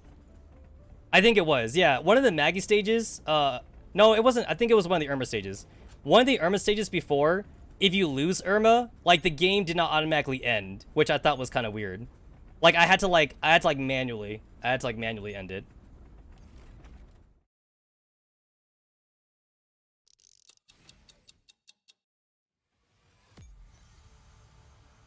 Wait, no, you can lose the command post, can't you?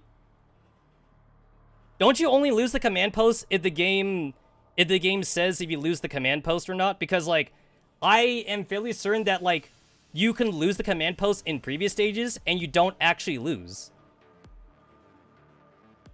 Like, it has to actually say that you lose if you lose the command post.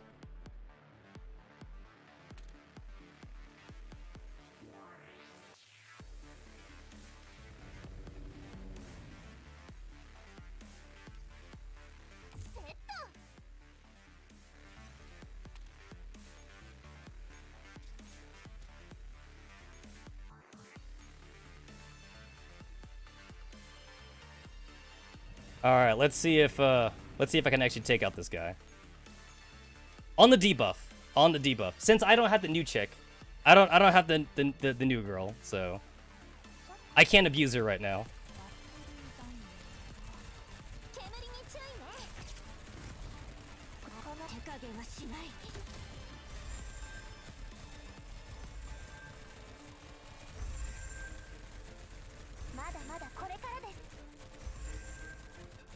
Alright, not so bad.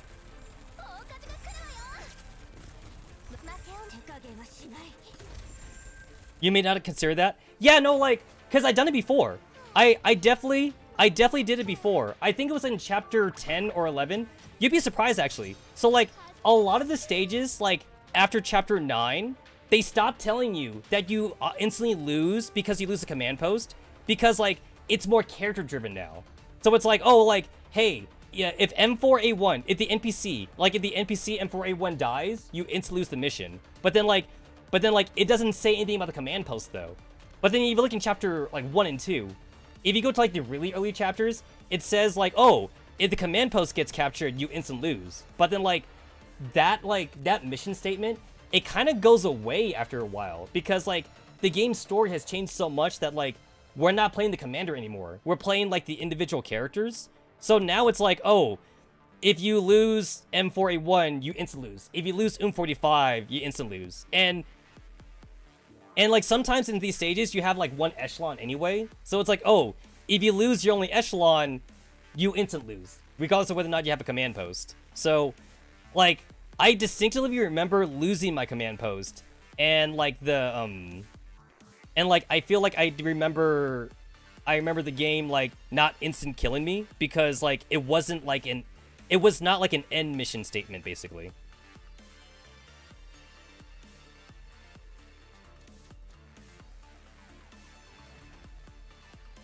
I remember chapter 11 has, like, a chase mission too, where, like, you're running around, like, lore-wise, you're running around, I believe, as Satmod or something, and then, like, you're trying to get to the other end of the stage. And it's like, I feel like in that stage, I think I remember losing my command post, but the game didn't instant-kill me. Because it was like, oh, you need to lose Satmod in order to, like, actually lose, or whatever like that.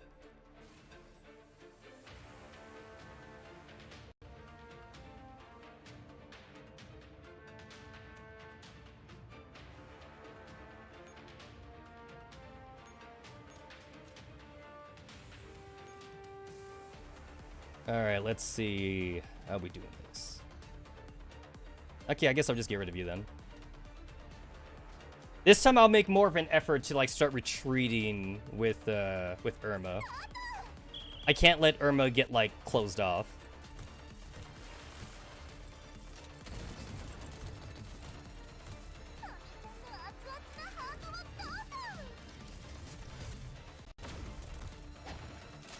Oh wow, they just fucking like blew up. Thank you, Architect. Yeah, it definitely feels like starting from like chapter 6, honestly, or chapter 7, the commander is less of a character now. The commander is really more of like a focal point in the story rather than the actual main character, and it's all about the whole Lunacia storyline. It's all about like technically the side story that 45's got going on with her. Like, if we're not doing the Lunacia storyline, then we're all like on some kind of like 45 story or whatever, or Team 404 story, if what have you. Like, Team Defy right now, Team Defy is so in the Lunacia storyline at this point. Especially with the whole, like, RPK going sus thing. With RPK going to the other side, that's totally part of the Lunacia storyline.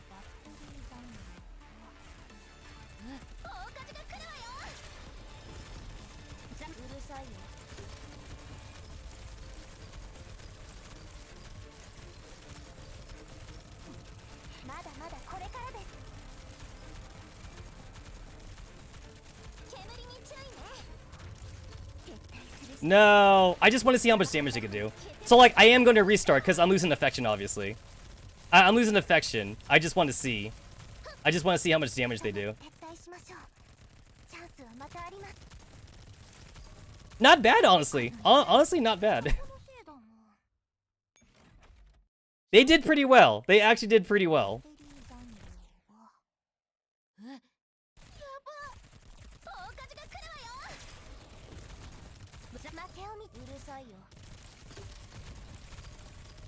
I don't know if it changes if I try to change my character's formations. Any bets on Irma's and usually have to do with Lunacia? You know, at this point, like, I feel like the bitch has like such. You know what's funny? Lunacia has like such plot armor, and she's technically not even a character. That's the funny part. She's literally not even a character. So much of the story is centered like on the Naitos. It's centered on the Naitos. It's centered on the It's centered on the Naitos. It's centered on the whole like Paradias crap, and that's before Paradias was even a thing, right? Like that would be like the whole Eliza storyline with the Samus Ferris.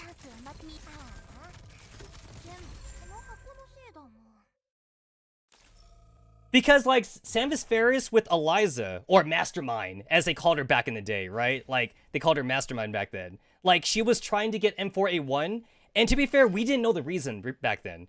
Back then, we did not know why she wanted M4A1. But, like, she's like, I must have her. I must have her. She belongs to me, or whatever like that. And like, we now know, though. Now we know the reason why she wanted M4A1. She wanted M4A1 to fuse with her, because, like, all the Isomer shit, all the Isomers, like, want to band together, so that way they can have, like, the full memories and crap. But, again, we didn't know that, though. We did not know that back then.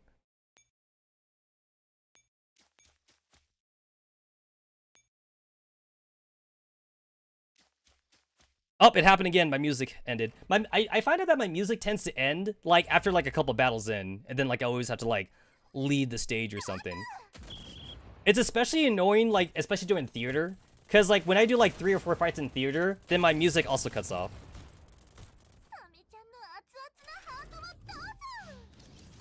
This is technically more of a recent problem, because this did not used to be a thing back in when I played, like, vanilla Girls Frontline. And when I say vanilla, I guess I want to say before Digimines were a thing. So, like, when fairies were put in, I was fine. Fairies were fine. I think it was like once Digimine was a thing, that's when I started losing music after like a few battles or something.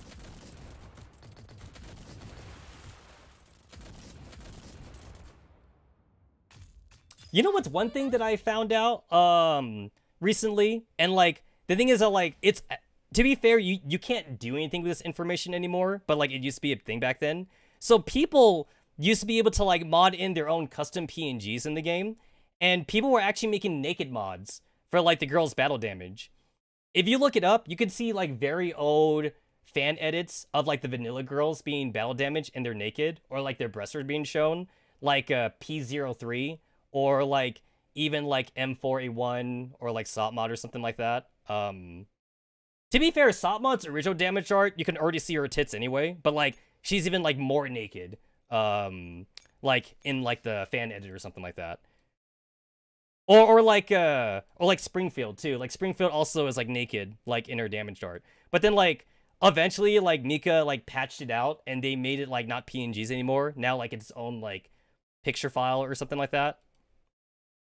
And the funny thing is that like if I remember right, Mika didn't actually care about the naked mods.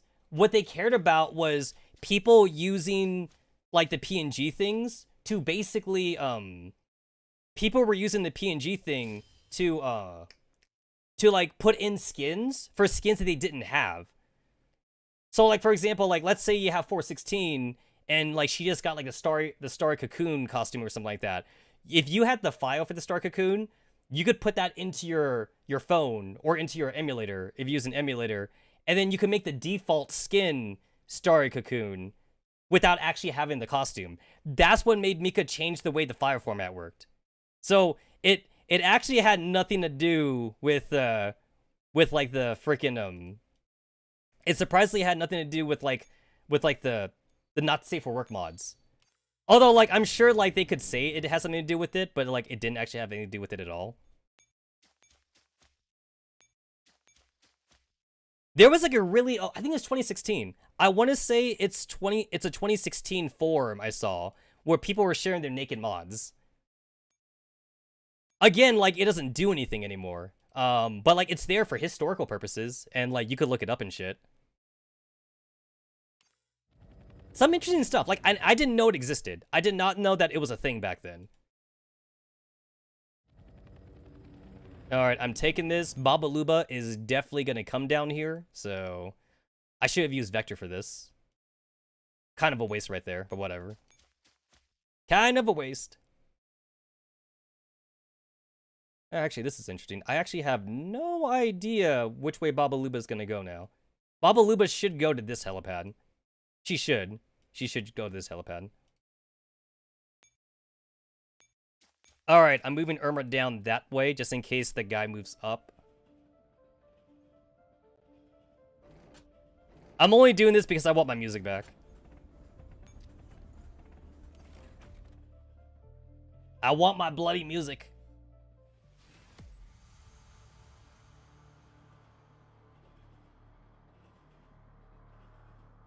Also, okay, so, like, this is, like, my own experiences. Your experiences may vary, but, like, I'm still of the opinion that the enemies have some kind of AI that makes them avoid buff tiles.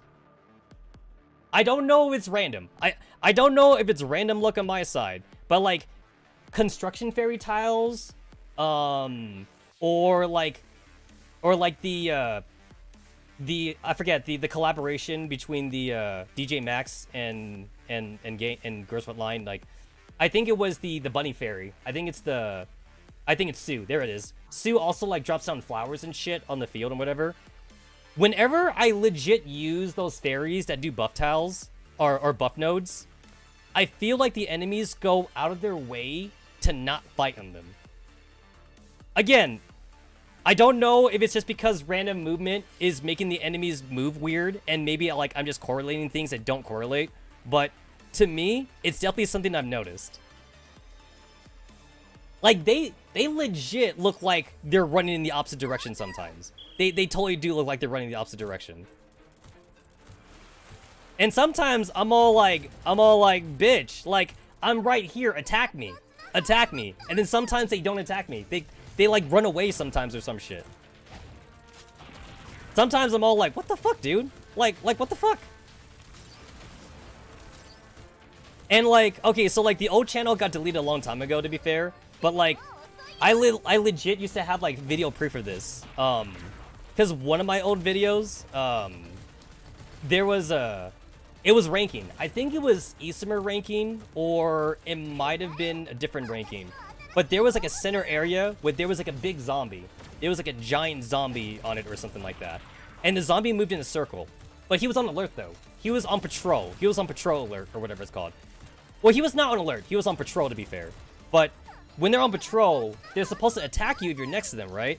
However, there was one time, and I did it on accident, where like I made a buff tile and I was ready to kill the dude. I wanted him to attack me. And then he decided not to attack me. And like it actually kind of threw a wrench in my plans because like I was gonna kill him so that way I could bring like I was gonna bring in like a weaker echelon to like cap a space for me. But because he didn't attack me, I had my characters in a weird spot. And the thing is that last time he did attack me. Last time when I had a guy next to him, he attacked a guy that was on the node. But this time, for whatever reason, he didn't do it. And I just felt like, it just seemed like he was avoiding the buff tile. Sometimes the enemies would circle jerk around your characters. Exactly, right? Sometimes it feels like that's what they do. They circle jerk around you, and you're like, what's going on? Like, aren't you supposed to be on alert or something like that? Like, why aren't you attacking me? Like, fucking hit me, you know? Hit me. Hit me. I also have, like, very similar experiences, too, with, I have very, very similar with Rocket Fairy. And I know that Rocket Fairy is bad, but there were definitely times when, like, I want to use, like, Rocket Fairy. And, like, Rocket Fairy, like, legit made enemies go around places sometimes. And I'm like, what are you doing? What are you doing?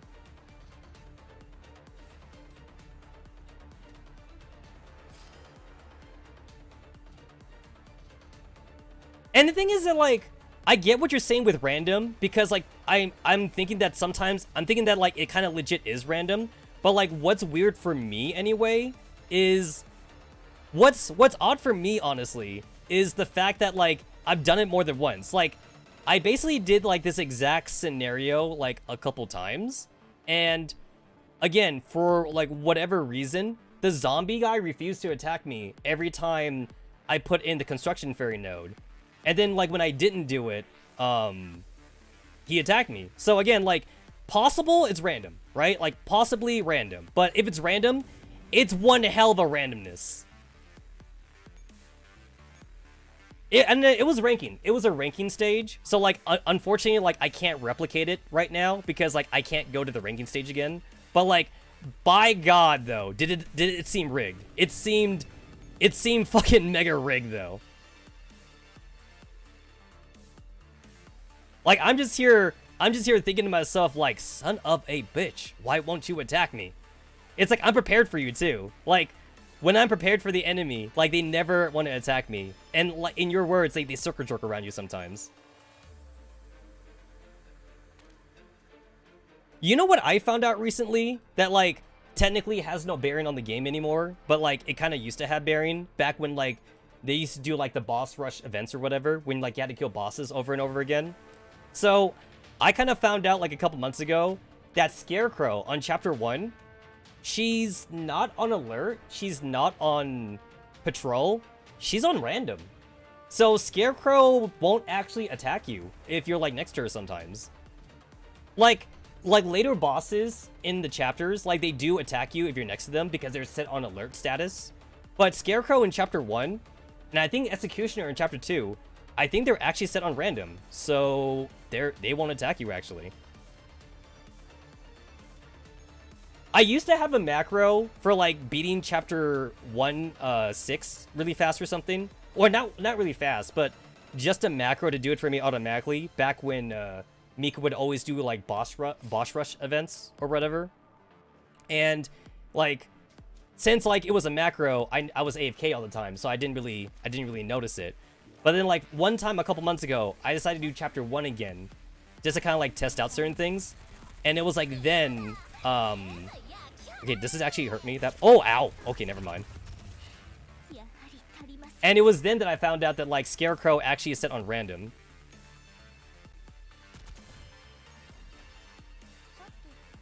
Like, my ass was literally, like, right next to Scarecrow, and she kind of, like, just pissed off. There we go. Just gonna go ahead and just do this.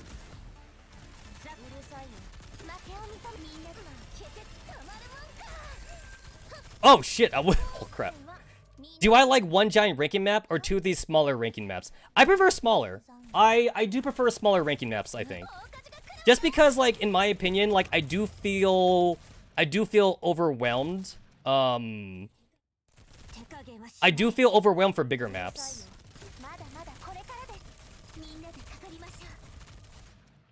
Yeah, I prefer smaller. I prefer smaller maps. I prefer, like, my maps into bite-sized pieces.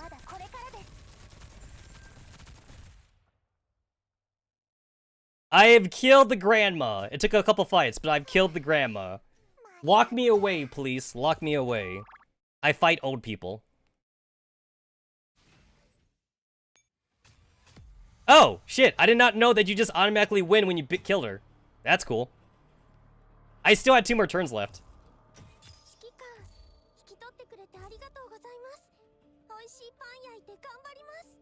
I have killed the old lady. You're not supposed to do that. You're supposed to last for 6 turns.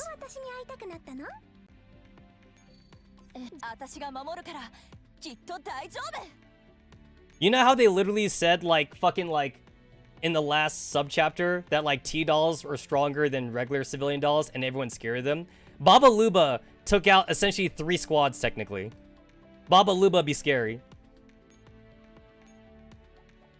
Since I had to retreat that squad. Although, to be fair, 2 of those fights, I was in the Parachute Fairy debuff.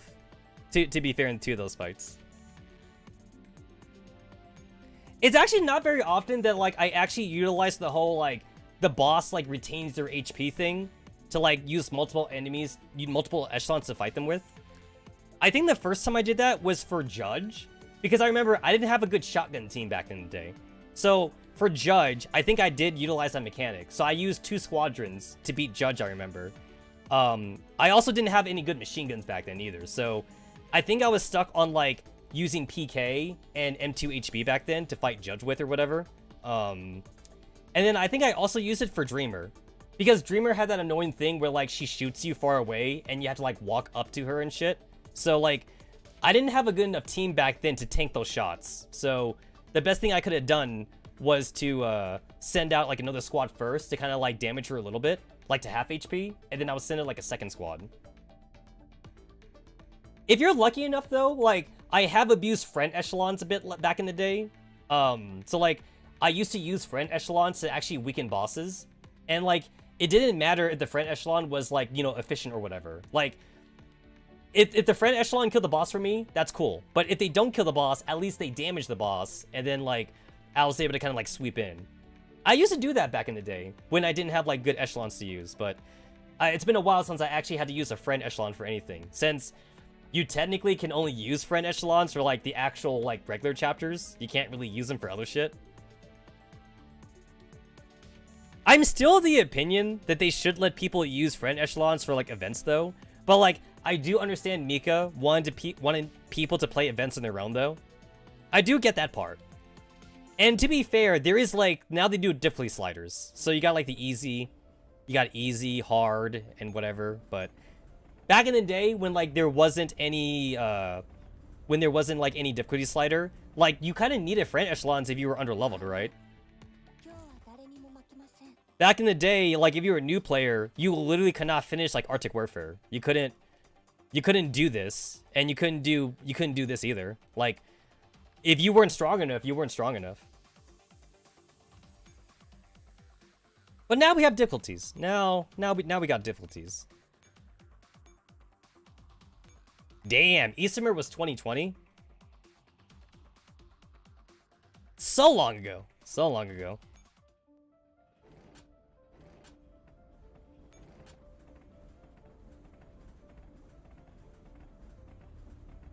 For me, the friend points kind of, like, came naturally because, like, back in the day, that used to be a daily quest. You had to use friend echelons, like, I think 5 times a day. You had to use friend echelons 5 times a day, and that was a daily quest. So I made a macro for that. I made a macro to use up, like, all 20. I think I was on stage, I think it was stage 2-3.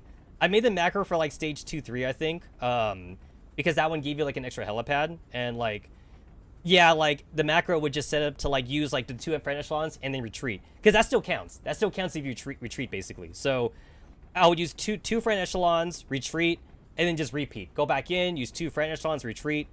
I would use the 20 friend echelons a day to get friend points, and then of course like like the dorms. If you like the dorms, that's 100 friend points, and then like you get 10 friend points for every friend echelon that you use. So that's another 200. So you can get 300 friend points a day if you use up the 20 echelon friends and you use the 10 like dorms thing. One thing I've definitely noticed, especially like on my old account, I definitely don't get a whole lot of I don't get a whole lot of like friend support things as much anymore. Because like you get a point for using friend echelons, but then also like you also get a point if someone uses your friend echelon, and I don't get those anymore. I think that shows that like at least like my old ass account, like the people on my friends list, they're not using my friend echelon anymore. But I used to get it, like at least up until last year, I think. Yeah, I think last year I was still getting like people using my friend echelon, but not anymore though. I think I kind of stopped getting those. And funny enough, a lot of people on my friends list, they're actually still active. Especially ones that like I've been friends since like I started. Because like some of the names here, like I recognize from like when I started. Rylock. Okay, shout out to fucking Rylock. Okay, this guy, he has been on my friends list since I was Commander level 5. Like, yo, bro, we have been on each other's friends list like forever. And he's still active. And I'm still active. It's like we both started like around the same time essentially. And like we're still here. I've definitely purged like my friends list a few times, like for people that haven't like logged in like a year or something like that. Scripted. This guy has been probably because mine isn't on the top of the echelon list anymore. Probably. This guy has also been on my friends list since like I was Commander level 80, I think. I mean, I have updated my friends list, like, for example, like, as you can see, I have Alchemist here now. So, at the very least, I've updated my friends list, like, when they added Coalition units. My friends list used to be, just like a regular echelon, with like a level 100 fairy, until like Coalition, and at least I did change my daytime team. I could probably change it again, though. I could probably change it, but, yeah, it's not like people are really using friends anymore, unless, like, they're newbies. Unless they're newbies. Kitsune's there, but you know he's part of the Discord, so of course he's still there. But yeah, I'm surprised at like how many people on my friends list are still playing, especially like we've been playing the game like again like forever and ever. Because like some of these names again, like I recognize them. If you go to the yeah, I'll put it on there again. Yeah, there we go. There we go. Yeah, we on 327-660. Yeah, 327-660. Yeah. I know that people were saying that like back when like Coalition was brand new, that Destroyer had like a really good like Destroyer grind or whatever like that. I don't think people are doing it anymore. But I do know that Destroyer was popular as a Coalition friend echelon. There was a Destroyer grind thing. You can look it up too. I think it's on stage. I think it's on stage like 9 or something. I think it's on chapter 9 or chapter 8 or whatever. I think it's 8-4. I think it's chapter 8-4 or something. But there was like a Destroyer grind thing. But I don't think people are doing it anymore now. But people were doing it back then. It's like, it's kind of outdated though, because like, of course we have like better farming stages now if you need it. I'm still using 13-4. I'm still using 13-4. Not that I need to, but I use 13-4 just as an excuse, that way like I have like surplus experience so I can make data reports, because I'm not making enough combat reports, I feel. So, like, I use 13.4 as an excuse to not only get experience for, like, my new T-dolls, but also to make more combat reports. I kind of need that excuse. Yo, shout out to Car98, who is still the Girls Frontline main icon after all these years. Bitch is not even part of the main story. Honestly, you would think that they would change it too, because like all of my other gacha games, they change their icon all the time. Sometimes they do like a vote too. I know for Tales of gacha games, because like I play Tales of games, a lot of times they do a poll. It's like, okay guys, which character do you want as the next game icon? And then people vote. They vote for their favorite character to be the next game icon. But yeah, like, or at the very least, they put the main character, or like one of the main characters as the icon or something. And then maybe they recycle through them. But Girls Frontline, it's still sporting Car98, even though Car98 is not a main character, and she has like that one night chapter now. Exactly, she has a fucking mod now. It's like, do you guys not want to make M4A1 the icon or something? Or what about 45? Make 45 or like M4 as the character icon. But nope, they're not doing that. It's still Car. It's like, honestly, I could like somewhat forgive it if Car was like a secondary character. But Car is not even a secondary character. Car is just a random T-doll that like shows up like sometimes in the story as like a expendable unit, basically. Like, I know that Car was in Night Chapter 9 or whatever. And then sometimes she's like in other chapters, like briefly. But yeah, she's never there though. Even R replaces M4 as the icon. I know, right? I know.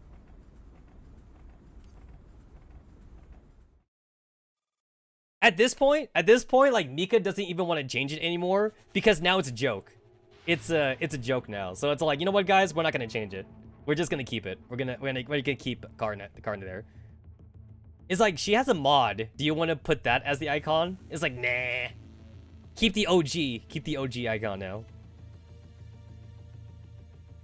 It's like, even for other games I play that don't do it often, they do it for like yearly anniversaries at least. So I was like, oh guys, this is like the 2nd year anniversary. This is the 1st year anniversary. We're gonna change the icon or whatever like that. Back when I played School Idol Love Live, School Idol Love Live, they used to change their icon every time they hit a milestone. So it's like 1 million downloads, they would change it. 100 million downloads, they would change it.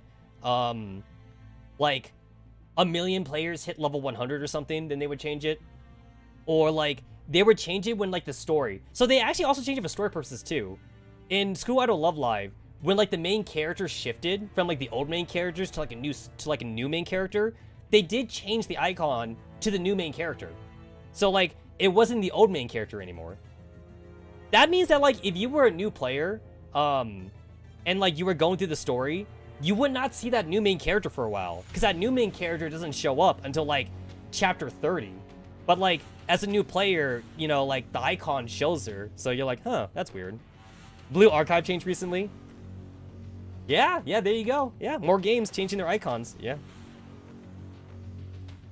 I did stream Blue Archive like one time, like I think like last year. It wasn't enough to get me to simp for the game though. I thought it was interesting, but interesting was not good enough, so I did not simp for it. On the other hand, Girls Frontline was actually a joke game for me. When I started playing Girls Frontline, I did it during the 24-hour live stream on this channel. I think it was the 2016 24-hour live stream.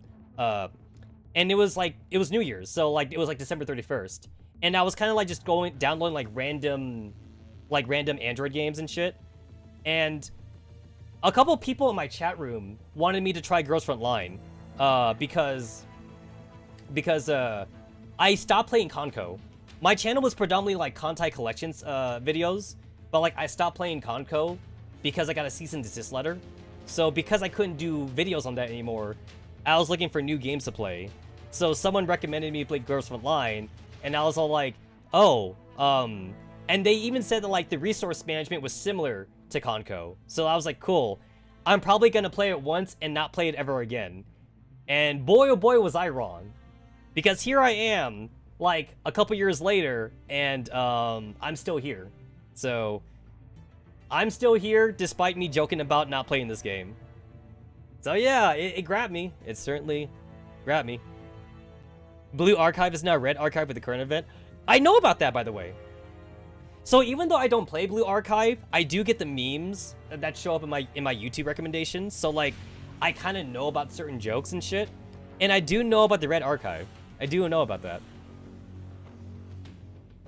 A lot of content creators that I follow, they do play both games, so that's why that shows up in my feed sometimes. Like, some of my favorites, like they do Girls Frontline, they do Blue Archive, and then they also do like whatever side game that they want to do too. But Blue Archive is definitely up there for like what a lot of content creators also play on the side. Asia Lane too. Asia Lane's still popular after all these years, so I definitely get some Asia Lane stuff in my feed sometimes, even though I don't play the game anymore. I did enjoy the single player. I know that like a lot of people didn't like it because it wasn't like the mobile game, but as someone who didn't play the mobile game, I did enjoy the single player Asia Lane game though. The single player Asia Lane game was nice for me since like I didn't have to like I didn't have to like have an account already, and I didn't have to like level up or whatever. So for me, it was good as a standalone game, and it helped me learn about the characters for Asia Lane. But I could definitely understand why people didn't like it if they already played the mobile game, though. I could understand. I'm still waiting on Mika to make their single-player Girls Frontline game, and it's too bad that the 416 game did not become a thing. I was really disappointed in that, because I remember that was going to be a fan game, and then Mika picked it up, and then Mika dropped it, and then Mika's like, oh, we're not doing it no more, and then now the game is just dead. It was like pixelated. It was I think it was even made, it was going to be made in RPG Maker 2 or something like that. Or I think it was made in like Game Maker's Toolkit or something, but I was definitely excited for a Team 404 game, single player game, but it's dead. It's dead, so yeah, I'm gonna have to wait for Mika to make that single player game now. I still think Girls Frontline could work also like in a strategy RPG, so like Fire Emblem or something. I mean, technically they have that now in Project Neurocloud, but I don't want just Project Neurocloud though. I want to see it in GFL terms. I mean, we're getting GFL too, but like I said, I want a single player game, so waiting on that, Mika. Waiting on that.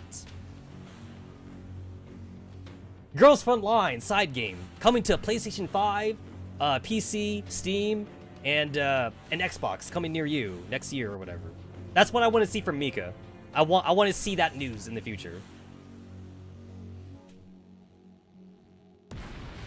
Damn, was not expecting an explosion.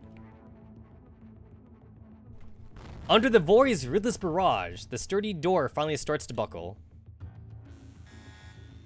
Just then, the alarm of the train suddenly blares in warning. Encouraged by that, the Vori double down and fire with even more gusto. It's open! With a soft splitting noise, the tightly shut door suddenly opens a crack. Nikolai draws his pistol and charges in with 3 other Vori. We're going in too. Daniel pushes Babaluba's wheelchair and follows suit with a few other subordinates. Carriage FL2, Intercontinental Railway Train Future. Take another shot, boys. The Vori pour into the carriage. With all the lights off, the carriage is shrouded in darkness. Using the dim lights coming from outside the window, Nikolai squints and peers around. Be careful. Right. Where is your grand strategy GFL game playing as William, leading parodies to take over Europe? Yo! I could totally see GFL like being an RTS as well though, to be fair. Cause like, we have like different factions. So it's like, we could have like an SF faction, we could have like Griffin and Carragher, we could have Paradias, and we could have KCCO. Like, I could definitely see it like as an RTS. Yep, more shots, man. More shots. Keep drinking. Keep drinking. Mr. Nikolai, do you smell something? Smell? I'm not noticing any smell. You? Me neither. The carriage is devoid of passengers and dolls. The open safe is also empty. If this train is a mountain of treasure, then right now this carriage is the most barren part of the mountain. Daniel's brow furrows. Look over there. Daniel directs everyone's attention to the center of the carriage. The Vori, who has been assigned to guard the carriage, are now bound and on their knees. Blindfolded and gagged, they yammer unintelligibly. Nikolai rushes up and tears off one of the Vori's gags, and the Vori immediately cries out. It's a trap! I knew it! I knew he was gonna say that. It was so obvious. It was so obvious that that's what he was gonna say. Watch out! Ooh, smokescreen. Okay, so like, I'm a little bit torn on like special effects that like go on top of like dialogue boxes. Like, on one hand, it's kind of cool, but on the other hand, I do think it's kind of unnecessary. I only say that because I played like a lot of RPGs in the past where like they always think, I feel like devs always think they're being like cute or cutting edge whenever they have like the foreground like cover up the dialogue box. But sometimes I can't read the dialogue box though. There was one RPG I played. It's not a mainstream RPG. It was just kind of like a generic JRPG or whatever like that. But it was a forest though. It was like a forested dungeon area. And literally the tree foreground was covering up like 30% of the dialogue box. And sometimes when like I was reading the character dialogue, like I literally could not read some of the dialogue. So like I kind of had to use like the context clues to kind of figure out like what they were saying. And like, to be fair, in lore, like it's not like the characters couldn't hear each other. Like they could hear each other. So it's not like you could use that as an excuse, right? Like, oh, like you can't read it because the characters can't hear each other. It's like, nope, that's not an excuse because they could talk to each other just fine. So I could only assume that the devs, they put the foreground trees in the front of the dialogue box because they thought they were trying to be like cute or something. And I was like, nope, you're not being cute at all. You're just being really annoying. Like, don't do that next time. Just keep everything behind the dialogue box. The dialogue box should be the first thing in the front so I can actually read what's going on. It would happen a lot of times too. And again, it's okay if it's like for small effects though. Like, I'm okay with the smoke screen. That one was fine. Rain too. Like, I've seen some RPGs like where like it's raining and like the rain goes in front of the dialogue box or something. Like, that's okay too. That's okay. But when you have like a constant PNG file in front of the dialogue box, that's where I draw the line. Even if like you're trying to do like a cheeky joke where like the characters break the fourth wall, I still think it's really annoying.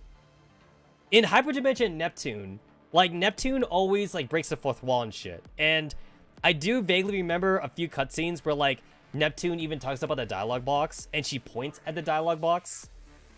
Now that's fine though because like Neptune never covers it up. But like I've seen Deadpool do that though. Even though it's part of the game. Like for Deadpool games, it's part of the game where like he covers the dialogue box and shit. But I still think it's annoying. Just don't do that, games. Alright? Devs, don't do that. You're not being cute.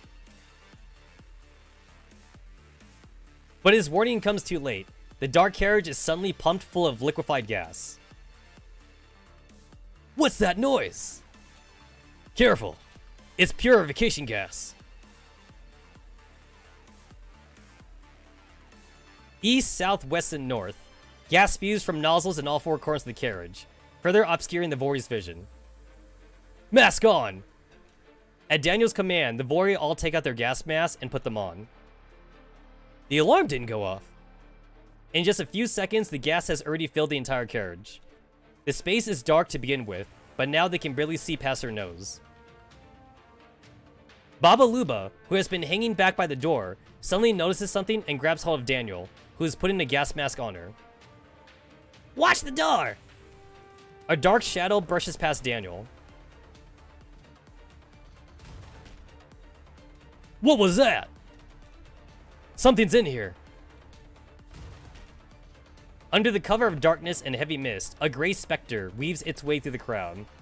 In spite of Baba Luba's order, the Vori are too disorientated to respond in time. The man blocking the specter's way instantly loses consciousness and hits the floor heavily. In the center of the carriage, Nikolai suddenly feels a chair behind his back. When he swivels around, he catches sight of the specter, who has made her way around Babaluba. Babaluba, still busy scanning the carriage, is completely oblivious to the fact that the target she is searching for is right next to her. Daniel, behind you! Get her! Shoot!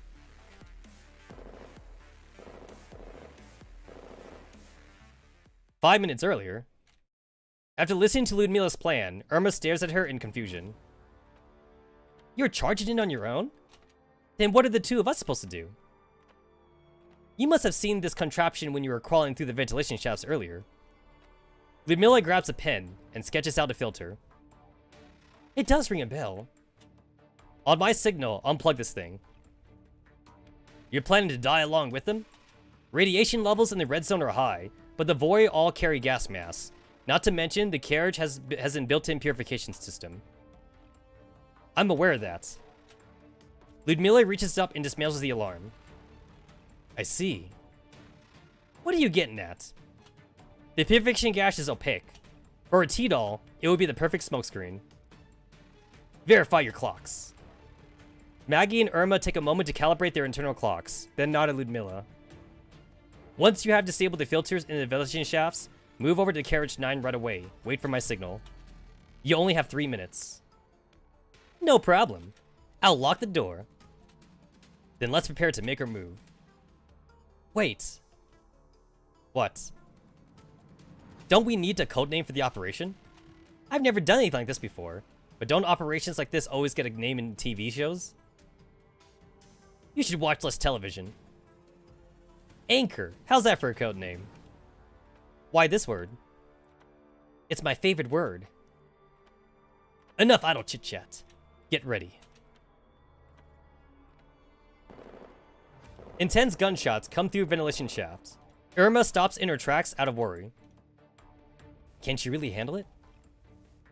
She originally has attack points 530,000, but we're giving her a debuff, so now it's only 430,000.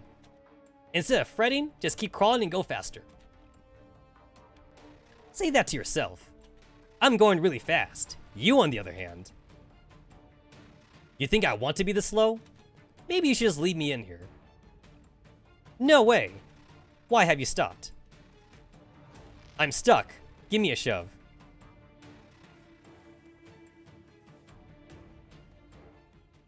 Carriage FO9, Intercontinental Railroad Train Future. Take another shot. We drinking, boys. The sentry droid topples over.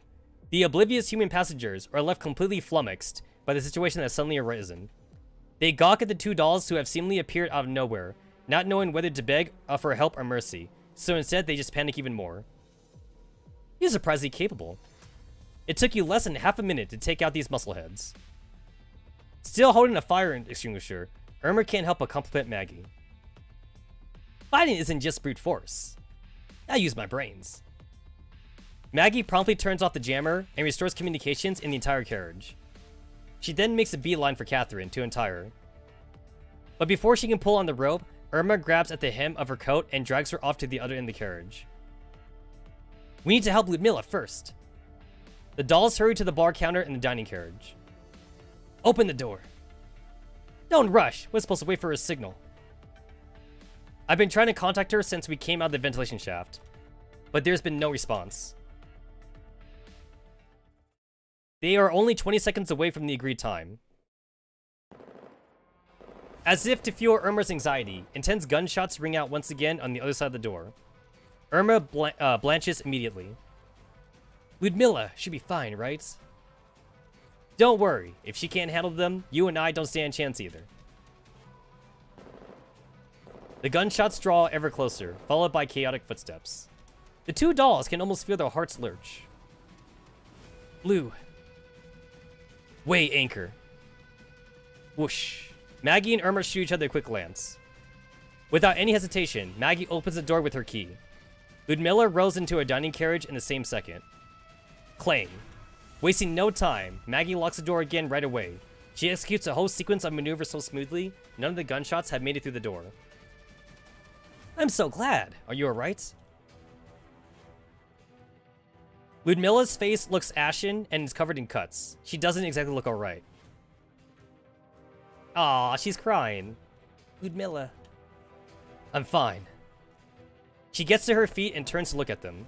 Relief and exhaustion weigh up all at once, leaving the 3 dolls a little lightheaded. Untie the dolls. The operation isn't over yet, and we need their help. I've only immobilized some of the Vori. They will regroup and come after us again soon enough. Maggie heads over to Catherine and Pavel, releasing them from their restraints. Phew. Irma, still buzzing with excitement, remains rooted at the spot. Ludmilla! Ludmilla turns to give Irma a quizzical look. You would kill to see that animated? Same here. Same here. It's too bad the Girls Frontline, like, real anime, like, was bad. It's like, at this point, they should just stick to the healing chapter. Because the healing chapter doesn't have to be canon. And also, we got Sopmod Jr. And Sopmod Jr. is adorable. It's like, if they ever do a Girls Frontline anime again, then they better make it just game canon. Don't try, like, follow, like, the manga storyline. And, like, I didn't really like the main character either. And, like, this is coming from someone that did read the manga as well. Like, I gave the manga a try, and, like, it just doesn't have the same feel as the game does. The story is different enough that, like, it has a different feel to it. It's like, I do understand, like, why they wanted to go for the manga storyline in the first place, though. Because, like, there's multiple commanders. It's not just, like, a singular commander. But I think for the way that the game story works, though, they should have gone for the game story. But I can say that for, like, most gacha animes, though. A lot of gacha animes tend to fall flat. The Konko anime, the Asia Lane anime, like, a lot of these animes that are based on gachas, they tend to fall flat because, like, they try to do something different when all they should have done was just follow the game itself. And then, like, if they want to add fan service scenes, I'm fine. I'm fine with that. But, like, don't try to change the story, though. Like, don't try to change, like, the lore aspect that much. When you achieve victory in these kind of operations, don't you do anything to celebrate? It's not written in the rules, but sometimes we hug each other. Then, Irma opens her arms. Ludmilla freezes in shock. She doesn't quite know how to react. Amused, Irma grins and starts striding towards her. Congratulations on the great success of Operation Anchor.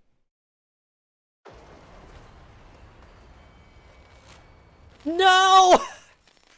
The hug! The hug! No, I got baited. I got jebaited. How dare you? How dare you, Yuzong? I want my hug. I want my hug, damn it. Irma's exhilarated grin suddenly freezes. Even the anime director for the AL anime is confused about the anime. I do know that for the Girls Frontline anime, Yuzong, like, didn't really, like, oversee it that much. Like, Yuzong gave the okay and shit, but, like, it was mostly handled, like, by Japanese directors, and, like, Yuzong basically kind of, like, he kind of, like, trusted them to, like, for them to, like, know what they were doing, but it almost looked like they didn't even know what kind of anime they wanted to make, basically. So, next time, let's just do the healing chapter. I want healing chapter season 3, basically. Just keep it non-canon. Like, if you're gonna go for something like that, might as well just do a non-canon anime.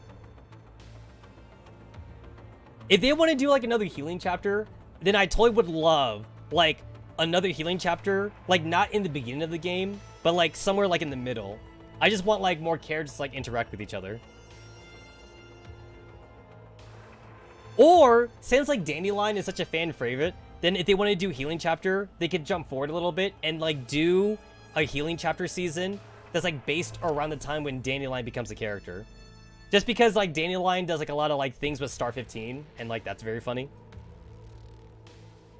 We also didn't get Team Defy in, like, Healing Chapter. Healing Chapter was mostly directed around Team 404 and Anti-Rain. So I definitely would like to see more teams in a Healing Chapter series. And since we got Sopmod Jr. in Healing Chapter Season 2, it's like, I would definitely love to see, like, more chibi characters or more, like, offshooted characters.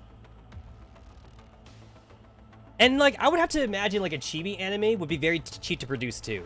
Like, to make a real anime costs money.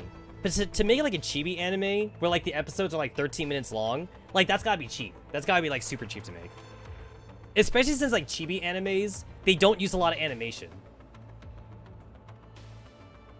She isn't walking on stairs, but her foot is suspended in midair, unable to find the ground. She looks down at her suspended leg in surprise. In her befuddlement, she watches as an alarmed Ludmilla reaches out to her. Ludmilla seems to be shouting something, but her voice is drowned out by a deafening noise, and Irma cannot hear a single word. What?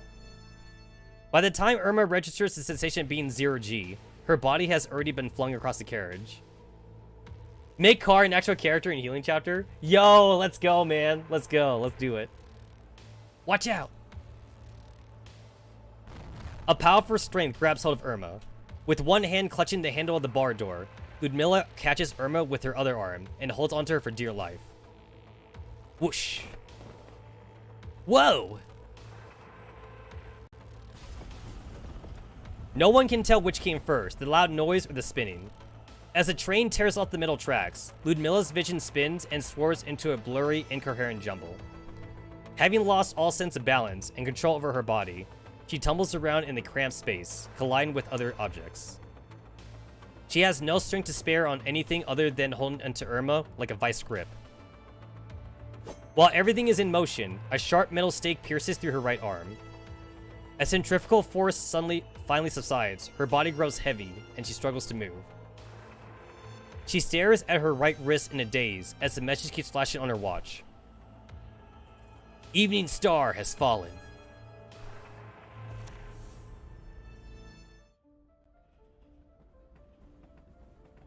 Hey! It's Train Girl.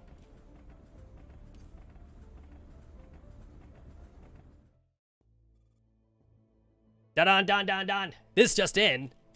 The signal of Moscow Berlin Intercontinental Railway Service EN 44013M has suddenly disappeared after it departed from Warsaw at 1850 local time. That's 6:50. I had to translate that in my head. That's 6:50 p.m. The Ministry of Transportation has issued instructions to enforce traffic control on the whole line until further notice. A hand operating the remote control changes the channel. Hey, it's Shadowless! Oh, she looks kind of sad. You haven't been the same since your brother died, huh? You know what? I'm still disappointed that, like, Light died. Because, like, I still feel like it would have been, like, a great, like, plot twist for, like, Light to say yes to like, Mrs. Grey to, like, join Paradias or something. Okay, like, the way that the scenario was playing in my head, it's like he would have said yes. Then, like, he would have been, like, a male Naito. He would have been, like, the first male Naito. And, obviously, like, Paradias would try to brainwash him. But then, like, there would be, like, a small piece of light, like, somewhere in his subconscious, though. And, like, he could be kind of like a double agent or something. So, like, every time that, like, you know, like, the commander's doing something or whatever, and, like, if it's, like, Light's crew that's attacking him, Light could, like... Light would have, like, a split personality then. Light would have, like, a Paradias personality, and then he would have his own personality. And they would, like, fight for control of the body. And then, like, whenever, like, it's in Light personality, he would help the commander. Like, he would tell his soldiers to ease off a bit, or he would kill soldiers himself or something. And then the commander would be like, huh, it's easier than usual for some reason. And then, like, maybe Light could send him messages or some shit. At least until, like, the Paradias personality takes over again. That's what I was thinking. That's where I was thinking, like, the game could have gone. Instead, though, like, Light wanted to be a badass, and he was all like, up yours, Mrs. Grey. And then, like, he, like, used himself as bait, so that way, like, AK could, like, you know, like, punch her and shit like that. I'm still sad. I'm still sad that he died. He basically died, like, just as soon as we got to know him. And then, like, the final cutscene for that was, like, Shadowless is his fucking grave. And I'm like, oh, that's pretty sad. That's super sad. She's at the fucking grave. And that was supposed to be, like, her character arc, too. Like, Shadowless was all like, oh, like, why are you, like, basically, like, a stick cop, like our parents were? Like, that's why our parents were dead. You know, like, you're following in their footsteps. But Light was all like, I wanted to be a hero. I wanted to save people and whatever. And then he died for it. So whatever. Shaolis is here. She looks pretty sad. This is Shaolis. Here with some breaking news.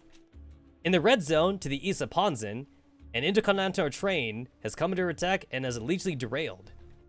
Contact with the Intercontinental Railway Service is currently lost.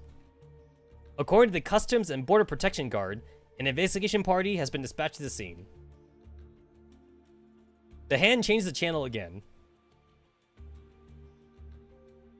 Breaking news! An explosion has occurred between Warsaw and Ponzin on the Siberian Lifeline, transversing the red zone. Casualties currently unknown. The local railway company analysis attributes the incident to either extreme weather conditions or human error. This could be the most serious incident concerning the Siberian Lifeline since a Ponzin train accident in 2062. Hey, that's like 40 years. That's 39 years from now.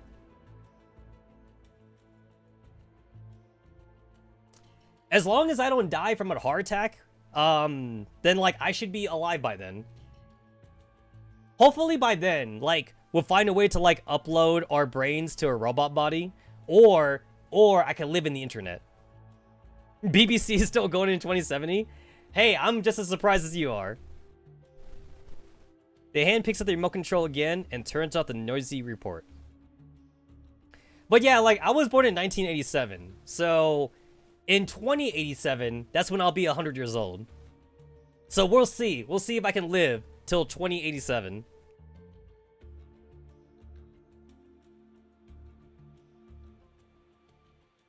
The room, lit only by the television, is engulfed in darkness. So by 2070, like I'll be fucking 90. I'll be in my 90s by 2070. Temporary command post, Berlin, Germany. The person obscured by the dark takes a deep breath. The two dolls standing to the side immediately step forward. They look proud and regal, with a perfect salute and newly modified bodies. Hey, it's Car! Commander, we wait further directives. What's the progress in our recovery? Hey, Lee Einfeld. So, I have Car Digimine. I don't have Lee Digimine because I ran out of memory fragments. So, I gotta get more memory fragments before I can get Lee upgraded. With Miss Persica's help, we have recovered 15% of our total strength. Oh, speaking of Persica, you know what I just found out? I just found out that, like, Persicaria is actually, like, the real name, but for some reason, like, English is weird. So, like, in the initial translation, when they were making the game, like, they accidentally called Persicaria Persica, and, like, the name just kind of stuck. But it's never Persica, though. It's actually Persicaria. So, Project Neurocloud is right. So, Project Neurocloud uses the name Persicaria. But in Girls Frontline, though, we're still using the word Persica. But they should have changed it to just be Persicaria by now. But I guess maybe, like, it's been too long, though. So I guess they don't want to change it. You had to leave some of them on mod 2 because of frags. For me, it's all or nothing. For me, like, I go to mod 3 just because, like, to be fair, like, I could kind of afford it because I have an old account. So I legitimately have all the mods. So the only mod I'm missing right now is Lee, because, like, I have everyone else then. Including, like, the weak 2 stars that, like, are bad Digimons. So I feel like I could just get everyone to mod 3 and just slowly work my way up to Lee then. I think I have enough right now to get Lee to mod 2. I mean, right now she's unmodded because, like I said, like, I go all or nothing. So right now she's unmodded, but, like, once I get enough to mod 3 her, I'll mod 3 her. It's like, I feel like I'm safe to do that only because, like, we get, like, a good amount of time in between Digimon batches that, like, I feel like I don't have to, like, really, like, try and save up that much. I kind of, like, save up, like, naturally anyway. Before we got this mod batch, I was literally sitting on, like, 11,000 mod fragments. Like, I was over cap because the cap is 9,999. So, like, basically there was enough time between batches that, like, I was over cap. So I feel like I'll have enough time again between batches just to get everyone to mod 3. I mean, thankfully, we get memory fragments from, like, the forward base camp. So, like, I feel like that helps out a lot then. It's not just through, the data simulation. You also get it through the forward base camp. And then you also get it through, like, random missions, too. For memory fragments. Like, random event missions. I noticed that, like, even seasonal event missions, you get, like, on average, like, maybe, like, 300 or, like, 500, like, for seasonal events. So, that adds up. That kind of adds up in the long run. Speaking of memory fragments, I am noticing, too, like, the large difference in, like, how memory fragments are done via, like, games. In Project NeuroCloud, you could just straight up, like, just buy memory fragments. And then, like, in this game, you just have to, like, kind of farm for it, and the memory fragments are more generalized. And then, like, in Project NeuroCloud, you have two different kinds. You have, like, the generalized fragments, which you exchange for personal fragments, and then you have the personal fragments. And the personal fragments are what you use for the actual girls. You got PPK and Lee both in Mod 2, waiting for more frags. The commander taps the armrest in the chair lightly, as they gaze wordlessly at their screen. It is displaying a message that they don't know what to make of. Morning star has fallen. Evening star has fallen. Okay, so like... this is technically a spoiler? Since, like, yeah, this is technically a spoiler, since, like, we kind of had, like, the events, like, backwards and shit. I don't think we have a reason why they're backwards, but, like, if I were to make an educated guess, I guess maybe they weren't done with the translation. Because that's talking about the Scar Sisters, right? Isn't that the Scar Sisters? So I'm just going to assume that, like, maybe they just, like, didn't, like, have the translation finished. So they were all like, hey, like, how about we just give them, like, the other event first? And then, like, we'll give them, like, longitudinal strains afterwards. So we got, like, Eclipse and Sorrows, like, first. When Eclipse and Sorrows is supposed to be second, or whatever. You considering a Suomi mod dupe later? I have a, for mods, I have a 416 dupe mod, I have a G11 dupe mod, and then I have a Coleco. I have a Coleco dupe mod. I think it's just those three. I think those are the only 3 dupe mods I have. Or M9A15 or whatever, since they couldn't use the word Coleco for the EN game. Because of copyright trademark! I think there's, like, at least 30 or 50 guns that, like, have different names technically, just because of copyrights. The Chinese version can use them, but we can't use them. The future, Incontinentary service. Under attack by unknown armed forces. Midnight Star, requesting support. Coordinates, latitude 52, longitude 19. Something has gone wrong with Operation Eclipse. I'm ordering you two to enter the red zone. Support Midnight Star and link up with Grand Duke. Hey! Operation Eclipse! Just like the event name. Eclipse and Sorrows. Eclipse and Sorrows. Yes, Commander. Yo, like, holy crap, like, you know what? I feel like the coffee cup, like, really, like, it sets the ensemble for her. But the hood is amazing. Like, I fucking love the hood. I am a cape and hood kind of guy. I love characters with capes and hoods.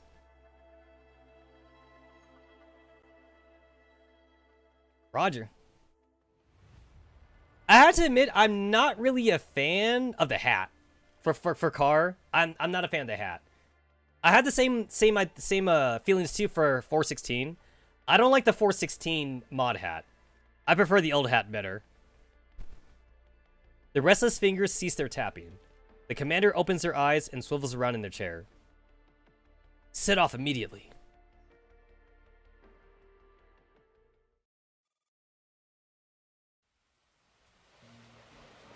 Moisture fills her nostrils. Are these tears? You know what? Like, I want to see Marlo again.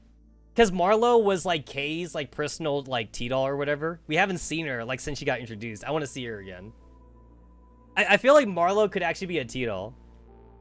Like, for the commander to use or something. Like, maybe, like, Kay would work together with the commander again, and he'd be like, oh, here's Marlo, you get to bar her. And then, like, then we could, like, gacha her, or whatever. Not to mention that, like, it would be interesting to have Marlo as a T-doll, because Marlo is technically a civilian doll. But, like, she was illegally modded, though. Can you have NeuroCloud 416 beanie?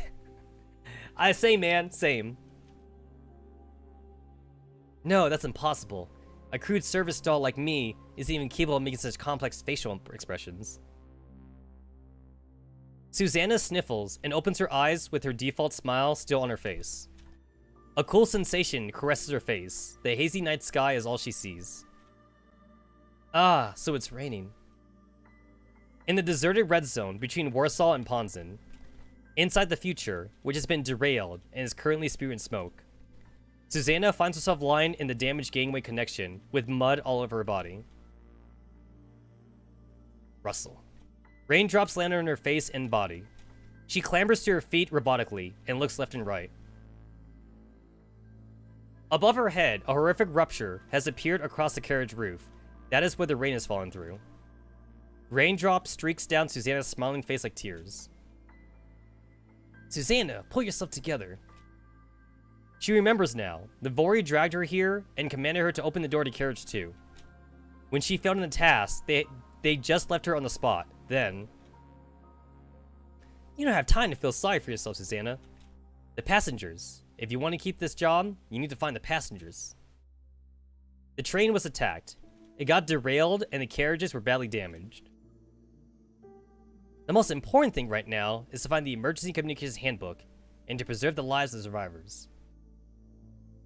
I'm really interested in, like, T-doll specific stories like this, because in Project NeuroCloud, that's all we get. In Project NeuroCloud, we get, like, very specific T-doll stories, and, like, we especially get stories about T-dolls that, like, were not in the army. Not in the army, but just civilian dolls, and whatever like that. And, like, the differences between, like, how some T-dolls had their freedom, and other T-dolls are, like, how technically they're slaves. Like, that's very interesting to me, and PNC gives me a lot of that.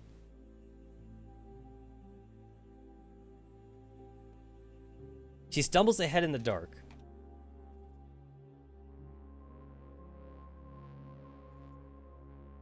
One thing that's actually kind of cool about PNZ, I remember, or rather not PNZ, but rather like the lore of Girls Frontline. So like, this was in Maghilda's character story in PNC. So, like, for T-dolls, at least in general, or cyborgs, for cyborgs and T-dolls, they actually do let women and men box in the same ring together. And, like, I don't just mean, like, in the legal boxing. Like, in legal boxing, like, men and women are allowed to fight each other. Even though women are usually, like biologically weaker than men. When it comes to, like, the T-dolls and the cyborg thing, they do let them fight each other. So, Maghilda is a T-doll, or technically she's a civilian doll, but Maghilda is a robot girl, basically, and she's in the same ring as, like, guy robots and cyborg people and whatever. Because I guess in Girls Frontline universe, if you're a human cyborg, you get counted as technically a T-doll, just because, like, of how souped up you are. And then, like, you kind of get the best of both worlds because, like, you're treated as a human, but, like, you don't get the baggages of being treated as a robot like T-dolls do. But, like, obviously it's super expensive to make yourself into a cyborg. But yeah, Maghilda was technically a slave in her life before, like, she got picked up by, like, Ultimate Life or whatever, or 42 Labs, I mean. But yeah, she was fighting guy robots, though, even though she's a girl T-doll. And I guess it's just because T-dolls technically don't have a gender. It's more like what their outside body looks like. So even though you would call most of these T-dolls women, they are robots in the end. So I guess they don't have the biological thing about, like, women being weaker than guys are. And also they're robots, so of course they're stronger than humans. Hey, take a shot. Intercontinental Railway Train Future.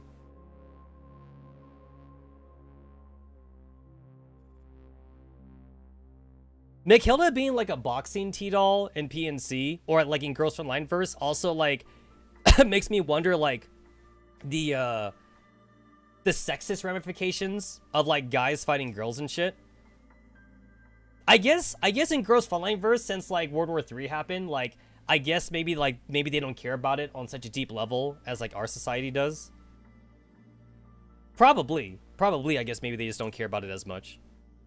Even if it is a robot or a cyborg or whatever, like it's still like the outside appearance, you know?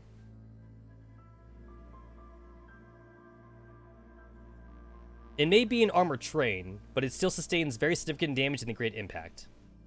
No human could possibly have survived this mangled carriage. Susanna fights to suppress the wave of helplessness, and trudges forward with great difficulty. The ceaseless rain falls through the gaps in the roof, glimmering faintly in the dark carriage. The heavily damaged carriage FL0, Inca Railway Train Future. Take another shot. No survivors in here either?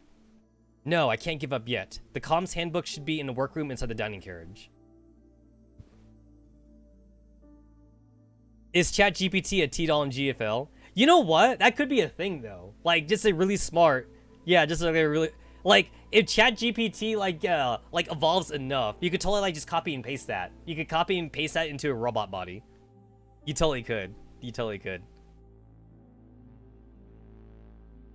Honestly, when you think about it, like ChatGPT could totally also be like integrated like in smart homes.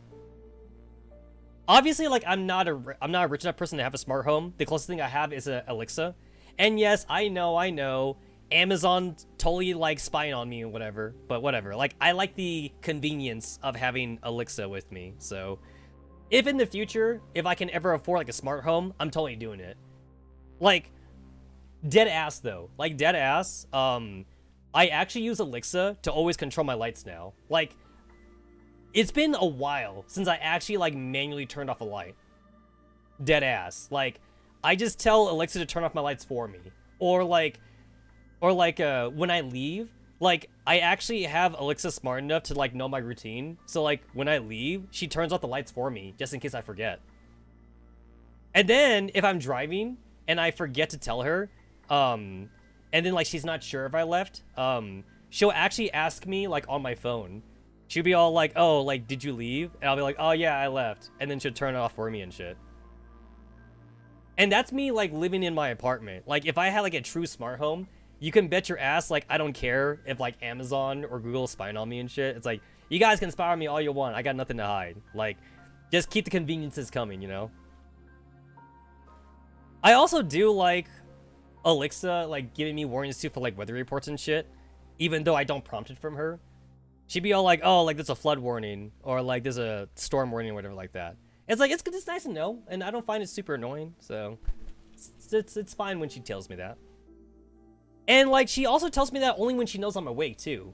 Like she doesn't disturb my sleep. She only tells me when she's sure I'm awake, which is kind of creepy when you think about it, but like I kind of don't care at the same time. So probably like the oddest thing for me for Alexa is that obviously like it's just like a box or whatever. It's not like a robot waifu, but like sometimes like when I'm done talking to Alexa, she does not end the conversation with me.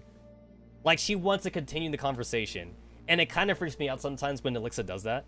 Like Alexa legit asks me sometimes after I'm done asking her about like traffic or like about the weather, because I do ask her that sometimes. Sometimes I ask her about the weather. Alexa be all like, would you like to play a game? And I'm like, what? And then Alexa be like, I have Jeopardy installed. Do you want to play Jeopardy? And I'm like, no. And then she's like, oh, okay. When you want to play though, just ask me. And I'm like, okay. Like, sometimes it freaks me out because like, and I know that Amazon does advertise that like your personal Alexa, like it does learn your routines and it does like learn like what your habits are and shit. But like, it does kind of freak me out that like sometime in the future, maybe I can get like an actual T-doll waifu, you know? Like my own Amazon T-doll waifu will like fucking learn like what I like and shit, you know? She'll be all like, oh, like, Master, I noticed that you downloaded like a multiplayer Steam game. Would you like to play together? And I'll be all like, hell yeah. Fucking hell yeah. Like, I remember Deer. Like, Deer in GFL, he does play games with his T-Dolls, by the way. Because, like, Deer has, like, the same model as G11. And his G11 plays, like, first-person shooter games with him and shit. That's what I want. Like, dead ass. That's what I would totally want. Like, I would so pay, like, $1,000 for, like, a robot waifu to play video games with me and shit. I'd still do that. Yo, can you imagine in the future where, like, streamers, like, are actually playing multiplayer games with, like, their robot servers and shit? It's like, alright, guys, I'm playing Mario Party, like, 13. And I'm gonna play Mario Party 13 with, like, with my fucking T-Doll waifu. That could totally be a thing in the future, man. I'm waiting. I'm waiting for that to be a thing. T-Dolls be playing Minesweeper in their internal systems when they're bored. Yo, DBC Dragon Ball Z Abridged did that as a joke with Piccolo. Because Nail, when like he was inside Piccolo's brain, he found a way to like download apps through like Piccolo's antennae, and he downloaded Minesweeper. So like he actually was playing Minesweeper. He's like, bro, I'm bored and I played the shit out of Minesweeper. And Piccolo's all like, I have apps? You could download shit? You know what? Other than Minesweeper, Solitaire too. Like Minesweeper, Solitaire, Space Pinball from like the old Windows, Windows operating systems and shit. Yeah, like a T-Doll could play like a bunch of like classic games in their brain and shit, you know? Some good old single player crap. Honestly, like legit though, in the future, like if you're like a gamer and like you want your robot waifu or husbando in the future to like get to know you, then like probably legit you could just tell your robot servant, be all like, hey, like I'm a gamer, so like could you like fast forward yourself playing like a bunch of games so you can understand me and shit? Because imagine like they would download like, I don't know, like fucking Final Fantasy X, right? Like your robot servant downloads Final Fantasy X like in their brain and they just play it. And since they have access to like the main data, so like they would just play the RPG in their brain for like an hour, and then like they'd finish the game in an hour, you know? It'd be like, all right, master, I have just played through all the Final Fantasy games, so now I can play the MMO with you, and I can understand all the references, or some shit like that, you know? Dead ass though, like, I totally would like use my servant to play MMOs with me. Honestly, that might even just be normal in the future too. Like, everyone's gonna have like their servant play like video games with them and shit, and then like fucking MMO devs would have to like factor that in. It's like, alright, everyone's gonna be like in a two-man party when they start the game because they're always gonna have their robot servant with them. Like, no one's gonna solo the game basically. So we don't need to balance the game around solo players. We only need to balance around 2 players then. And then eventually like they would make friends and then they would like join a guild or something.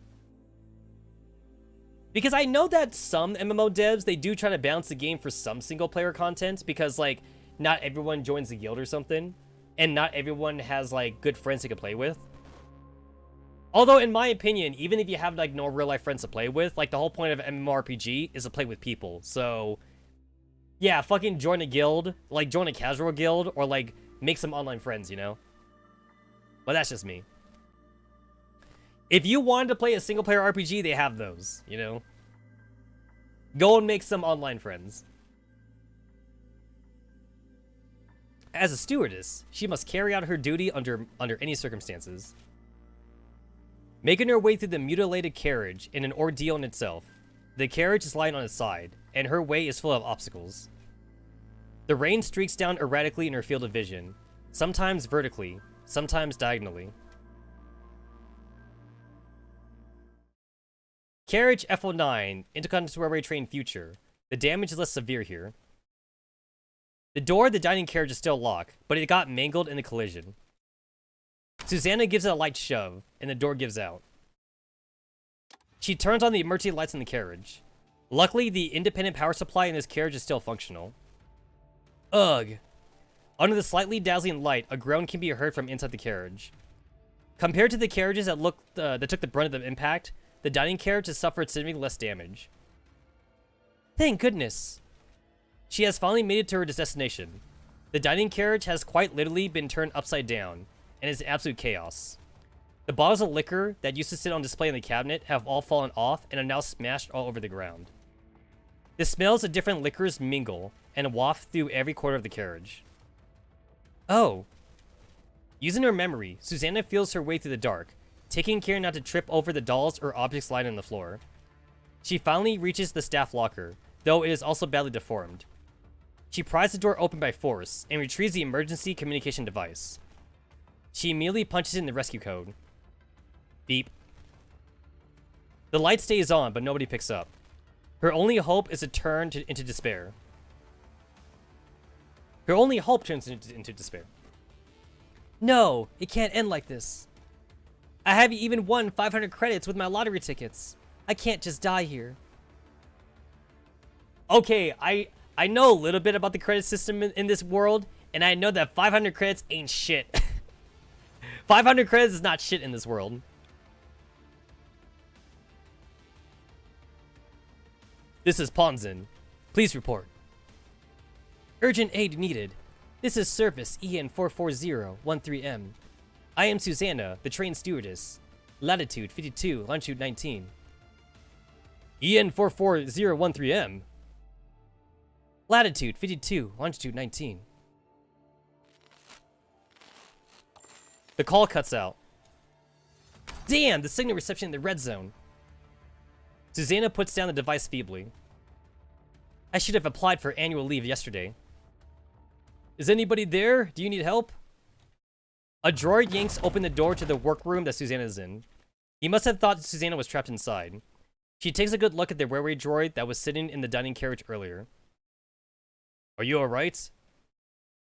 You couldn't have come in a better time. Help me find the emergency kits. Okay.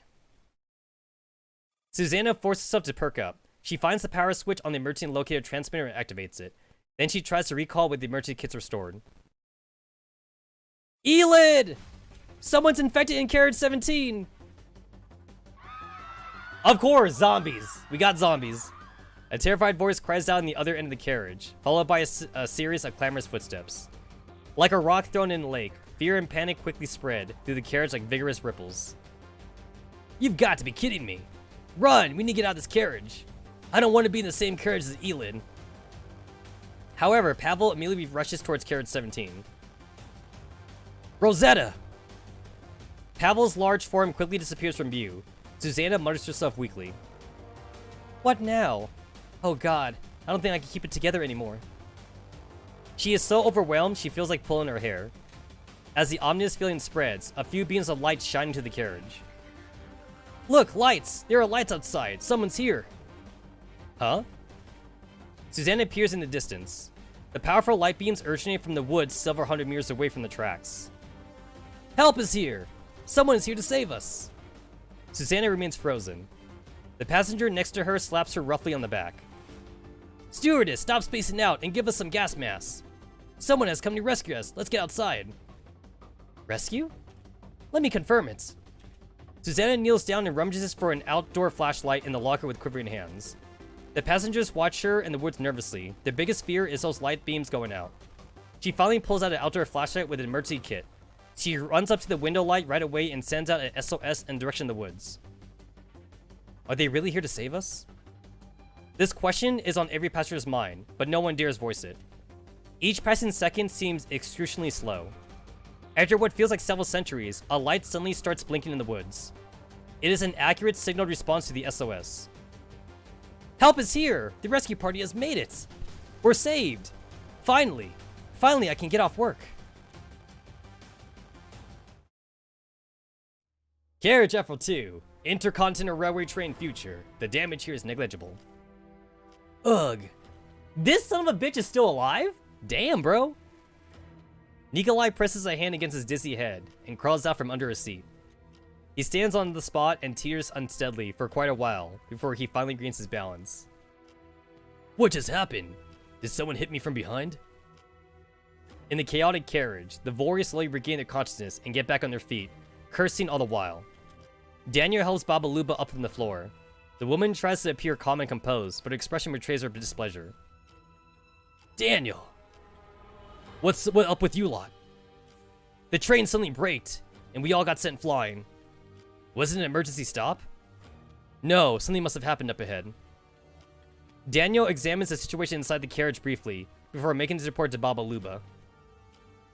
This carriage was built to be sturdy, so we haven't taken any serious casualties. But we do have a serious problem. We can't contact our brothers outside. Not only that, I just took a look. The carriage ahead is completely wrecked, and the interior is exposed to the air in the red zone. The purifier in this carriage has also stopped working since the power got cut.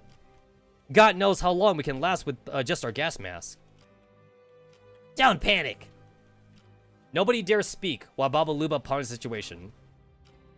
The communicator suddenly comes to life. Answer it. Daniel nods and picks up the call. Yes? Cygnus sends his regards. Baba Luba tightens her grip on the communicator. Her tone has suddenly grown more menacing. So it's you. If memory serves, we have worked with each other many times before. You were once the Vori's closest friends.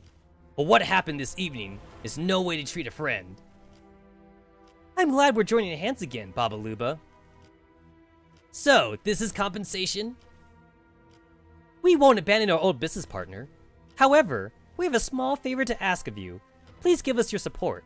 Just us. You have always done in the last few years. Baba Luba's eyes narrow. It's all for the sake of the Neo-Soviet Union's future.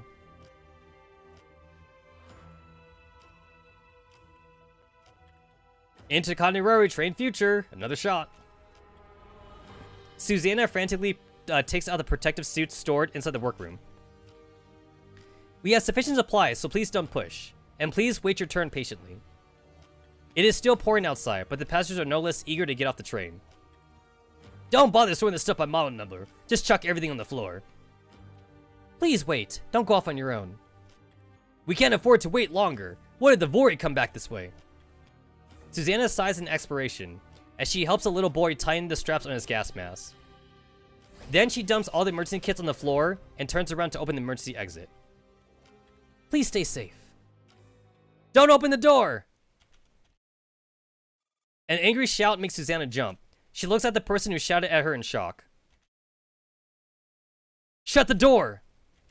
But in the short period of time, a woman has already jumped out of the carriage to the emergency exit with her child in her arms. A few other passengers have also run out into the train. So anxious they are to escape, they cannot hear anything from behind them. They sprint hysterically towards the light in the woods, as though it was their last lifeline. While Susanna is still frozen in shock, more passengers surge through the exit. Several gunshots ring out. The rounds fly past Susanna's face and hit the door frame of the emergency exit. Instructor Ludmila! Close the door! This isn't a rescue! The passengers pressed up against the exit now freeze at the sound of the gunshots. Susanna silently closes the door. But everyone's gaze is still fixed longingly at the lights shining out from the woods. They can only watch as the lucky few run towards deliverance. Oh, they did! They did! Hey, we're over here! The alighted man has barely run half a mile before a sniper round hits him squarely in the forehead. His joyous smile of having survived a terrible ordeal is still frozen on his face, while his body topples backwards and rolls a few times in the mud. Oh shit! Yo, the mom and her daughter, they're dead. Yeah, the mom and kid were the first ones to jump out, right? Yep, they're dead. We see each gunshot, a survivor collapses in the mud. Fate seems to have played a terrible joke on them. First one out the door, first one to die. We have arrived at the coordinates. Executing quarantine order. Ah! Also, she's cute, so she gets away with it. When can I coalition her? Awaiting further directives. She's cute. It's okay.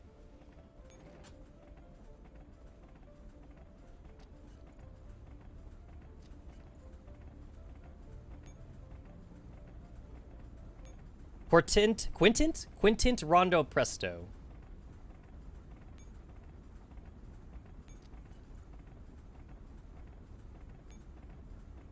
In the toilet. The toilet. Inside the Cold Express, aboard the Interrary train future. Maggie sits on one side of the table, smiling to the black figure opposite of her. Thank you, Majidawa, for subscribing. I hope you enjoy your time here. This channel, this channel is mostly about weeb shit, so as long as you're in weeb shit, you'll be fine. A king of spades lies in front of the figure, weighed down by a wine glass. This is her row. Understood. So, what will Casino Royale do about the remainder of the payment for this job? When can I expect it? Someone would take care of it. King of Spades gives Maggie a glib reply before vanishing before her eyes, just as silently as when she had arrived. In the rear carriage of Cold Express, aboard the Incarnate train future. She's back at last. Catherine sighs in relief upon seeing Maggie show up in the carriage. We have unidentified armed forces outside the train and Vori inside. The cabinet is also leaking. I hope we won't have to take a super hard job like this again. If I had known, I wouldn't have gone after Nikolai's money. Quit complaining about stuff you can't do anything about. Then why don't you say something useful? This is no longer our business now, right? Says who? We got a lot to do after this. Hold on, let's not talk about this. It's giving me a headache. Don't you think the stakes are a bit too high this time? I thought you'd be playing your usual trick on betting on both sides while they fight each other. There are times in life when you can only get one boat, after all. Then what about those armed vehicles outside? I've never seen a battle formation like that before. Well, now you know why you shouldn't accept black market jobs offering huge payments other than the ones you personally vetted. I just wanted to make some money to upgrade my body and enjoy my retirement, not mess around with this gang of people who are clearly tired of living. But the war is getting crazier and crazier. Sometimes we don't get to choose. Humans never learn their lesson.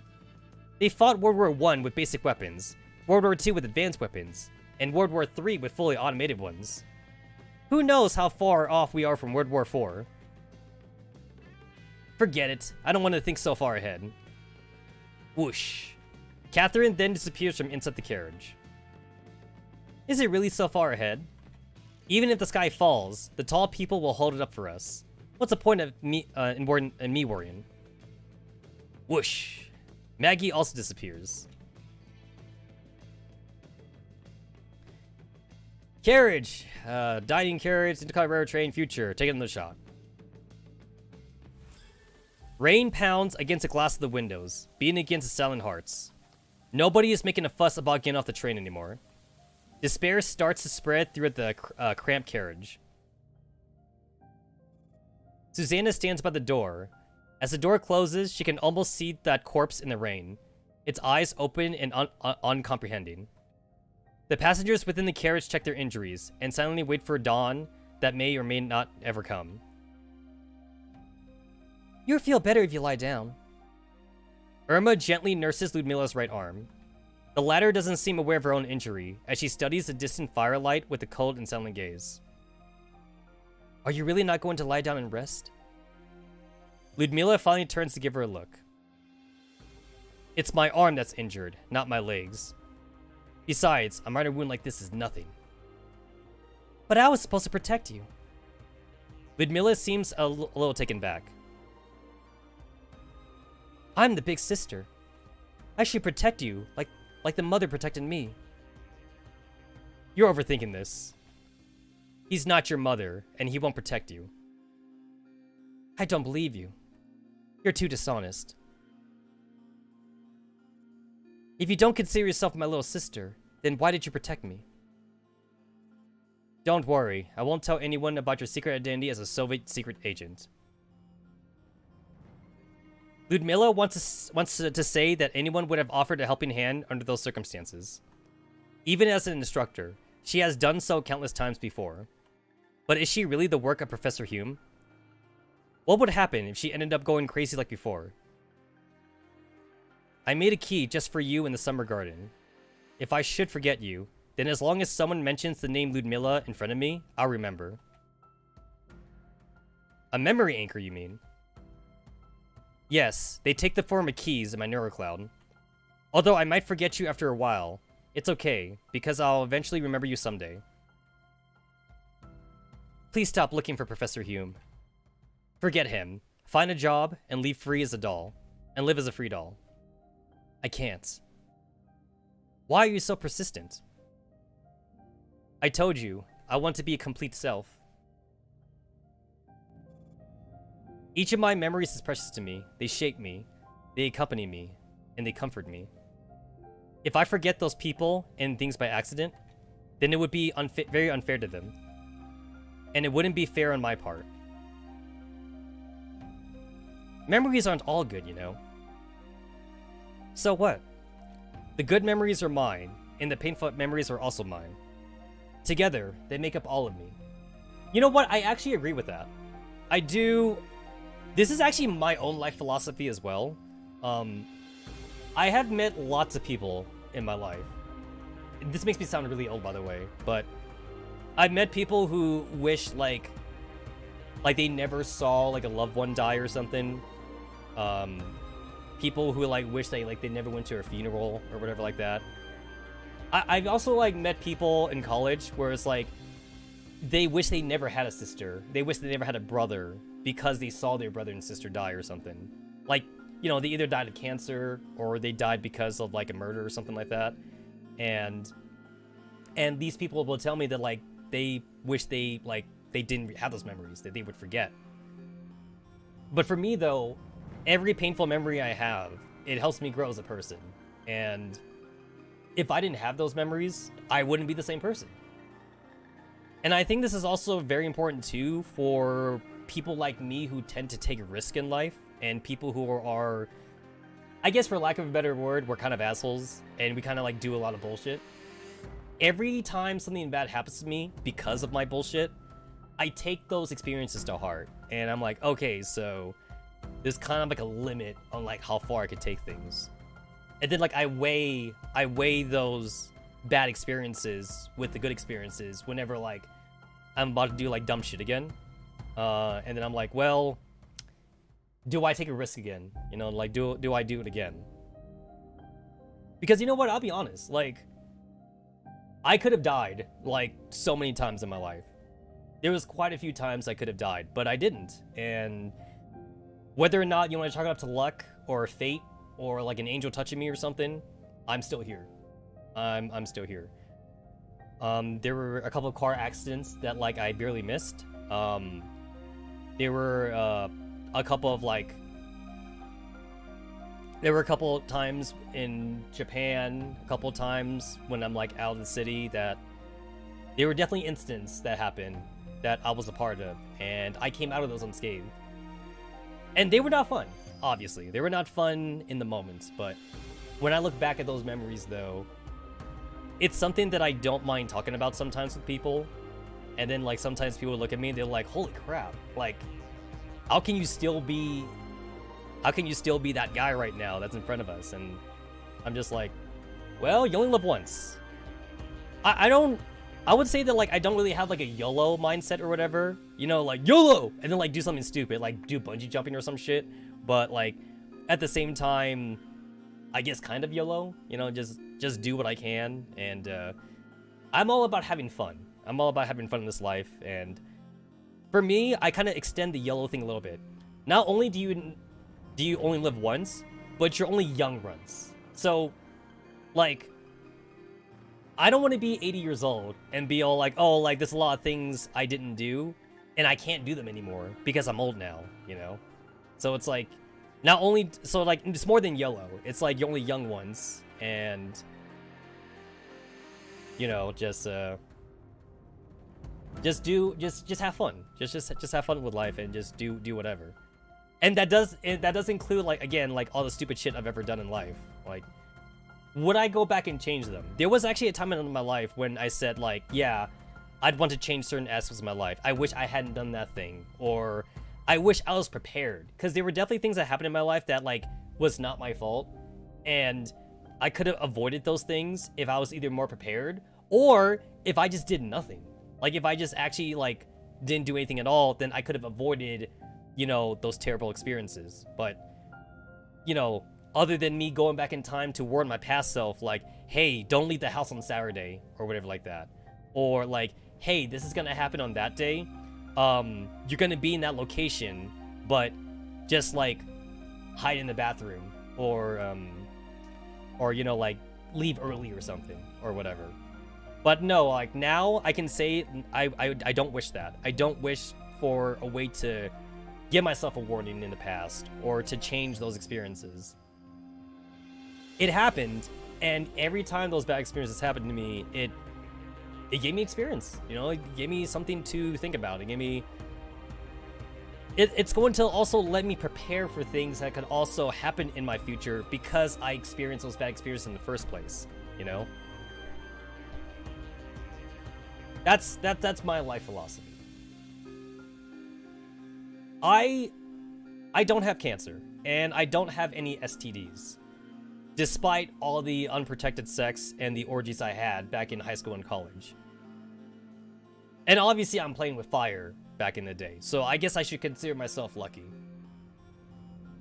And the amount of times that like I got myself in trouble in Japan when like I didn't have Taka to bail me out, oh my god, like shit, I could have gone to jail, man, sometimes, but I didn't, and again, you could consider it lucky, you could consider it like fate or whatever, but things worked out. Things definitely worked out in the end, because I have definitely pissed off a lot of people because of my habits, because of my quote-unquote half YOLO philosophy. Well, what can I say, you know, like, I'm an asshole. I'm a bitch, and I'm probably not gonna change that about myself. I do whatever I think is fun, and if that includes going to Evo and getting drunk at Evo, and like waking up at the bar, waking up at that table, and like being like, where am I? Then that counts out too. And obviously, probably not fun in the moment, but it's something I can laugh about in the future and be like, yo, I got drunk at Evo, man. I got drunk at Evo and even had like a drunken live stream, and then I proceeded to pass out of it afterwards. Well, I do remember I did have to run to the bathroom. I had to run to the bathroom when I canceled that live stream. And obviously, you guys probably don't want to see me run to that bathroom with me feeling drunk sick, so that's when I stopped the live stream. And then I ran back to my table. And like when I ran to the bathroom, I actually just straight up just ran to like the convention bathroom. Like my backpack and my stuff and my drink, it was still there at the table. And obviously someone could have stolen it from me, but like no one did. No one stole my stuff, and then I passed out. And then like even when after I woke up, no one stole my stuff, you know? And that's kind of like the trust, I guess, from being in a convention like that. It kind of reminds me too how like in Japan, I saw like this one funny picture about like I forget where it was. I think it was like a Japan train station or like a Japan like gymnasium or something. A bunch of kids, like they put their backpacks like literally like in the middle of the area, and like then they leave. They legit just leave, and there's no one watching the backpacks. Like it's not even like in a closed off area. It's an open public area. People walk by it all the time. They're walking next to the backpacks. No one steals it or whatever. And the kids come back and they just pick up their backpacks, and that's it, you know? Like, the backpacks aren't stored in a locker. They're not stored, like, in a police station or whatever. They're just out there in the open, and no one takes it. And in Japan, too, like, again, it's probably just the culture, but, like, people also, like, literally, like, leave their cell phones, like, on, like, the bench or whatever, and no one takes it. Japan legitimately has, like, a very giant, like, lost and found section, and, like, in that lost and found section, they have so many things from, like, smartphones to, like, even small things like umbrellas or, like, you know, just, like, action figures or whatever that people found in the park or whatever like that. And you can go to one of these very large lost and founds, and everything is logged in a computer, and you can get it back. Your wallet, your phone, even if it's not electronic and it's not worth a lot of money, like a necklace or whatever like that, you know? Like, they probably have it if you if you lost it somewhere in Japan, and people in Japan tend to be honest enough that like they actually bring it over to a police station or to a lost and found section, which is kind of crazy because you definitely cannot do that in America. Yo, if you lost your iPhone 10 or 11, yo, someone picking that up, they're gonna either like use it for themselves or they're gonna fucking eBay that shit. They're gonna fucking sell it, you know? Like where I work, we have a lost and found, and like if an employee finds your item, that's lucky because that means we keep it, and then like we put it in the lost and found in our office. But like a lot of times people tell us like, hey, I lost my iPhone, I lost my wallet, and like we would ask like our lost and found person, we were like, hey, like did you get any wallets today, did you get any phones today? And they'd be like, nope. And then we just have to apologize and we're like, sorry, we didn't get anything today. And it's like, unfortunately, maybe someone stole it, you know, after you lost it or dropped it or whatever.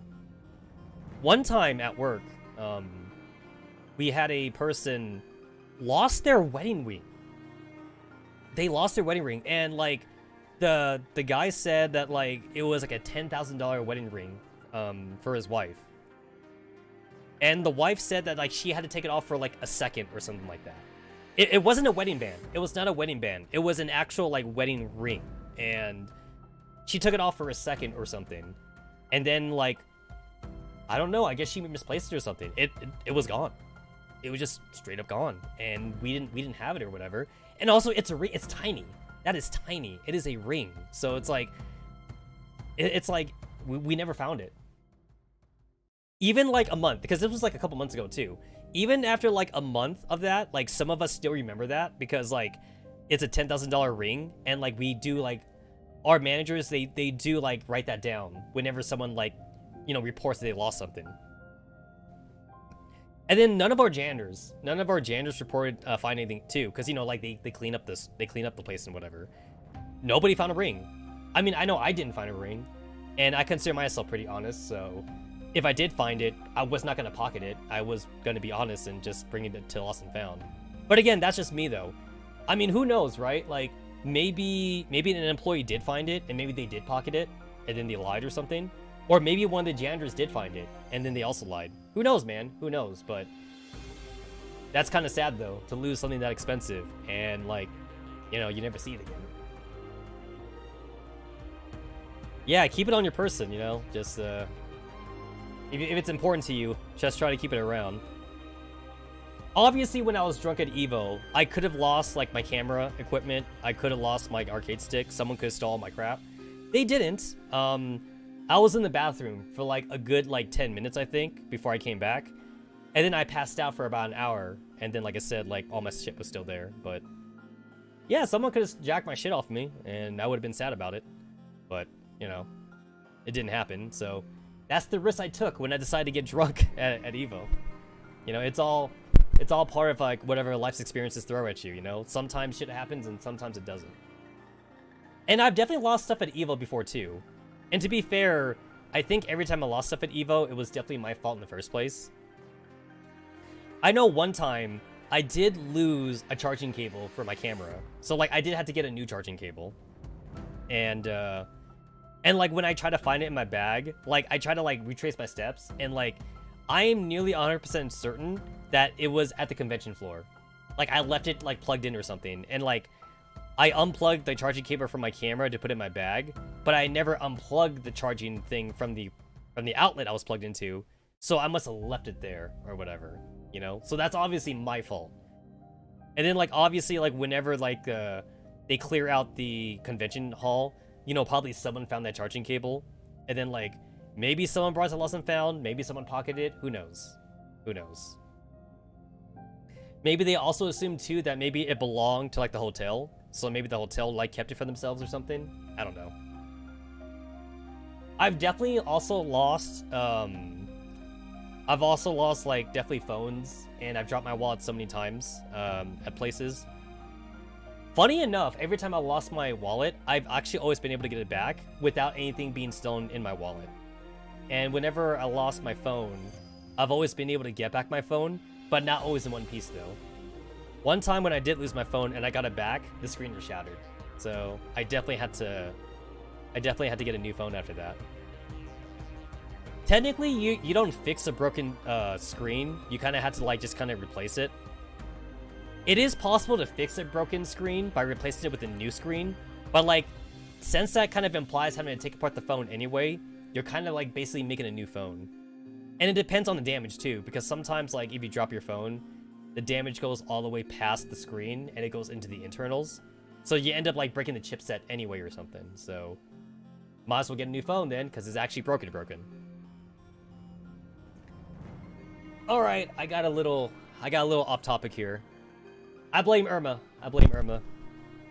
She got me thinking, man. She got me like fucking philosophizing here. And this music is so sad. This is some like deep ass music right here. You know what? This music, it kind of reminds me of like RPG music, like JRPG music that plays like during like certain scenes or whatever, where like you have two characters talking to each other and like the music is like very somber and shit. That's what this music kind of reminds me of.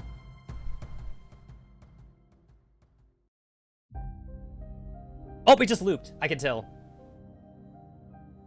There's some BGMs that don't loop that well, and some BGMs that do loop pretty well. This is one of them that doesn't loop that well. Like there's actually like an end to the song, and then it kind of replays again.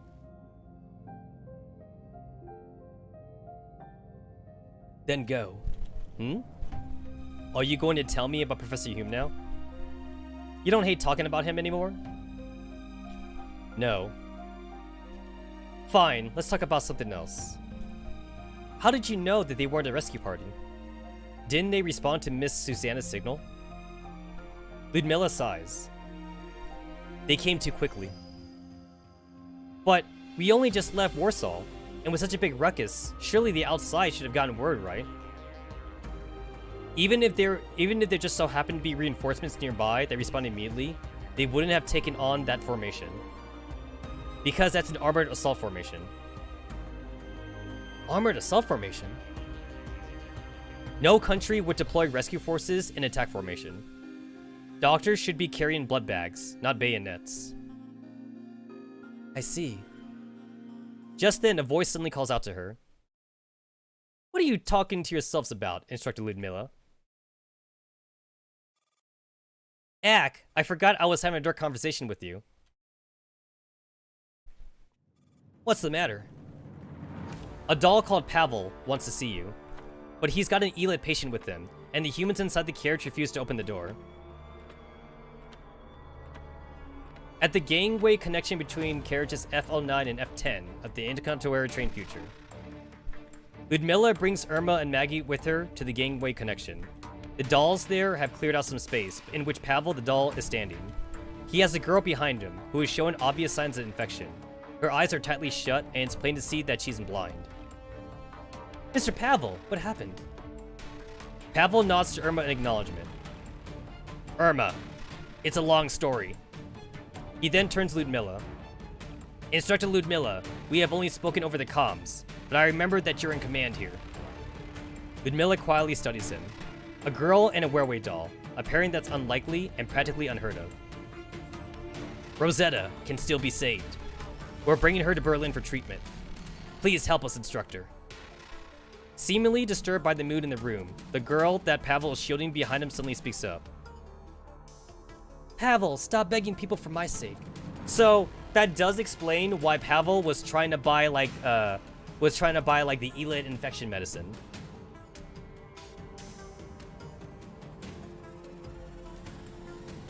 Honestly, actually, what kind of astounds me about that is whether or not Maggie actually has access to that. I guess Maggie does, because Maggie does say that like everyone that goes to the Code Express is a happy customer afterwards. So at the very least, she's not conning people out of items that she doesn't have. So I guess if she has Aiden, then she has Aiden. Or she has access to it anyway. Rosetta sounds very weak. It'll be fine, Rosetta. The train just broke down for a bit. You'll fix it soon. No, stop fighting. Rosetta? Rosetta's voice grows weaker and weaker. Realizing that something isn't right, Pavel immediately bends down and feels her forehead. She's feverish. Instructor! Pavel turns around. There's no expression in his large eyes, but strangely enough, she can see the burning anxiety in him. I once served in the Siberian Lifeline Project, instructor. Perhaps I could be of use to the people here. The doctor in carriage 1 might be able to help. Maggie has been standing quietly behind Ludmilla all this time, but she can't help but speak. There's even a hint of sympathy in her expression. This is the first time Irma has seen any other expression on the face of a scammer with a permanent smirk. Thing is, I don't know if he's still alive. The first class carriage has essential protection. He should be fine. Ludmilla looks thoughtfully at her communicator. Irma gives Pavel a reassuring pat. Don't worry, Ludmilla will think of a way to help. Maggie goes piffed with laughter, and her faint smile returns. I wonder how you perceive the instructor. Do you think of her as a superhero? A loud noise interrupts her idle chatter. Instructor, there's no need to throw such a big temper tantrum. Ignoring Maggie's mockery, Ludmilla immediately draws her handgun and heads back into carriage F09. The enemy is here! Everyone on your guard! Whoosh. All the dolls in the carriage instantly go on alert. Just then, a figure she hasn't seen in a while shows up near the ruined bar counter. Scrap all these dolls! Cygnus specifically wants these pieces of trash.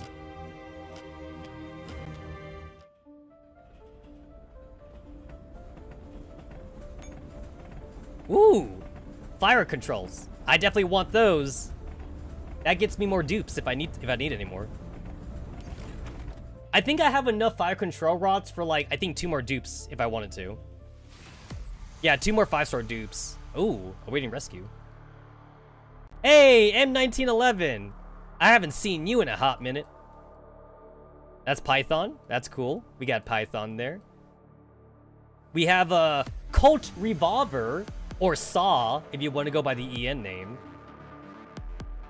I know you, but I just don't remember your exact numbers. I do not remember your numbers. But you're a handgun. You're a handgun, T-Doll. I see heavy helipads. Well, that's interesting. Maggie approaches and hacks a mech. Rescue and retrieve a minimum of 3 disconnected T-Dolls. Maggie retreats. Ah. Very interesting. Very, very interesting.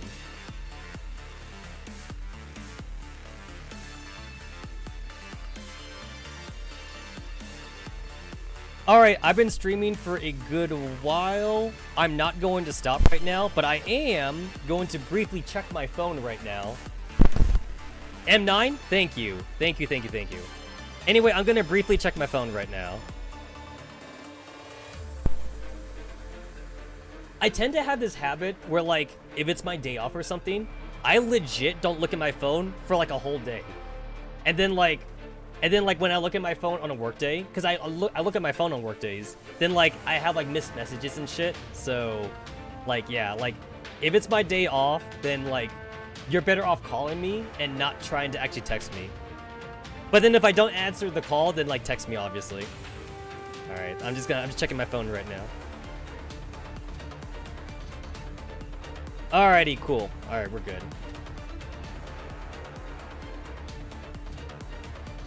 We are good.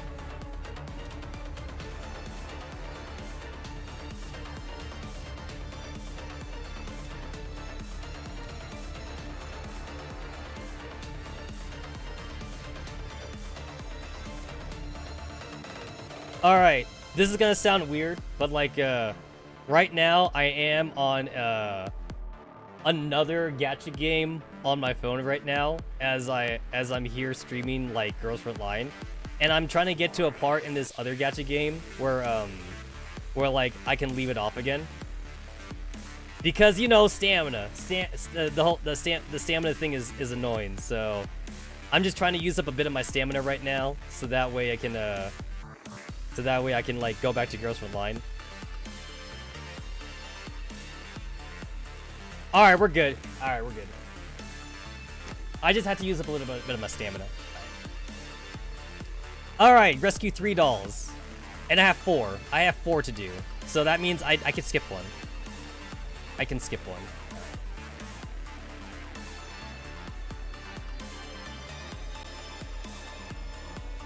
Back in my day, this reward section wasn't even a thing.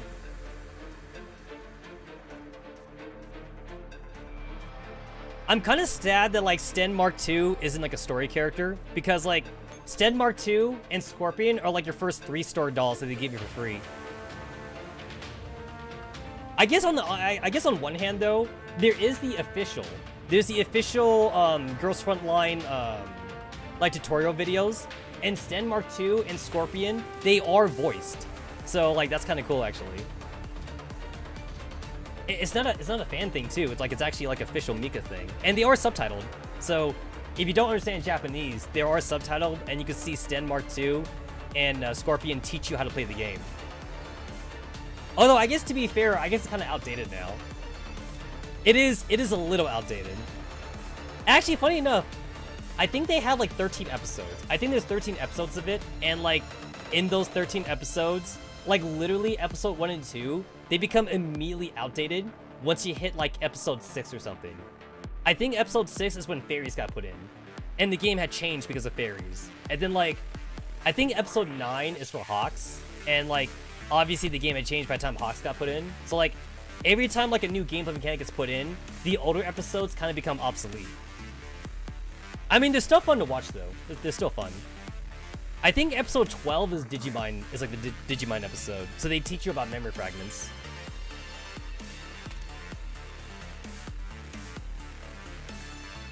Alright, how many am I allowed to have, game? How many am I allowed to have? 6? Oh shit, well color me surprised. I'm allowed to have 6? That's crazy. That's crazy. Alright, before I actually start, I'm going to summon 2 random echelons, because this is a night battle, and like I gotta see like what to expect right now. Turn off auto resupply. Alright, let's see what we got. Let's see what we got.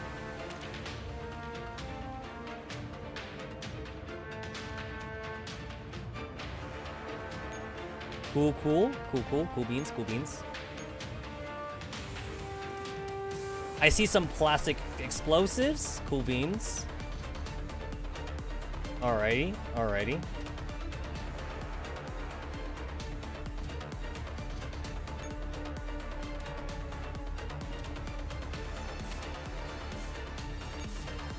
Ah, there is a death stack right here. All right, good to know. All right, good to know.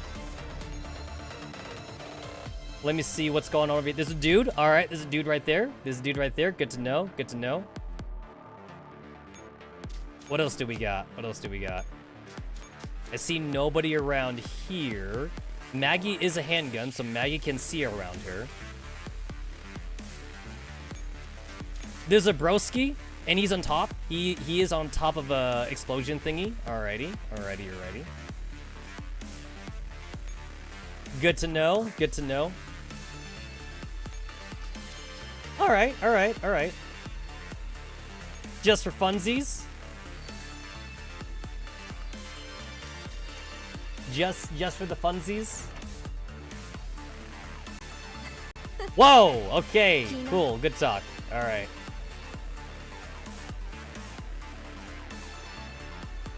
Vector, you're good, but you're not that good. Vector was my very first 5-star SMG. No. Thompson was my first, yeah. Vector was my first skin. Vector was my first 5-star skin, that's what it was. And Thompson was my first 5-star SMG. But my first 5-star was M4, the machine gun. That was my first 5-star. And I thought she was good. I thought she was good, but she was terrible. M4 was terrible.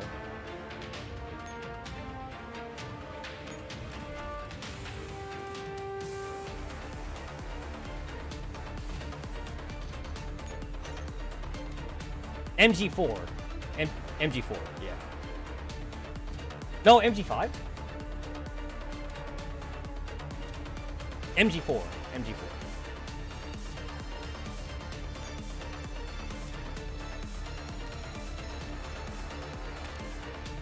Alright, so I know I can't go up. I know not to go up.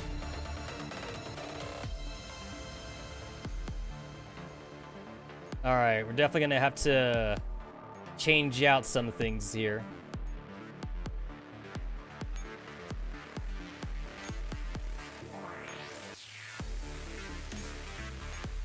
So I remember that, like, coalition units, they actually have, like, one vision by default. So, like, if you equip the vision thing, they just have more vision. And I'm cool with that. I'm cool with the extra vision.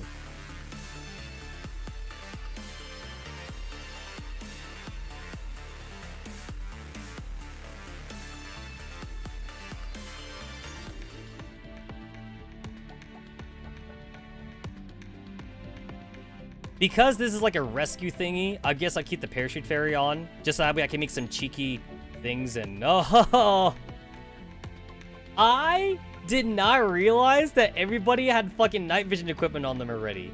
I did not know that. This means that, like, the whole time I've been fighting with this team on daytime battles with the night vision equipment. Well, you know what? That saves me. That saves me the trouble. That definitely saves me the trouble.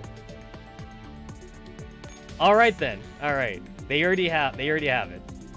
They already have it.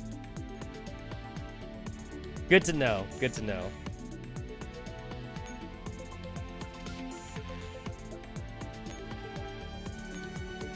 All right, just in case I have to, just in case I need to, like, do shit here, so.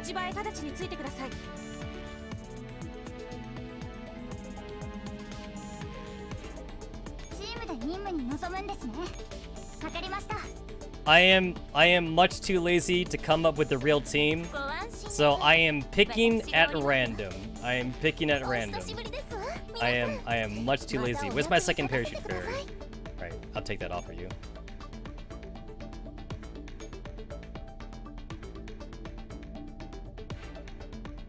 There we go.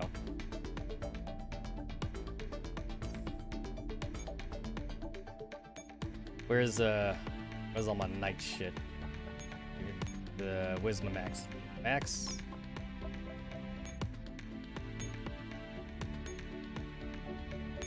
Alrighty, cool.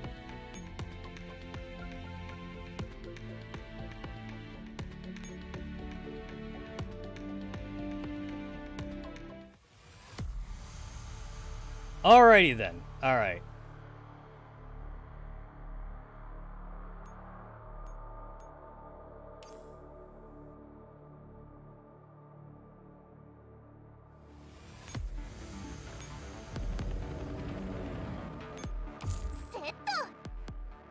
Oh, look at that. Look at that two vision. That two vision. Yeah, I love it. You love to see it. You love to see that two vision.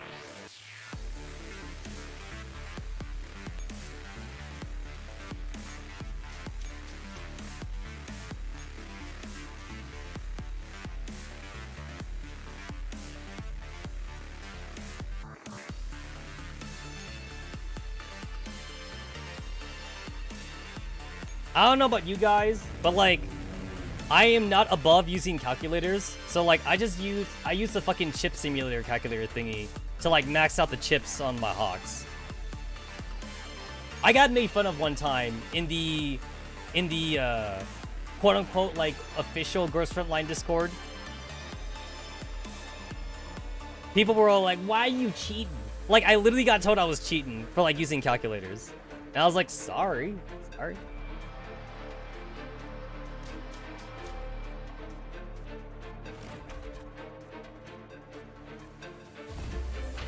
I had this one guy get on my fucking asshole about just like chatting in like the chat room or whatever. Like okay, like there's like different, you know how like Discord has like different different rooms, right? So it's like there was one for like a ranking mode, there was one for like a team building or whatever like that.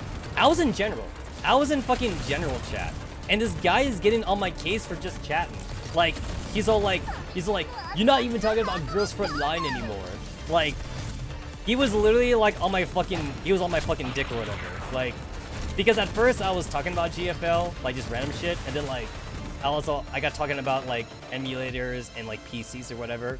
and like he was on my ass about going on tangents or something, and I was like, bro, we're in general chat though, and he's all like, he's all like, you talk too much or whatever.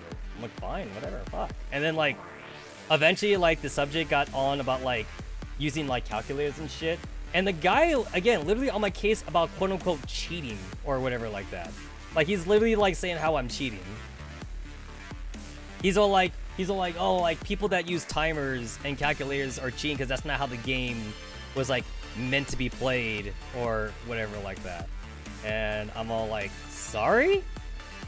Like some of us like to give us an extra edge or whatever like that. And also like, you can't tell me that those that like do hardcore ranking, like obviously they are definitely using, you know, like they're definitely using like the extra help or whatever with like calculators. And he's all like, you're cheating or whatever. Like, get off my dick, bro. Get off my dick.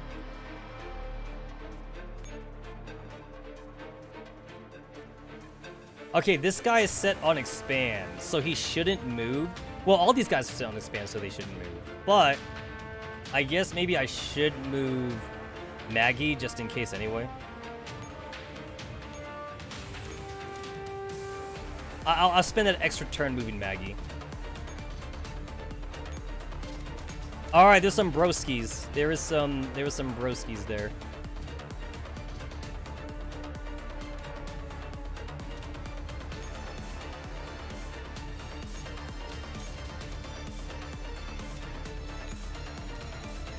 I feel like it's been like 1,000 years since like I did like a night battle thing.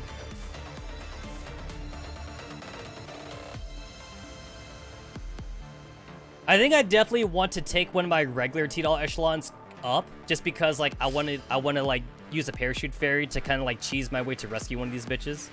I know there's a helipad right there, but like I might not even get to the helipad.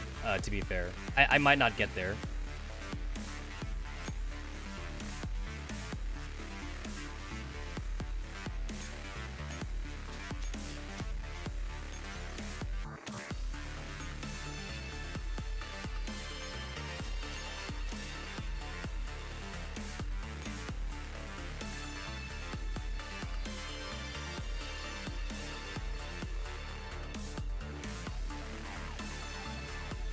Fuck, I forgot about the whole handgun thing.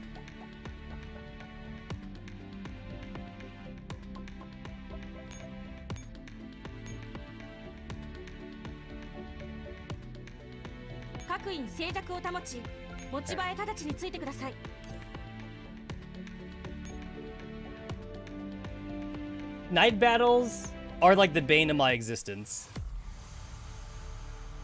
But like, to be fair, I had the same mentality for Fog of War in any game. Like, I play Advanced Wars without Fog of War. I play Command and Conquer without Fog of War.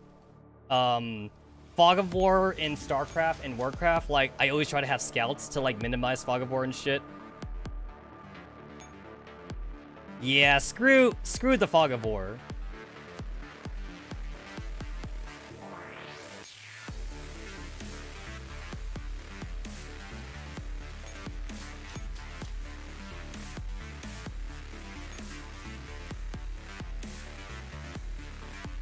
Oh wait, I know what I can do.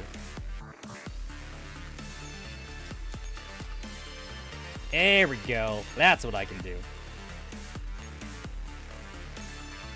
Wait, can you rescue? Oh, you can! I didn't even think Maggie could rescue. I actually legit didn't think Maggie could rescue.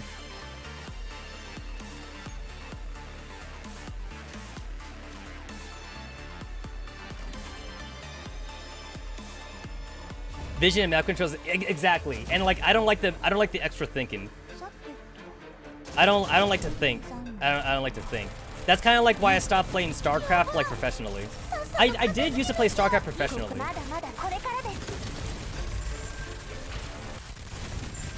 I used to play StarCraft professionally, and I used to play League of Legends. Yes, I was a leaguer. I used to play League of Legends professionally too.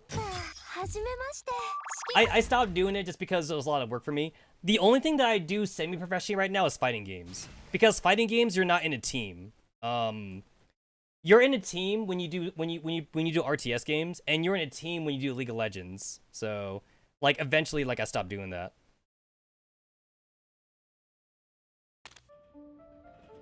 I used to play Ragnarok online professionally as well back in the day. When the collision happened, she took the brunt of it, impact to protect Irma. I like how they're sleeping. He was hit pretty hard. Oh, that's sad. He was hit pretty hard. How many times did I get cannon rushed? Not as much as you would think. Once you get to like a certain level, you don't get cannon rushed anymore. Ludmilla, are you alright? She is hit by both the impact of the train sunstop and Maggie's weight. That sound, something crashing into the train.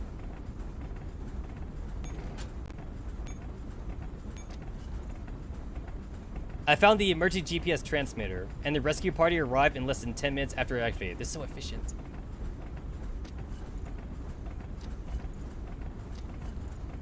But I think I made over $1,000 in StarCraft 1. I'm talking about StarCraft 1. I made $1,000 in StarCraft 1. I made about $900 playing League of Legends. And so far for fighting games, I made about $5,000 playing fighting games. And fighting games is the only one that I'm still doing right now. I don't do RTSs anymore, and I'm not doing MOBAs anymore.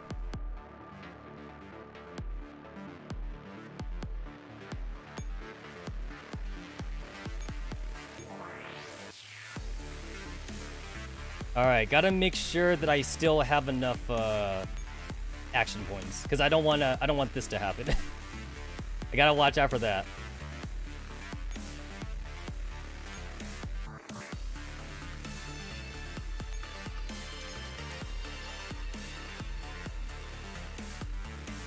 Our retrieval is complete.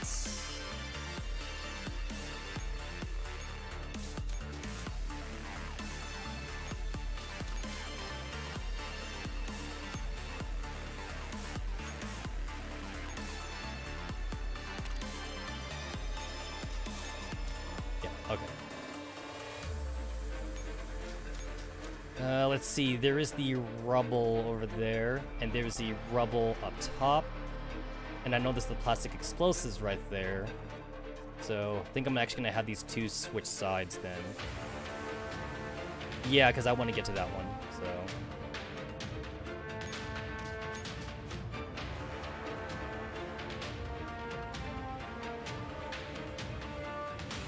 You are also just on alert. Got it. Okay, so I don't want to move down then.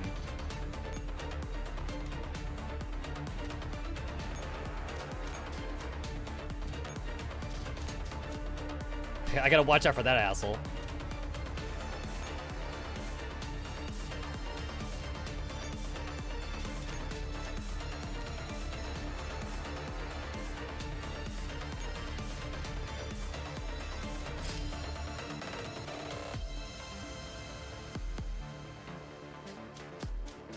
Don't worry, bro. I saw it. Don't worry. Hawk has been saved. Hawk has been saved. I'm still waiting, Mika. When can I oath Hawks? I'm still waiting. Still waiting. Still waiting.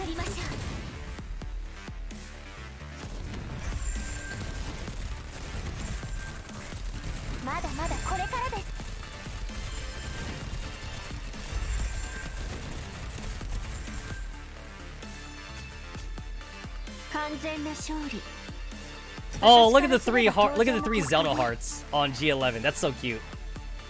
I love that skin. That's a good skin.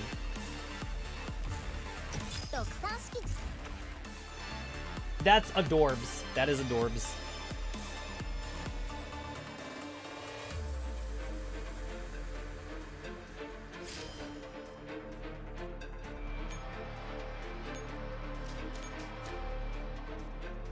Alright, resupply.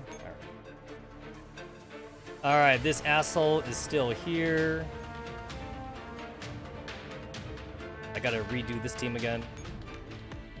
Micro Uzi! You don't belong in this team. You don't belong here.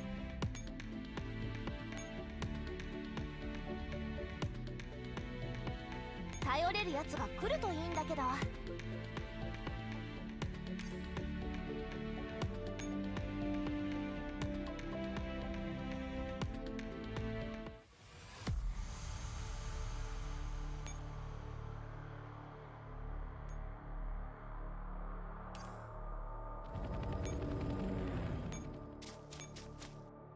Alright, we're gonna do like a really big switcheroo.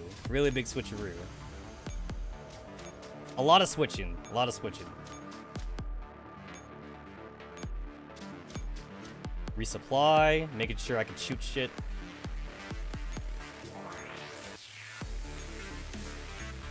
There we go. Yeah, I want to get to that rubble. Want to get to that rubble.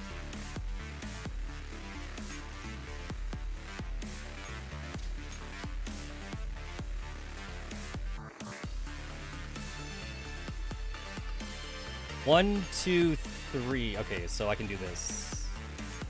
Might as well get that extra. Get that extra hawk in. And then I'll resupply this team.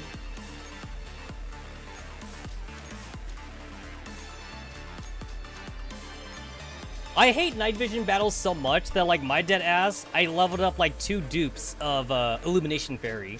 Just so that way, like, I wouldn't have to worry about, like, not having vision at night. But then, like, I actually, ironically, never got a chance to use Illumination Fairy. Because by the time I got them to 5 stars, the game kind of stopped giving us night chapters. Like, the last night chapter we've gotten is still night chapter 9, right? Like, we haven't gone past night chapter... We haven't gone to night chapter 10 or anything.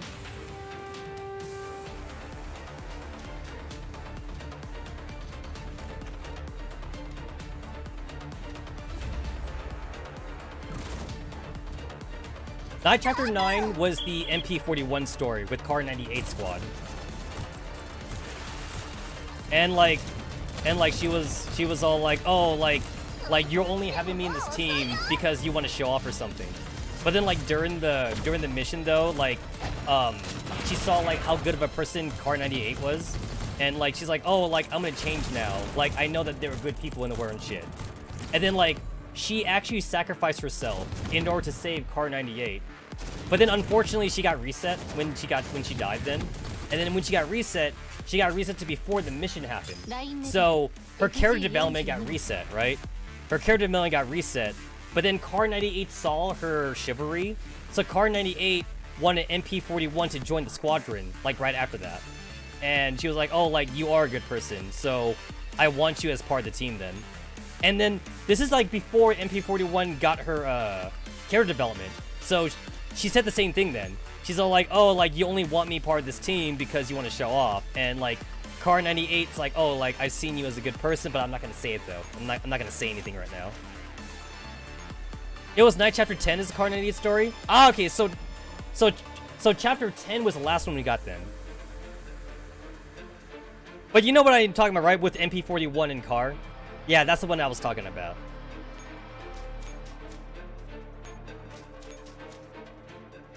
I remember like she was crying too. She was crying like after she saw like how good of a person Car was. She's like, I'm gonna be a good person from now on.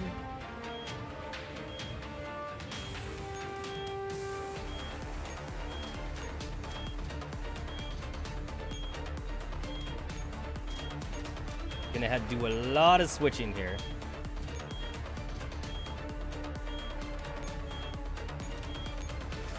One thing that still kind of annoys me about the UI a little bit is when you move between T-Dolls, the game shows you like negative action points because like it's counting those as action points. I kind of wish the game was smart enough to like calculate that you're switching. I wish the game was smart enough for that.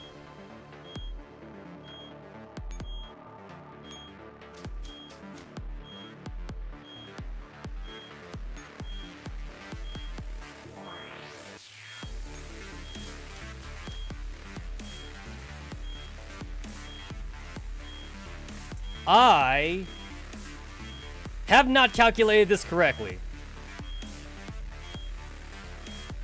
I definitely did not calculate this correctly.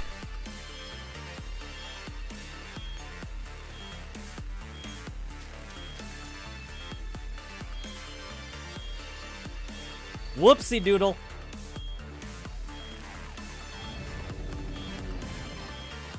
I forgot when you move a train like that, you technically need more action points to like do that.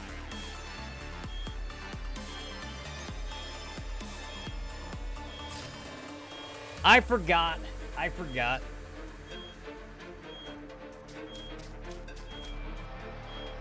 Damn it! I wanted him to attack to attack my guy.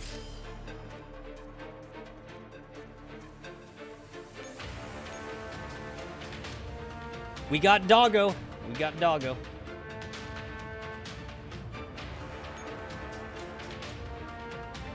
So normally I had to walk my ass back, but thanks with the power of Parachute Fairy, I can parachute my way back. The power of technology.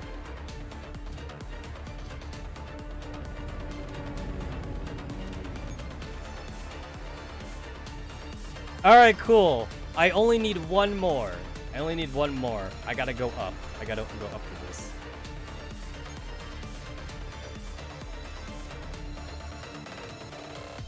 Alright, give me back my hawk. I want my hawk back. I want it back.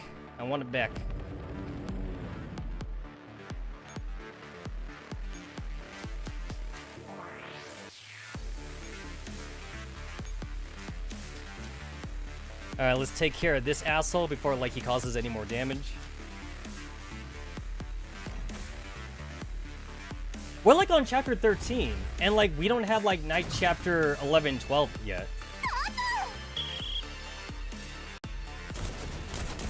And, like, I kind of get that, like, the night chapters are separate, like, from the story, because, like, usually the night chapters are, like, Tidal focused.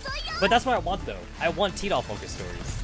And Project Neurocloud gives a lot of Tidal focused stories.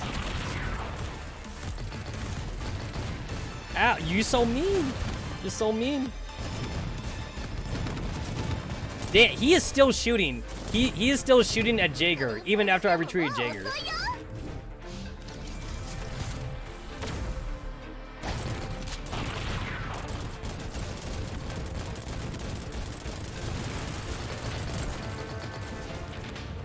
There's something funny about, like, a Manticore, like, agility dodging, like, bombs and shit.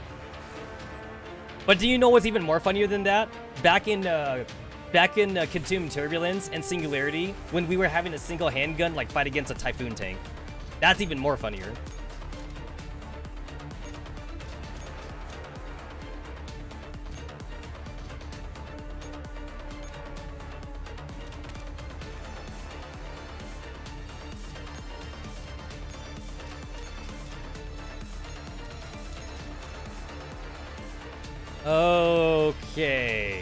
Okay, this time,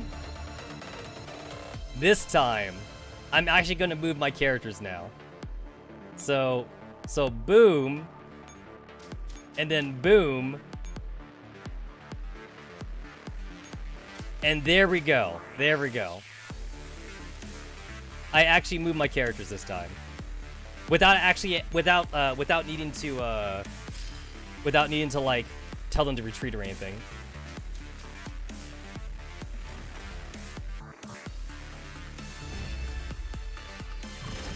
You know, on my to-do list in Girls Frontline, I still actually have a lot of chapters that I don't have S rank in, and like I want to get those gems. I think I have about like maybe 3,000 gems like worth of shit that I could get or something. But like I've been too lazy to get those S ranks, and like I'm also definitely too lazy to do it the legit way. So like I'm just gonna look up a guide. Like that's what I was gonna do. I was just gonna look up a guide to get those S ranks so I could get those sweet gems. Yeah, it's definitely around like maybe 2,000 or 3,000 gems I can get, and that's like not an insignificant amount. I just gotta do it though. It's like I could just do like one S rank a day or something, you know, like that won't take too much of my time. Just one S rank a day, you know. I just gotta do it though. I gotta do it.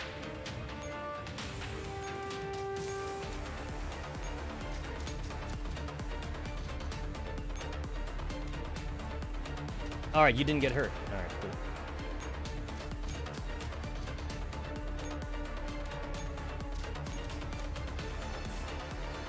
Can I summon one more person?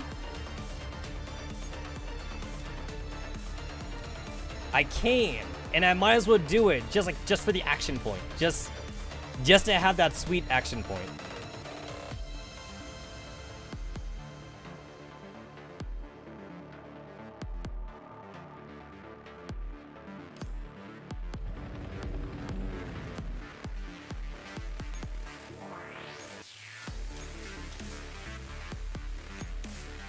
Okay, I just need one more.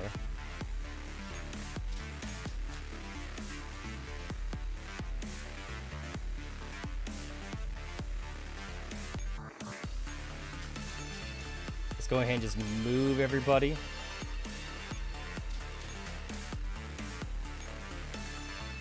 There we go. All right, everyone's been moved. Oh, it's actually clear. Huh. Oh, it's super clear up here.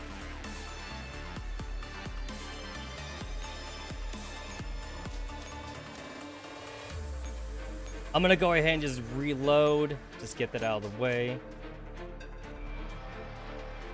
And then, like, I'm probably gonna have to move Maggie. That's probably what I'm gonna have to do.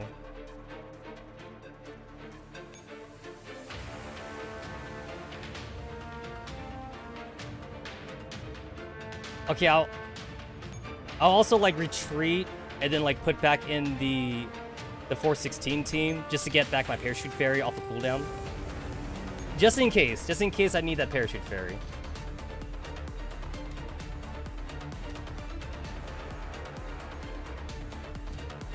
There we go, got back the parachute fairy.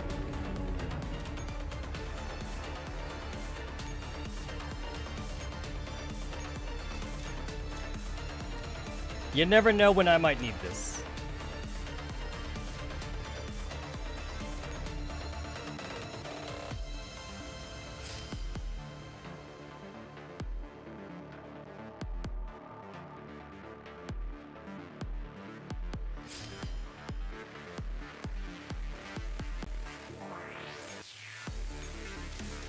Maggie's got she's got them two vision points, which is kind of cool. I can dig it.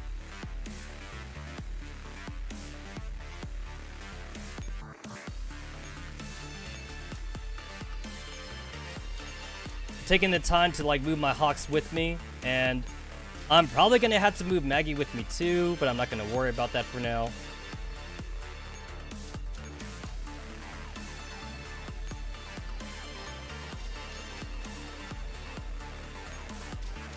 Go ahead and just pick up this bomb, because I'm probably going to need that. You know what map that I definitely don't miss doing? And, like, I hope I never see these maps again? Like, that one night map where, like, you had to, like, go and fight, like, Gaia. Or, you had to fight, like, I guess I'll call them, like, swap. I'll call them swap ringleaders. A lot of, like, I remember, like, the old school, some of the old school, like, late chapters, you had to fight, like, stronger versions of the old ringleaders, like Executioner, Destroyer, like, I think I remember Judge was in that too, and, like, they were stronger in their nighttime versions. Like, they had, like, red eyes or something. I definitely don't miss doing those, because those were, like, a bitch to do. Because the maps were, like, so fucking huge. And, like, huge night maps are definitely what I really hate to do. Like, doing a night map is one thing, but doing, like, a really big night map, that's another thing entirely. I definitely want to avoid having to do those things again.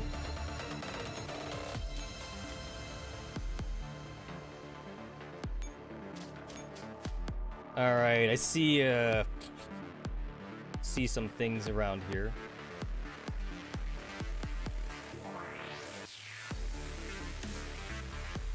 Doesn't seem like there's a difference between the two rubbles, so I'll just throw it on this one. I don't see much of a difference.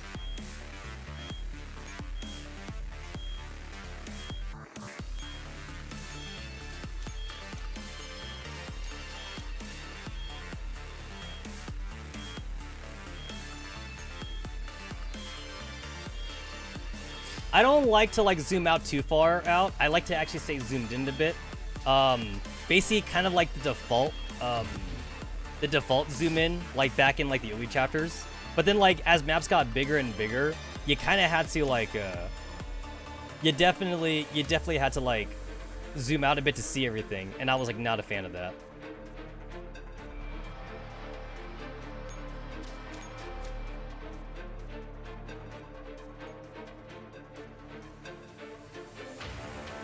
Whoa, game, why are you taking me that way? Do not take me that way. Oh, come on, game. All right. Yeah, do this, do this. There we go.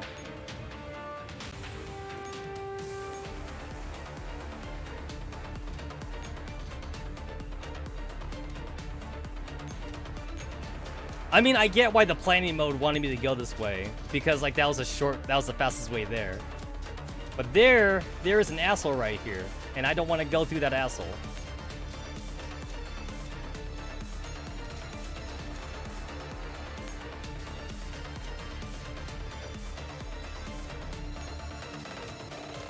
Hack the mech system.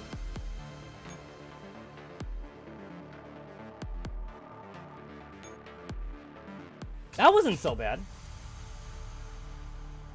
The only reason why I'm not getting S ranks is just because I'm healing and like retreating characters, which I don't care about. Hey, M1895, non-Gint revolver.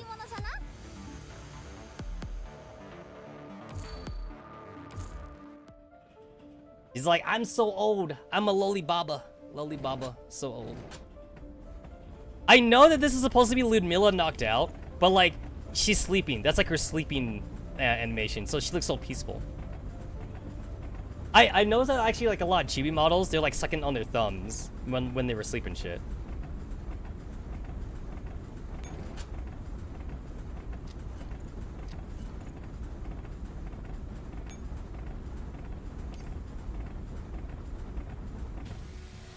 A ruptured carriage, a broken droid, shattered rain, woven into a sleepless night. The smuggled military droid topples to the ground with a mighty crash. Do we keep going? Instead of mocking Daniel like he usually would, Nikolai shifts his gaze to Bobby Luba, in a wheelchair. The small handful of remaining Vori are all huddled around her, waiting for their orders. Enough! Baba Luba looks around at her underlings and sighs heavily. Yeah, I looked at that too. I've been reading them. Yeah, they changed too. It's funny. Some of them are pretty funny. Withdrawal. Oh yeah, no, don't worry. I noticed it like since chapter 1, or technically chapter 3 was like when they first changed or something. Yeah, I noticed it right away. Once the order is given, the routed Vori stumble out of the carriage in a rush. Their demeanor cannot be more different from when they were swaggered on board earlier. It is hard to look threatening when one is running away with their tail in between their legs. Mixing with the incessant rain, blood seeps through a layer of gunpowder and into the soil. The Vori trudge on heavily. Take another shot. What is this? This is like fucking 48? It's like 48 or 49. This is like 50. This is a goddamn 50 right here. Intercontinental Railway Train future. Carriage 9 doesn't seem to be faring much better. As the footsteps slowly recede, Susanna's panic finally subsides. Phew! They're gone! Though everyone is obviously shaken, chaos has not engulfed this particular carriage thanks to Ludmilla. The humans are taking refuge behind sturdier obstacles, while the dolls are gathered near the bastion carriage door. Susanna may be relieved, but Maggie is uncharacteristically grim-faced. That was very unlike them. Maybe Ludmilla's tactics worked. Still hiding behind cover, Ludmilla frowns deeply and racks the slide of her gun after a pause. Their behavior was very odd during both the confrontation and the retreat. We mustn't let our guard down just yet. Only 10 dolls are currently able to fight. The body temperatures of some of the human passengers are already dropping. After taking stock of the situation in the entire carriage, Pavel comes up to Ludmilla with Rosita in his arms. If we don't make it any supplies soon, I'm afraid some of us won't make it. Rosetta's fever is also getting worse. The emergency kits are all used up. We've also lost all the food and water because the crash in the rain. We make for the first carriage. Huh? I just received word from Lucas. The first class carriage didn't take too much of the impact. There should be enough emergency power, water, and food to last us a while. What? Really?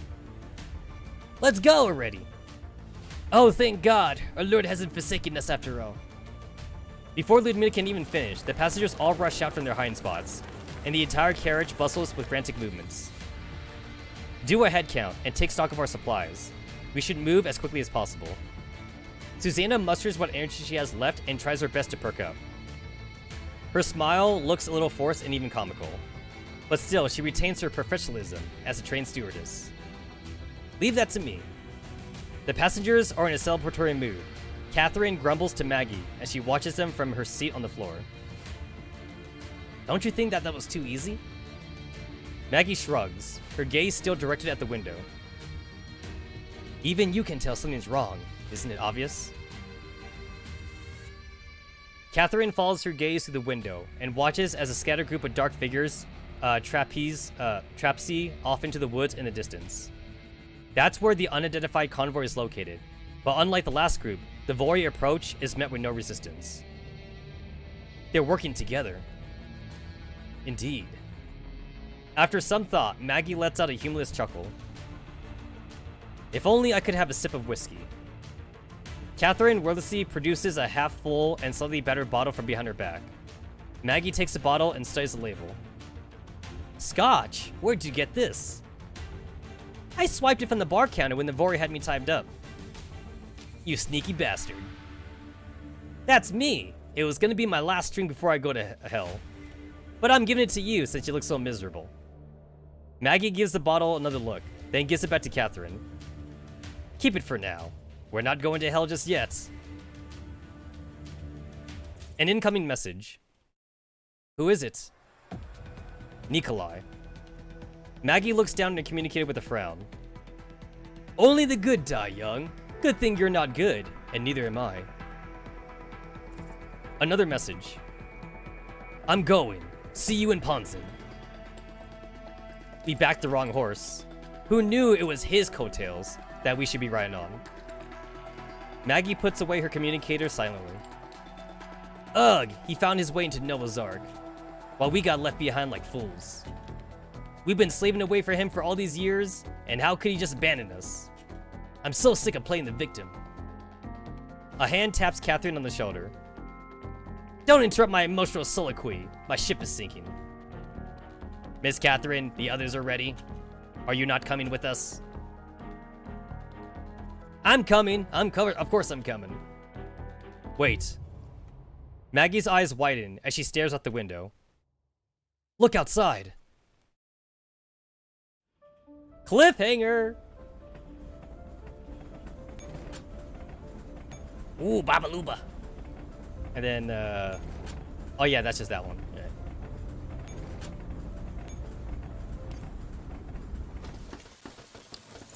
The military march with earth-shaking steps and have colossal metal serpent completely surrounded. Captain, they're coming. Rustle.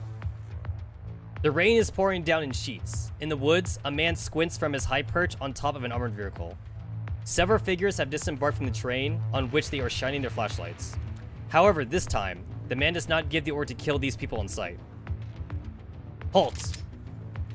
When the Vori reach their engagement range, the sentry guard blocks their approach.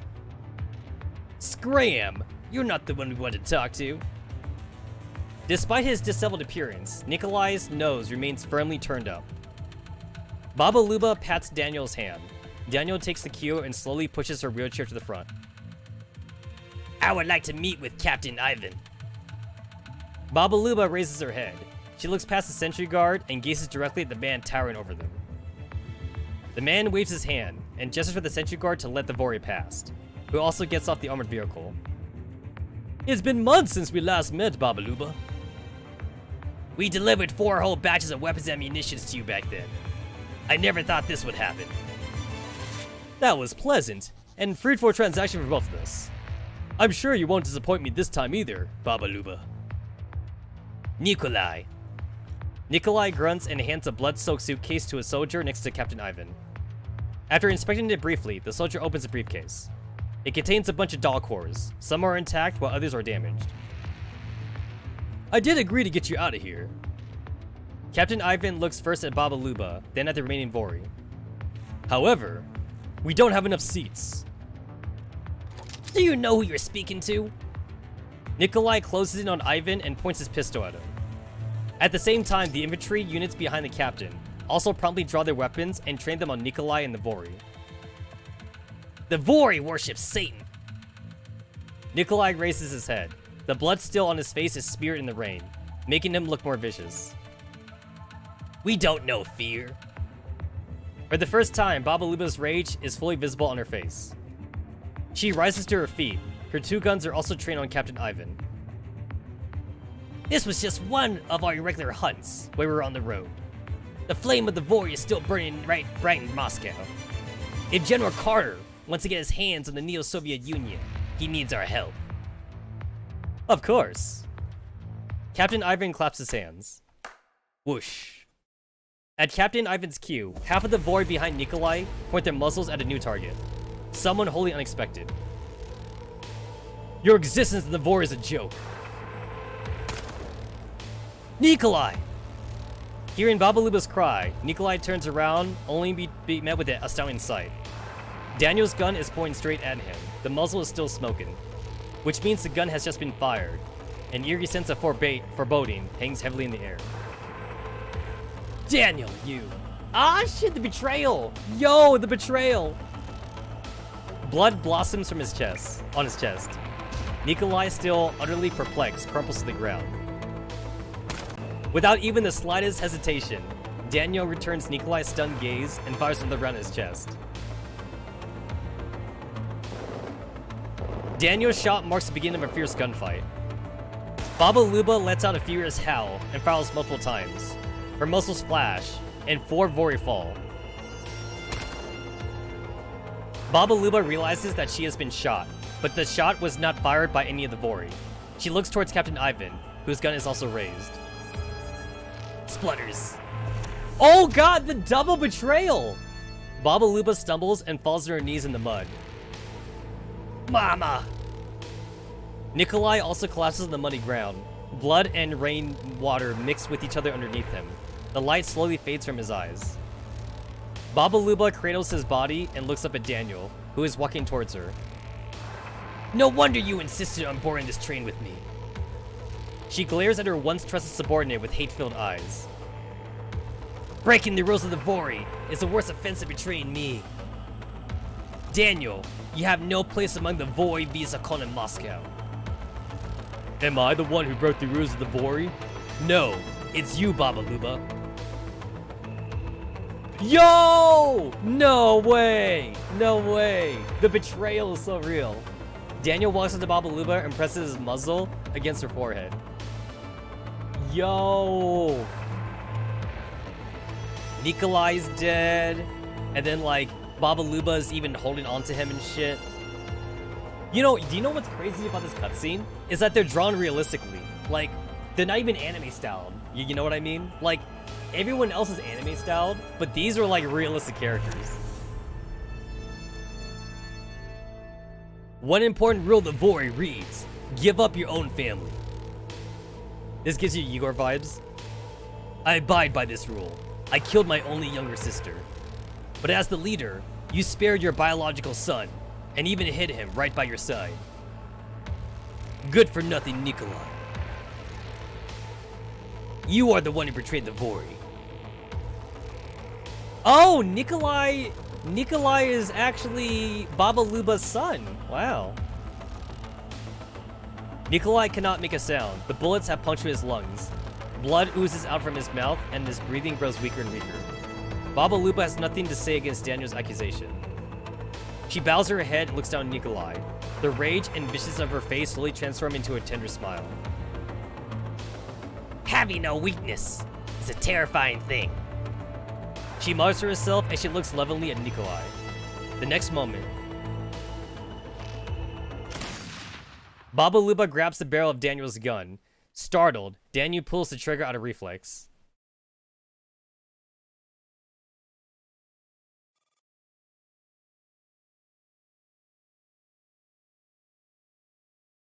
it's kind of like a mixed bag, honestly, because like we do have some anime human characters. Kalina obviously is anime styled. Kyogre and Hellion, I would also agree, are anime styled. But Griffin is definitely human styled. So Griffin is realistic, but Kyogre is anime styled definitely, and Hellion's anime styled. Basically like the OG. A lot of the OG humans were anime styled, and then they kind of got more and more realistic as time went on. Seer and Deer are definitely anime styled. Like Deer's got that Shota look on him and shit. But K though, yeah, like I definitely agree. Like K is definitely more realistic, but I think K is definitely like the middle point though. I want to say that K is not 100% realistic. He's got like half anime. I think the way I would describe that is Gundam style. Because like in the Gundam animes, like they're not drawn super Weeabo style, but they're drawn more realistic, but definitely still with a hint of anime. So that's like kind of K right there. That's K. Light was actually drawn anime styled, I noticed. Light was drawn anime styled, but K was definitely like a little realistic. Same thing too for I want to say the state sec. Like most of the state sec agents, they're definitely drawn in the midway. They're drawn like in the midway point. They're not super anime, they're not weeabo, but they're also like not super human either. I think one way to look at it is that Mika will give an anime design to characters they want to keep around, and then they'll give a realistic design if they already plan on killing off said character, or if they know they're gonna like reuse the character for like a generic NPC in the future or something like that. I think that's like one way to kind of look at it. Because her name Rossetti, she's definitely drawn anime styled, and this is the first time we're seeing her. So Rossetti and Shadowless are definitely drawn a little bit more on the anime side. She was a crazy bitch. But then the Doctor though, like Dr. Rogasa, like he's definitely drawn a little bit more on the realistic side. Babaluba goes down. She's lying side by side with Nikolai. Her breath stops in a gloomy night. But then like Igor though, Igor and Carter have been in the story for a while, and they were drawn like kind of realistic from the start though. They were not drawn anime styled at all. Captain Ivan comes forward. He plants his foot on her ornate shawl and kicks the corpse. The bloody and muddy shawl wraps around its owner and sinks with her in the swamp. Thank you for your contribution to the Neo-Soviet Union. Carriage FL9, Intercontinental Array Train Future. Take a shot, that's number 51. The scene plays out clearly through the window before the passenger's still on train. Everyone is silent, especially Maggie and Catherine.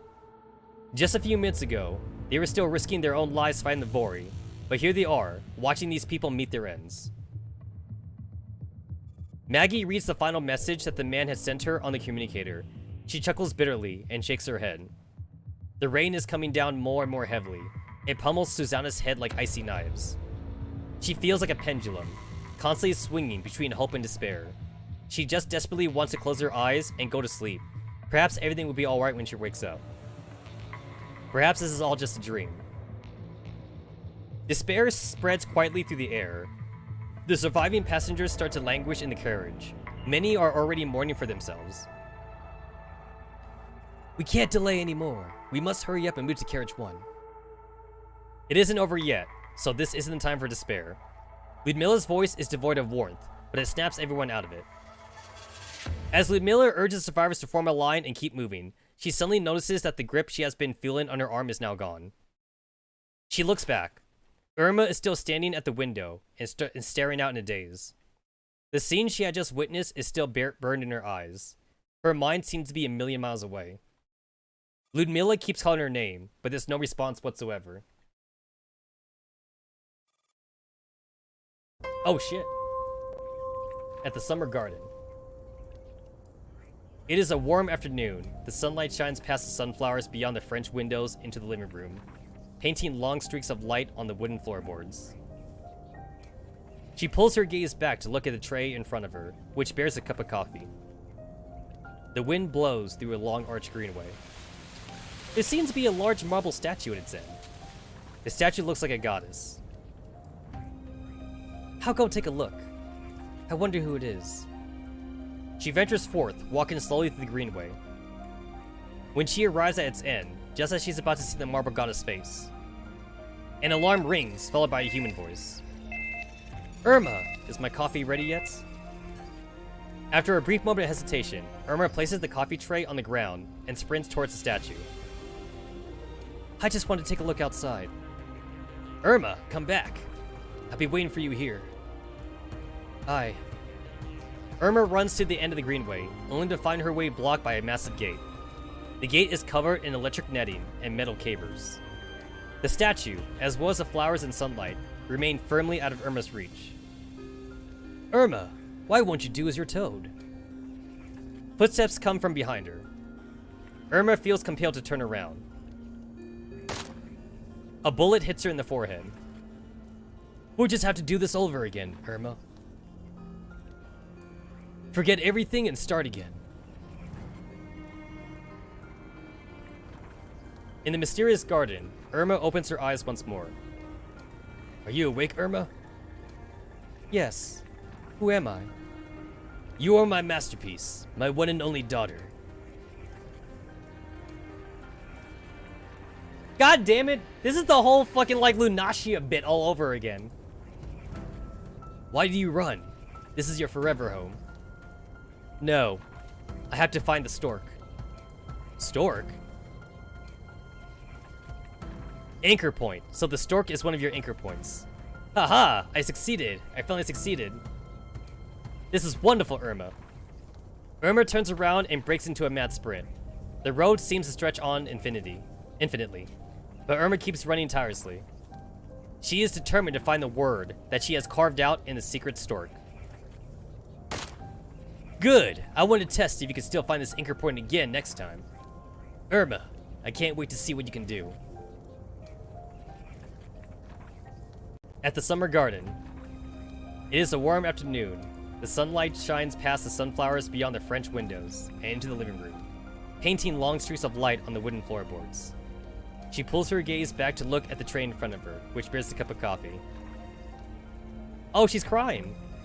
She can't bring herself to say anything. Tears stream silently down her face. Wake up.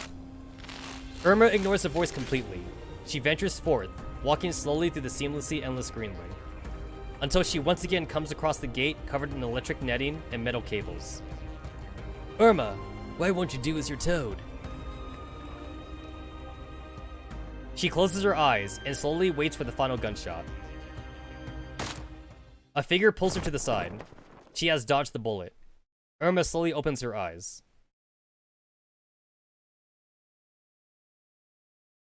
Wake up. Don't get lost in here. These memories would drive you mad.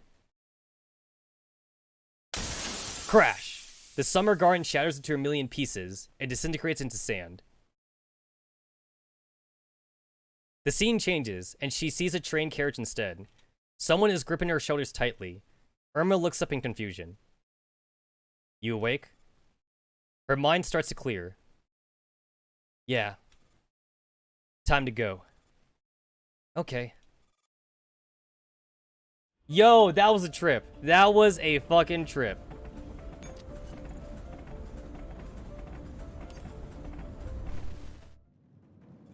Take another shot. That's like number 52 right here. Carriage FL9 Intercontinental Railway Train future. Some future. Ludmilla and Irma are walking at the end of the quay. They both seem to have something on their minds. After a brief moment of silence, Ludmilla stops and leans heavily against the wall. You must have taken quite a hit when the train crashed. Irma offers Ludmilla a hand, but instead of taking it, Ludmilla just stands up straight again after leaning against the wall for a short while. I'm alright, let's go. Irma props Ludmilla up with her own shoulder and refuses to let go. Let's go. Ludmilla lets out a sigh. Your neurocloud could really use some repair. Don't ever try to activate the Summer Garden again if there's no one else with you. I've given you the key. It takes Ludmilla a moment to understand what Irma is implying. We probably won't meet again once this operation's over. Irma is just about to protest when Ludmilla grabs her by the shoulder and puts a finger against her lips as a warning to stay quiet. Irma looks around and only then does she realize something doesn't seem right. It's too quiet. Where are the others? She turns around to look towards the front of the carriage. The line of passengers have left them behind and are nowhere to be found. Not a single person is around, and not a single sound can be heard. How is this possible? The carriage in front of their eyes is completely torn apart by the next second. The second carriage that suffered a massive crash earlier comes into view once again. Ludmilla! Irma calls out softly. Her voice echoes around the empty carriage. Here. Thank goodness she's still here. The sound of chatter and rainfall have all been replaced by deafening silence. We got dragged into level 2. Oh, yo, that's trippy. Because level 2, like, the level 2 can look just like the real world. That's trippy as fuck. A neural space modeled exactly like the future.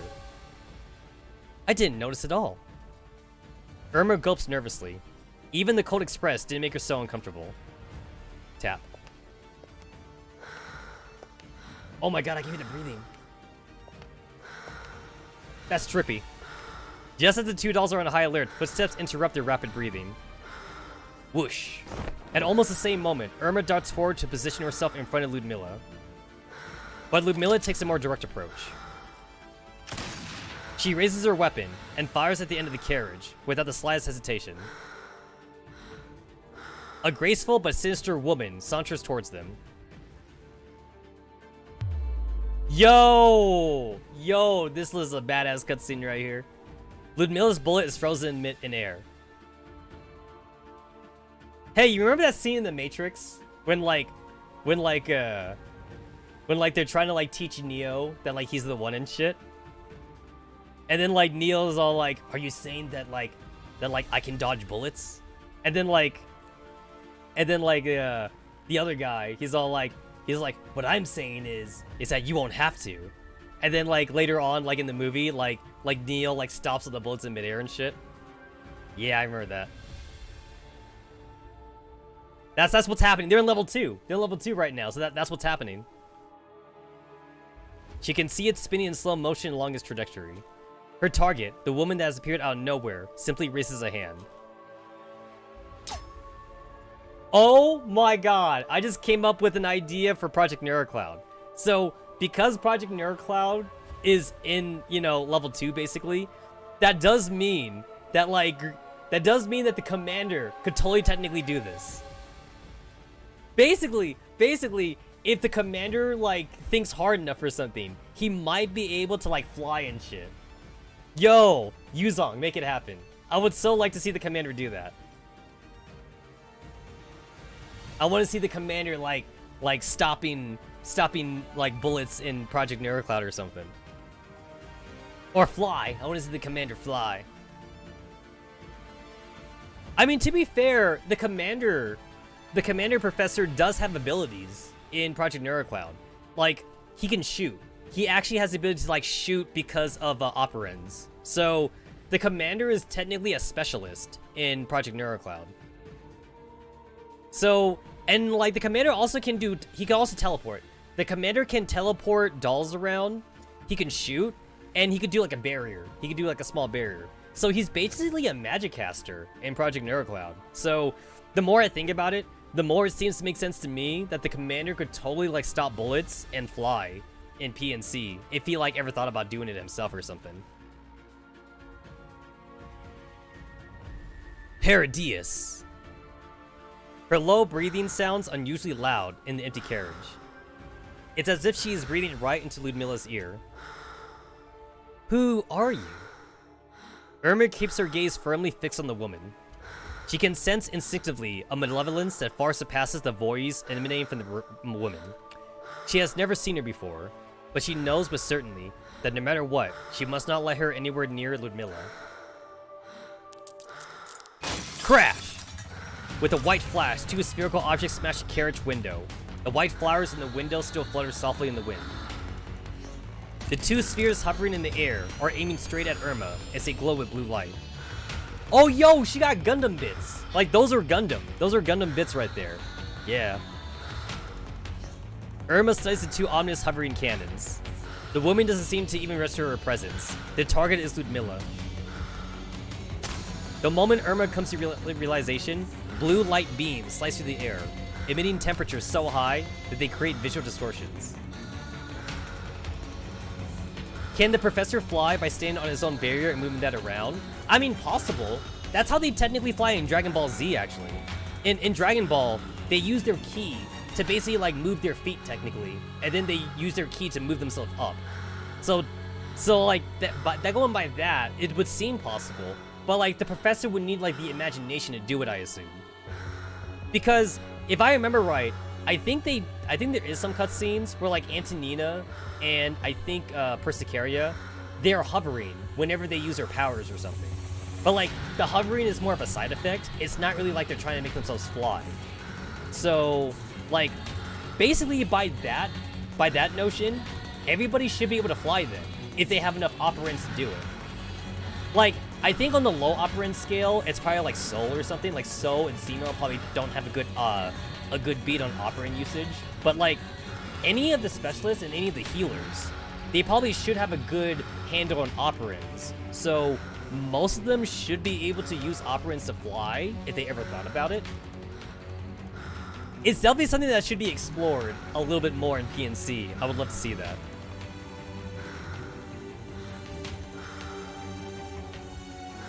Irma, move! No. Irma's body is trembling, but she refuses to budge.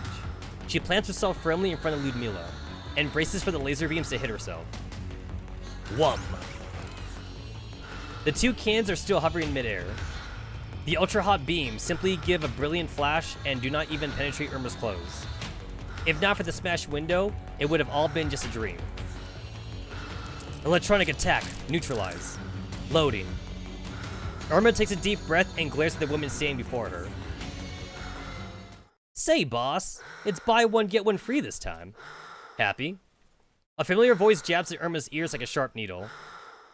You. Tap, tap. Footsteps can be heard once again. The pupils of Irma's eyes, which are locked on the woman in white, contract sharply. What she is seeing is far more shocking than this strange woman.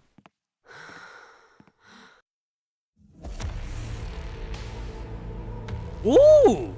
Maggie? Yo, that's pretty badass.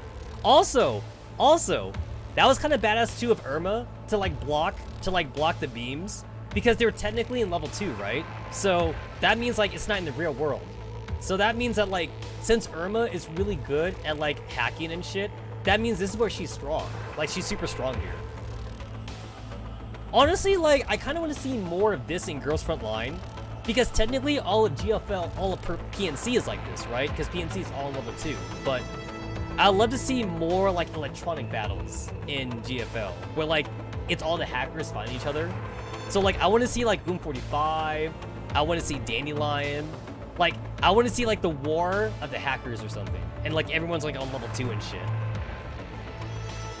Because that's pretty cool, because like it kind of gives like all the hacker characters like more power and crap. Because Dandelion can't fight. She can fight, but she can hack though. Dandelion would be a monster in PNC, since PNC is all about data streams. I feel like Dandelion could definitely fly. Dandelion should be able to fly in PNC. Dandelion could also like probably like put up like super strong barriers and shit. Honestly, like Dandelion's really smart too. I bet if Dandelion had like fucking 10 minutes in PNC, she'd be like, oh, so operants. You use operants in the air to do shit. Okay, I got it now. And then like Dandelion would just become like, I would assume Dandelion will probably be a specialist in PNC, but she'd be like an offensive specialist like Nora is. So like Dandelion would be like the strongest character in PNC or something. Maggie? Irma's breath grows increasingly short. Her chest rises and falls rapidly. Her nerves seem to have snapped the moment Maggie appeared. I suppose this spells the end of the show, Irma. Strolling out from the white and blue gleam, Maggie walks up to the woman with a taunting smirk. Irma, stay calm. Ludmilla tries to think of something to say, but Irma has already let out a furious shout. You liar! Maggie bows and tips her hat. Oh my, that's generous praise for a con artist. You played me like a fiddle. You must find this very funny. Oh yes, the way you're standing so protectively in front of Ludmilla is very amusing. Don't you remember the question I asked before? Which of you is the agent on the secret mission? So it's you. I knew she's a Soviet agent. Oh, you're right. You're a little girl with amnesia. There's something I've been meaning to tell you. The Dr. Hume that you've been trying to find is dead. He died at the hands of a Soviet agent long ago. Who knows? This instructor Ludmilla behind you could be the very same agent. The corners of Irma's lips twitch as she looks back at Ludmilla. Behind her, Ludmilla looks down and gives no response. She neither admits or denies the allegation. Ludmilla? Humph. What is it, Miss Taurus? The Naito named Taurus gazes at the two silent dolls and slowly speaks up. You take care of the short one. I want both neuroclouds. She says matter-of-factly with narrowed eyes. She's in the way. Maggie straightens up languidly and shrugs. As you wish. Taurus raises her hands wordlessly. The two hovering cans immediately stop drifting aimlessly and start charging. Just then, Ludmilla suddenly lifts her eyes from behind Irma. Taurus pauses for a second. Ludmilla's hand is resting on her wristwatch. Snap. Meanwhile, Maggie snaps her fingers from behind Taurus. A laser beam that is even more powerful than the ones before shoot out from Taurus's head, melting everything in its way. However, its chief target has already disappeared before the attack even started. You know what? I'm kind of digging like the plug suit vibe that she's got going on here. It kind of reminds me of like Neon Genesis Evangelion with their plug suits. Except, you know, without like all the bullshit that's in Evangelion. I do feel like Neon Genesis Evangelion was a product of its time, because like if the exact same anime came out today, no one would give two shits about it. It's because it came out in the 90s that people gave it a shit.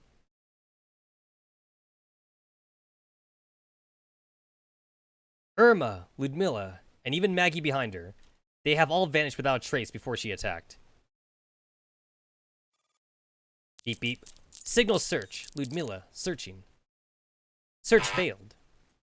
Signal search. Maggie Ponzi, searching. Search failed. Damn it. So, this is the judgment call you made on the front lines. Yes, I believe now is the perfect time to execute Plan B. But you do not have the full picture. I'm afraid I do not agree. There has never been a precedent. Please stop this right now. Need I remind you that I'm the one on the front lines? All strategies have no precedents before someone comes up with them. Surely, you must have anticipated this back when you selected me for this mission. How certain are you that this will work? 100%.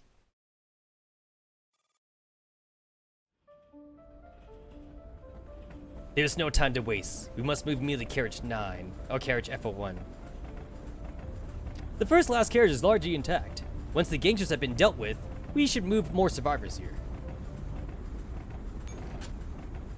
Only the good die young. Good thing you're not good, neither am I. That's what Nikolai said. Both the gangster survivors got killed. What on earth are these people after? Mama, I see. Oh, he dead. He's dead. I must find, bleep. What did I just say? I can't walk anymore. Can you give me a piggyback, Maggie? I don't want Pavel. Rosetta seems to be having a fever.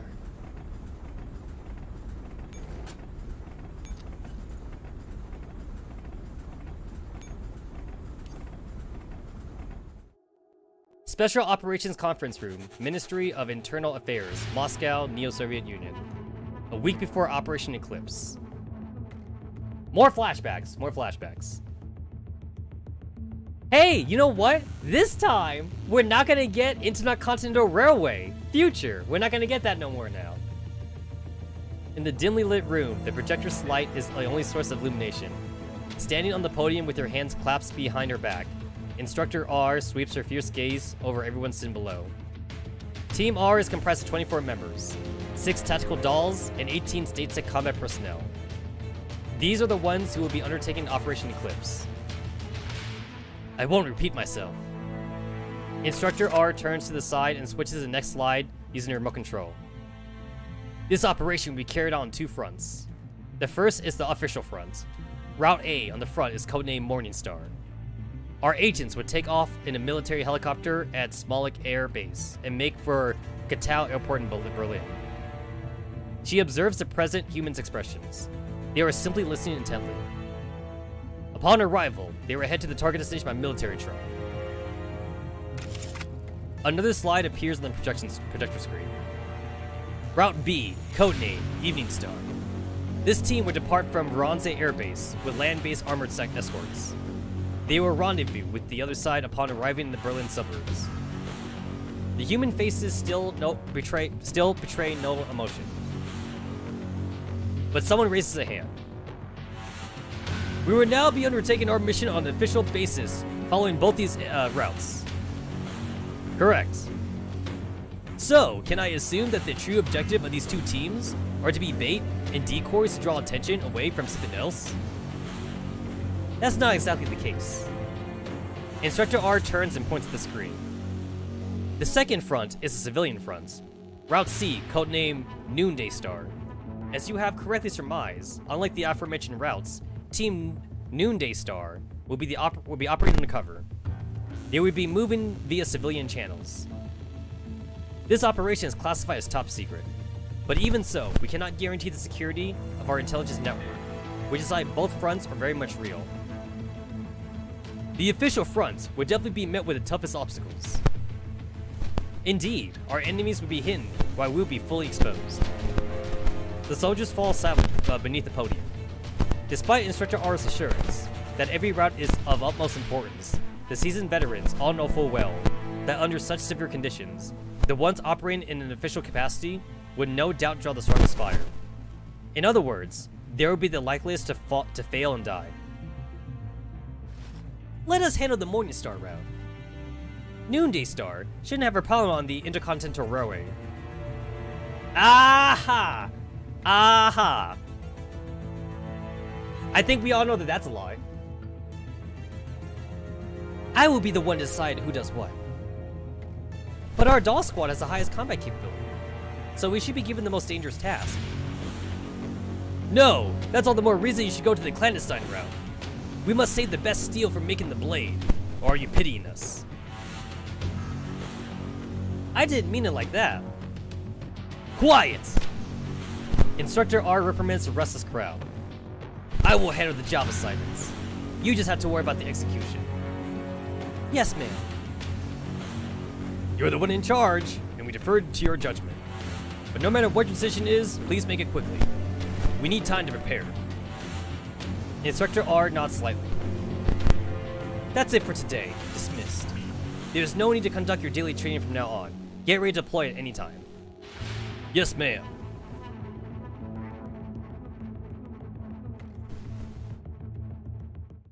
At night, in a doll's dormitory, other than a simple bed, a desk and a whiteboard take up almost all the free space in the room. Intelligent reports and a myriad of tactical handbooks are scattered all over the place. Instructor R has been standing in front of a map hanging on her wall for over 3 hours. Going down 3 separate routes for Operation Eclipse is the solution with the highest probability of success, after running vigorous calculations. But to Instructor R, it is far from completely a fail-safe method. Morningstar and Evening Star would be operating on an official basis, regardless of whether they are acting as decoys. They would need to be able to draw the enemy's attention. In other words, they need to be sufficiently strong. Her gaze wanders along the routes traced by pieces of red string on the map. They need ample firepower, and they have to be ostentatious, making their way in with brute force.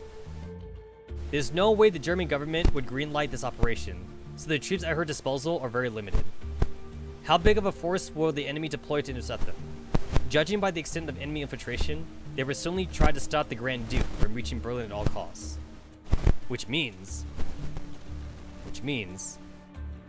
whether Noonday Star can remain completely in the shadows is a true deciding factor of Operation Eclipse success. Instructor R rubs her temples in mild frustration. This is precisely where the biggest problem lies. It means nothing if I'm the only one aware of the whole plan. The more logical a plan is, the more predictable it is. At this stage, there's no telling how much the enemy knows and what they can do with the intelligence they have.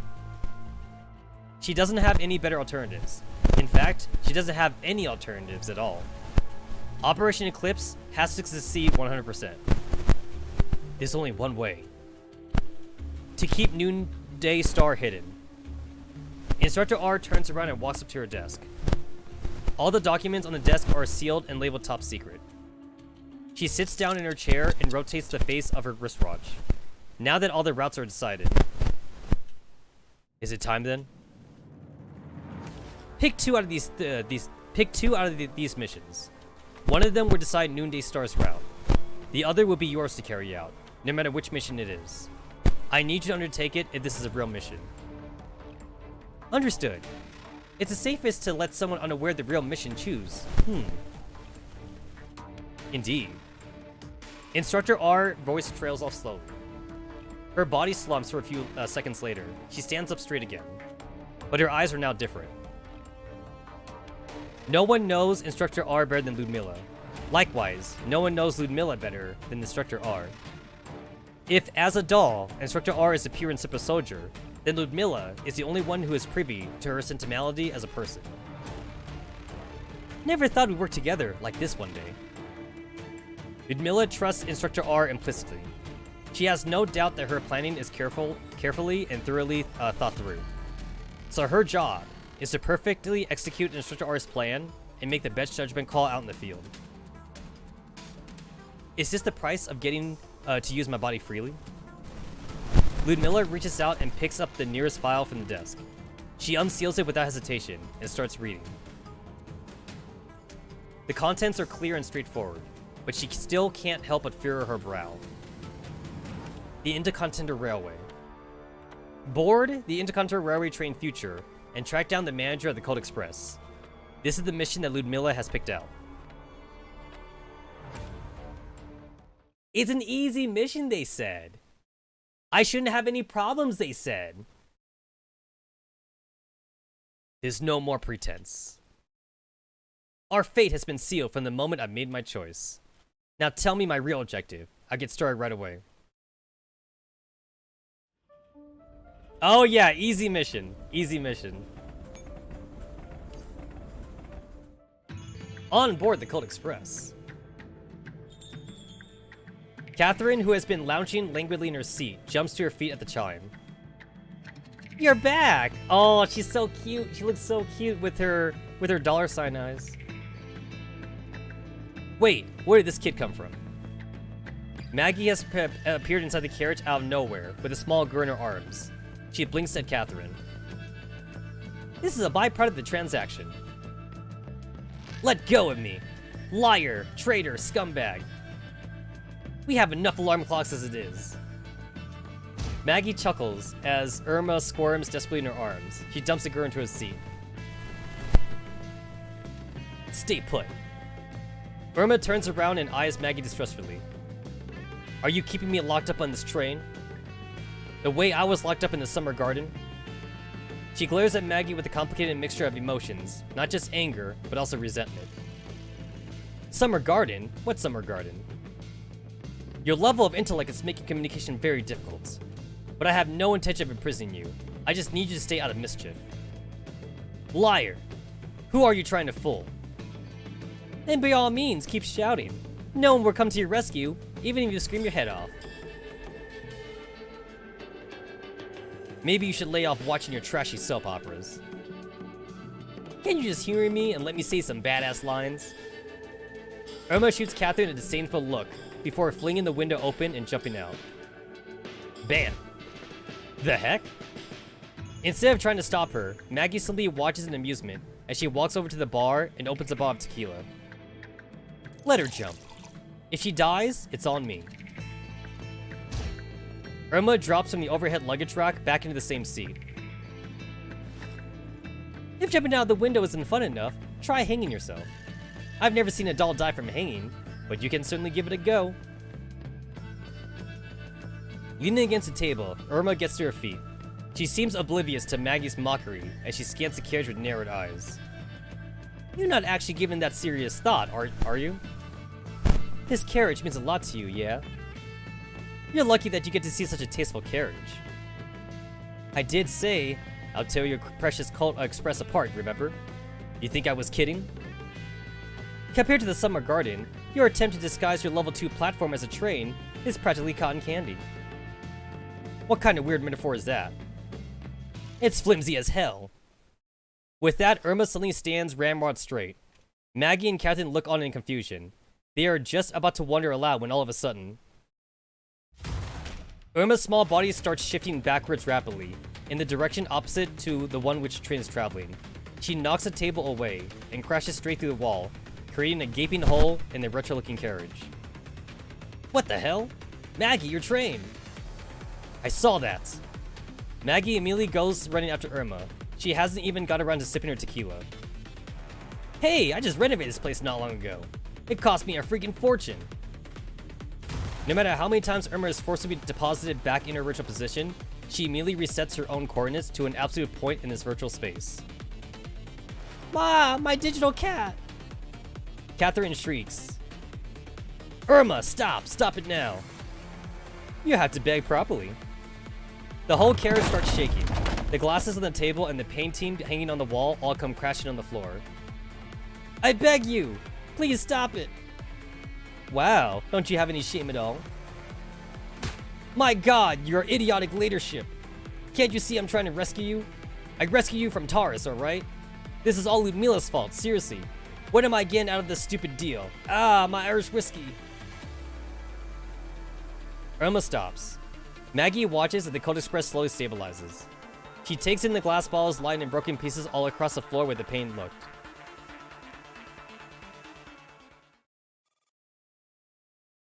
Not my train! Not my precious train! Gangway connection. No! I can never escape! I can never escape the dreaded intercontinental railway train future! What is that? That's like number 53. That's like number 53 right now. Some time ago, an encrypted communication request suddenly appeared in Ludmila's private channel. Madam Instructor, I hope you haven't forgotten your role and mission. Getting rid of you on the spot isn't all that difficult, you know. Now, don't be hasty. Remember what I said. We can have a deal as long as you name the right price. The way I see it, you're more of a con artist than a businesswoman. Yo, bitch, we literally just had this cutscene. I don't really need a flashback right now. It's just a matter of perspective. Extortion is still kind of a transaction. In fact, aren't all transactions at least a little extortionate? We all use whatever means necessary to obtain what we want for a cheaper price. I don't see how I'm any different. You silver-tongued devil. So, Madam Instructor, would you like to do business with me? You need to show some sincerity before you start pitching. I know you're part of a top-secret mission. Your destination is Berlin. Your associate is a commander under the employment of a PNC named Griffin. Girl, if you knew what the commander was capable of, you wouldn't be trying to antagonize her. From what I've heard, this commander's been causing quite a stir in Berlin lately. Bitch, you don't know the half of it. You could say that the whole world literally hinges on our shoulder. You're certainly well informed. Not many can go toe-to-toe with Paradius. This is the only person who's known to have grappled with those white monsters and not only survived, but also managed to corner them. So, I'm looking to work with a different contractor. What do you think? You're part of the Fox Sisterhood. That makes it very hard for me to trust you. Fair enough, but that's why I've spent the last 2 years preparing for my next client. After all, it is a dangerous world we live in, and there are too many unscrupulous villains around. The Fox Sisterhood work is unscrupulous by nature. My, such generous praise. In any case, just write me a reference letter. I'm sure I'll be able to convince that commander to work with me. In return, you can name your terms. With the Fox Sisters now missing, aren't you finally free? Why are you shackling yourself again? A Soviet agent questioning me about shackles, how quaint. About as quaint as you talking about unscrupulous villains in this dangerous world. In the eyes of other dolls, it may look like I'm living the high life. The same goes for you. Maggie sighs deeply on the other end of the comms channel. Look, let's use the future as an example. You get to travel in the first-class carriage, sip in the best red wine served to you by Susanna, while I can only risk my life and be a stowaway. You must have made a fortune in this business by now. The money should be enough for several new bodies. Spoken like a true member of the upper class. You are a doll in the military. Maintenance and overhauls are a walk in the park for you. But drifters like us aren't so privileged. If it were up to me, I might actually prefer your lifestyle. Haha. Maggie lets out a bark of laughter. As if I'm living like this by choice. You see, most people don't get to choose the circumstances they were born into. You don't, and neither do I. Which is why I cherish every single choice I do get to make. The choices that have passed us by, the ones that we never had in the first place. There's no point in beating ourselves up over them. It's not my fault that I didn't get to choose, but now I have a choice, and so do you, Madam Instructor. I'll think about it. I look forward to doing business with you. But I have an extra condition. Take Irma with you to the Griffin base. Maggie looks out the window into the distance.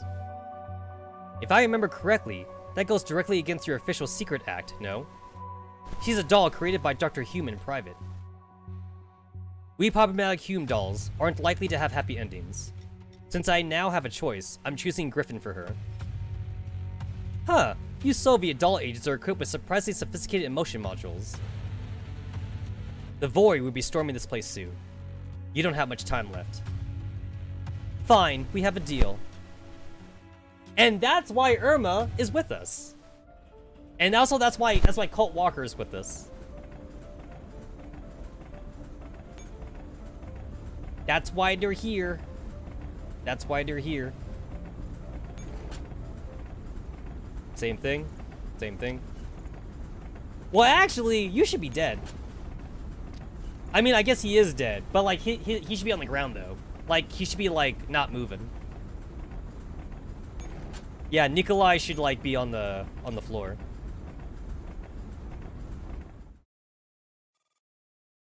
At the intercontinental future, not far from the destroyed carriages. Up, take a shot again. Number 53, 52. I lost count. Captain Ivan is standing by on the rainy night. That is, until a transmission finally comes through. Move in. I want this doll. A stream of code comes through. Captain Ivan enters his orders, and a stern-looking face wearing a hat appears. Instructor R, from the 7th General Dictatorate Advanced Combat Training Team. She's the only doll in her unit. Little is known about her, considered extremely dangerous. A little too good at emotion modules. Look at RPK-16.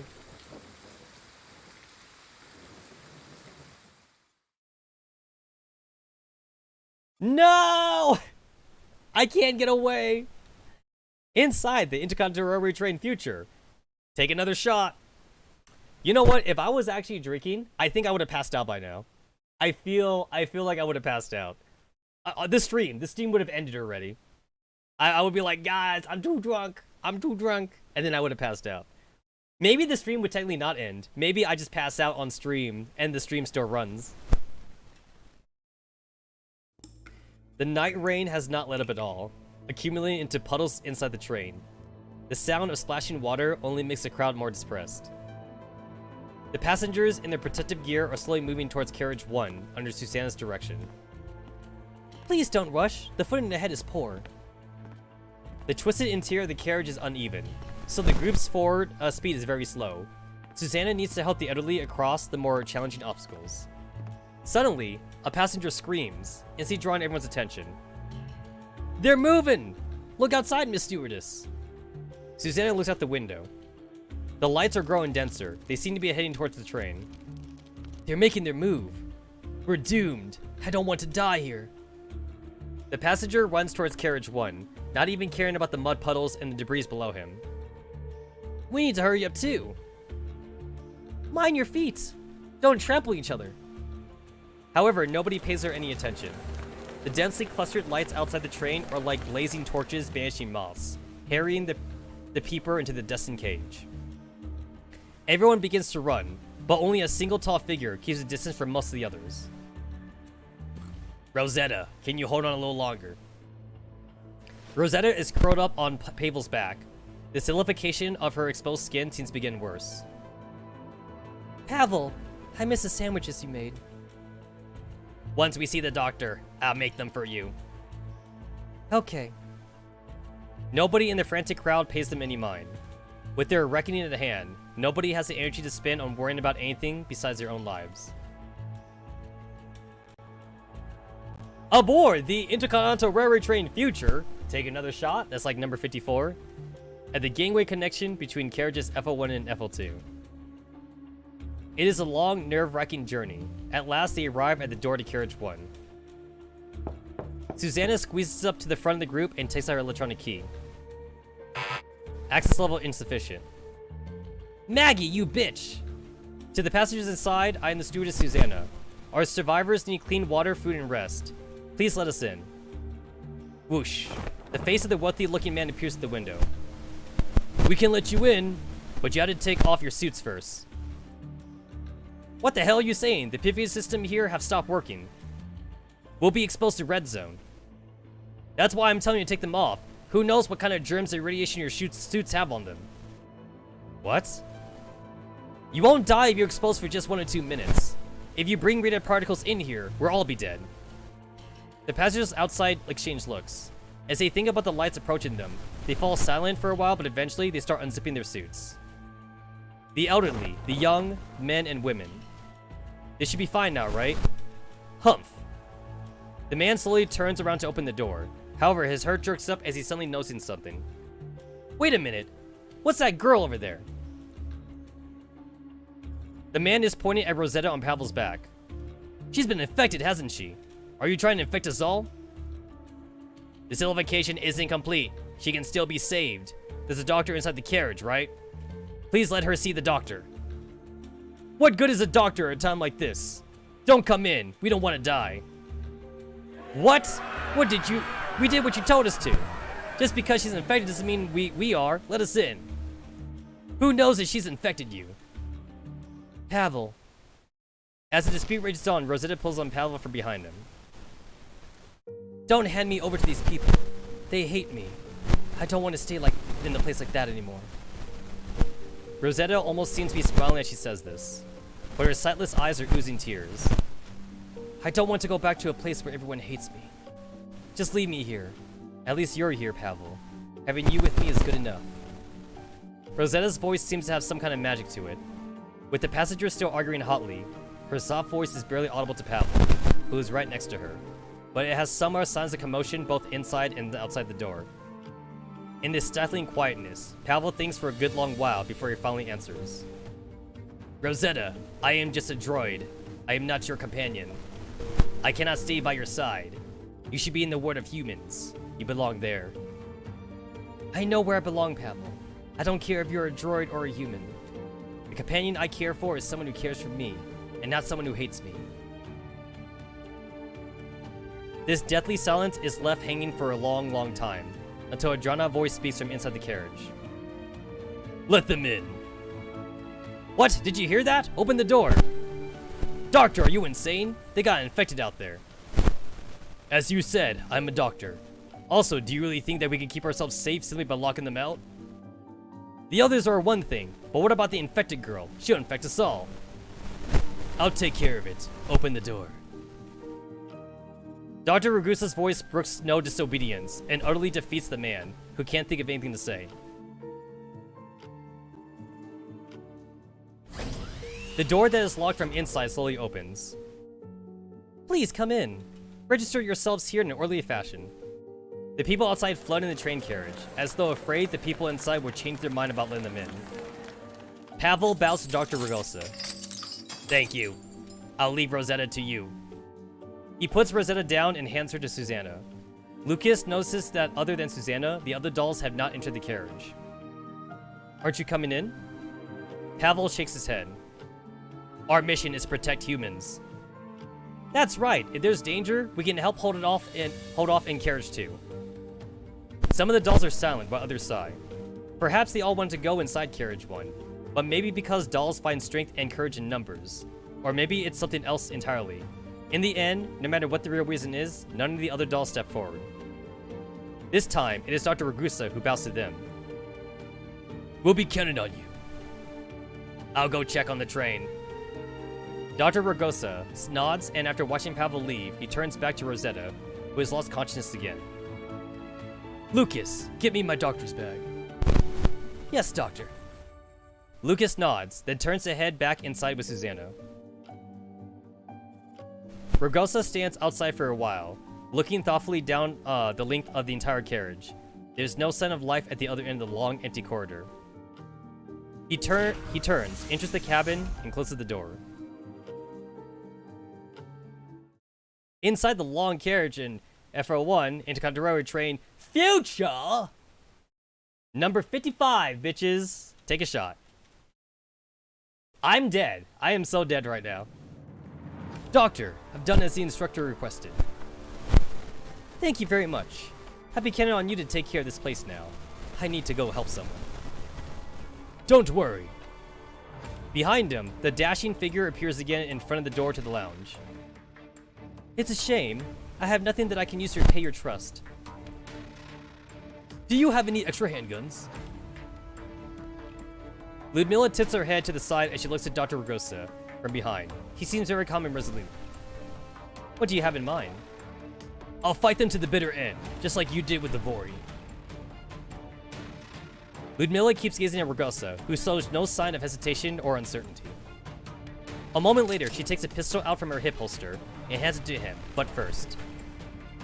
Dr. Ragosa solemnly accepts the handgun. A look of sadness appears on Lucas' face as he sees this. Yo! He look kind of badass right now. The firelight from outside illumines Ragosa's face. The tentacles of the military have spread to every part of the train, apart from the VIP class carriage. Yo, old man is about to throw down. If I'm not mistaken, you are their objective. Yes, which is why I will settle all this by myself. So, what do you plan to do? Let the dawn light up the night. Instructor Ludmilla, it has been an honor meeting you here and now. I feel the same, Dr. Eugene Ragosa. Ludmilla closes her eyes in a reverse smile before she strides out the door. Yo! All connections are down. Good thing the doctor has kindly provided the lounge in the first class carriage for us to take refuge in. Everyone has their own mission. Right now, my mission is to save that child. Carriage FO1, I can't go there. Thank goodness for Dr. Ragosa, or it would have been another fight. I really don't have the energy for that. Most of the ones who came in are human. The only doll is a stewardess. Nikolai's still dead. He agreed it's coming apart, so it's coming apart. Maggie looks troubled. Guess my 80 backups are gonna come in useful. Rosetta is saved.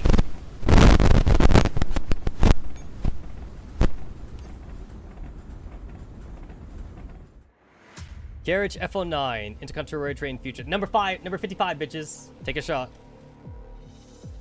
There's a rustling amidst the rubble, as though someone is moving swiftly through it.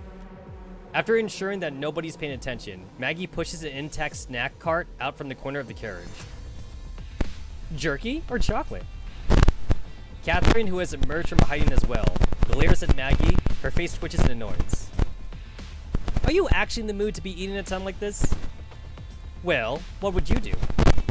Maggie sits down on a ragged sofa and opens a packet of cookies, then lies down like she's in heaven. It would have been heaven if she were not surrounded by the ruins of a dying carriage. Irma peeps out from behind Maggie, a suspicious look in her eyes. Catherine glances at Irma, and then filches a patch of olives from Maggie's little pushcart. Why don't we just hand her over? And then what? Get shot full of holes by the soldiers outside? Do you have to discuss this in front of me? But even if we don't do that, those soldiers will destroy the train carriage by carriage. How much longer can we hold out? Why didn't we run to carriage 1 with the others? You know what they say about putting all your eggs in one basket. And besides, I've only heard of people hunting elephants, not ants.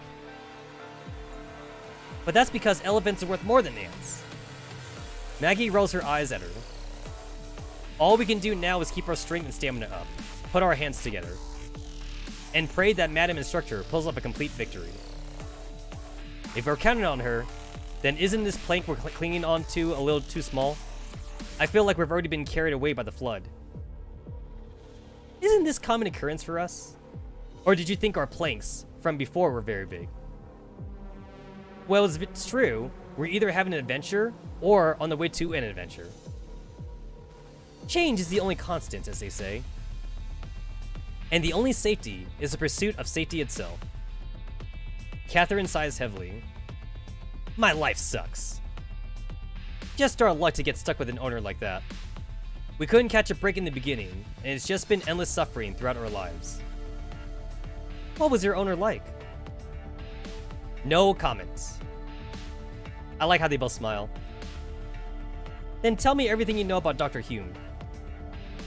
So, you can afford to pay for the information now. Put it on Ludmila's tab.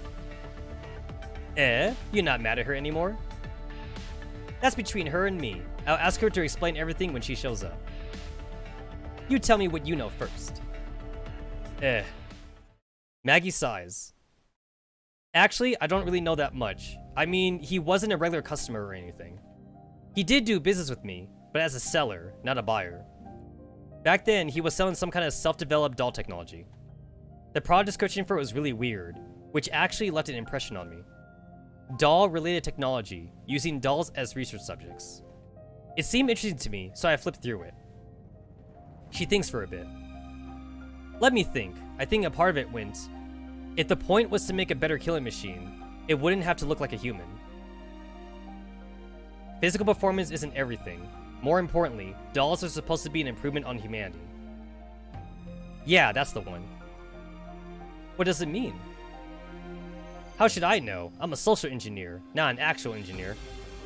But to my knowledge, all the dolls that took part in the experiment, they all went mad in the end, until the neuroclouds melted down. You make him sound like some kind of mad scientist. You mean he wasn't? I thought he was my mother. Humans all love playing pretend. One of our mistresses always had us call her Milady. Even though she wasn't a lady or rich. I'd secretly roll my eyes every time I had to call her that. That's just how humans are. They seek things that they lack. Same goes for us. So you're saying that I lack a mother? What I mean is, you should know your own identity, Miss Irma.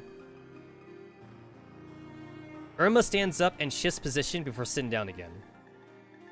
You're a doll, and no matter how many people try to pretend otherwise, the relationship between you and them is servant and master. They control our lives, our future, and our destiny. That's why interpersonal relationships among humans cannot be applied to us. No matter what you call each other, you shouldn't delude yourself. You are just a pet. So, I'm not his daughter? No, you're not. Am I a joke then? Maggie suddenly keels over on the spot. Catherine hurriedly catches her fallen body. She's crashed again. No, it's that woman. Maggie needs us. We need to help her. Well, duh. I told her letting Parodius mess with the neurocloud was a terrible idea. The unconscious Maggie lies in Catherine's arms, as though she were sound asleep. As though she were in a complete hibernation. Damn you, Paradius! Why do I always trust the hot ones?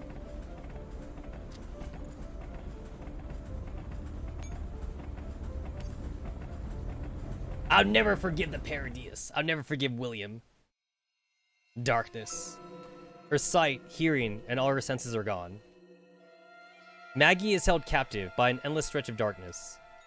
The silence is both eerie and familiar. She chuckles sardonically to herself. How rude, interrupting my conversation with my friends like that. Maggie cannot hear her own voice at all, but she still challenges the darkness. You betrayed us. The voice is not speaking through Maggie's ears and hearing module. It's more like it's a direct punch to her neurocloud. Now, I did nothing so heinous. If memory serves, our business has already concluded. I helped you find the Soviet agent, did I not? Save your flowery words. I want your coordinates. Maggie's neurocloud feels like it's being thrown in a grinder. She can clearly perceive Terrace's anger. Pain shoots through her head, but she still retains her usual businesslike smile. You have to pay more for that. But if you have the money, I can still provide the required service. Give them to me. Terrace pauses, and Maggie feels her bondage easing a little. Ahem, right here. A white orb flies out from Maggie's palm. It drifts slowly to Terrace, twinkling enticingly. Terrace reaches out to it. When she makes contact, Maggie lets out a light chuckle. Welcome to the seance room. From beneath hell, I gaze up at heaven. A crystal glass of tequila slammer reflects the soul in its truest form. The liquor cleanses the blood vessels, leaving happiness behind, leaving sorrow behind, leaving madness behind, leaving silence behind. Yo, damn! Oh, wandering spirits, heed my heart and answer my summon. A bell goes off, and firelight starts dancing. Terrace is seated in the center of the theater, where a musical is being performed on the stage. An alluring soprano croons with great emotion, her voice being accompanied by the ethereal music. Hey, I remember this bitch! Or at the very least, I remember this NPC, NPC. This was the opera. This was like the opera singer. And then like, she retired. And then like, people thought she died, but then she was actually alive and shit. And I remember she got jealous because of a T-doll. So like, a T-doll had to take her place on stage. And then like, people were like, oh my god, she's still a really good singer after all these years. But it was the T-doll and it wasn't her. And then like, she got really jealous and shit. And then I think it was Tack. I think it was, yeah, it was the rifle girl. It was like, it was Tack or whatever. And like, her friend was that T-doll. And her friend died, so Tack wanted to get revenge. If I remember right, I think it was because like, it was like her husband's T-doll. And then she also blamed her husband and the T-doll for having like an affair or something. Or whatever like that. I mean, she was going crazy. She was going crazy anyway. And she was all like, you're taking my place. You think you can be me. And I bet you and my husband, I bet you guys are fucking each other or whatever like that. I mean, not in those words, but that's what she definitely was feeling though. And then like, she got rid of everybody. But then like, she hid away though. She hid herself. In sleep, he sang to me. In dreams, he came. That voice which calls to me and speaks my name. And do I dream again? For now I find the Phantom of the Opera is here. She gazes at Terrorist tenderly. Flames lick at the skirt of her long dress and starts shaking around the entire theater. Sing once again with me. Our strange duets. My power over you grows stronger yet. Shut up. Like an uncultured soldier destroying oil paintings, Terrace opens fire with her hovering cannons. The soprano's beautiful face is ripped apart. It gradually disintegrates like an oil painting being engulfed by fire. A Bloody Mary for you. Enjoy. A wine glass filled with crimson liquid is conjured out of thin air and drops to the ground. The burning blaze turns red, and Maggie has already disappeared from stage. Tara snickers. Stupid tricks. Her hovering cans fires another shot right at the theater drenched in red, The theater shatters like a mosaic, like mosaic pieces, suspended in midair in the bottomless level 2. Everything is now red. Blood slowly streams down Terra's face. She wipes it with a hand and gives her fingers a lick. You didn't simulate the taste of blood. Too cheap, Maggie. You think? The bell chimes again. Fox raises this glass of tequila slammer. Her heart and lungs are set aflame. Desires and deception intertwine. The devil exposes the angel's hypocrisy. New colors appear before Tara's eyes as she finds herself now sitting in an extravagant casino. Bodies keep rushing past her. The air is filled with strong cologne, the pungent smell of cigars, and the fragrance of the casino itself. Among the boisterous crowd, she holds a playing card in her hands. She flips it open and studies it. King of Spades. Maggie, I'm running out of patience. She gets to her feet. Miss Taurus, this game isn't over yet. Hey, look it, it's the Marlowe bot. Screw off. Creak. Taurus whips out her hand, and all the chairs in the casino are pulled together. Miss Taurus, big or small? Using the chair as projectiles, Taurus hurls them at the smiling server. Miss Taurus, the dice are cast. The server's face breaks into shards. Miss Taurus, those who lose will be trapped here forever. Taurus stalks off murderously towards a young girl hiding in the corner without a backwards glance. Miss Taurus, they serve a really interesting kind of sparkling wine here. Ali Gaga and the 40 drunkards. Would you like to try? Maggie, what do you think your Naito modifications are? A gift from the devil. No, from the god of death. Maggie slides under the sturdy casino table and crawls towards the main entrance using it as cover. Heavy objects pummel the table like hell. Maggie rolls a pair of dice. All the colors suddenly swirl into coherent shapes before Tara's eyes, and everything loses its shape. The bell goes off once more. Yo, this is some trippy shit right here. Here are 2 tequila slammers. One for Satan, and one for myself.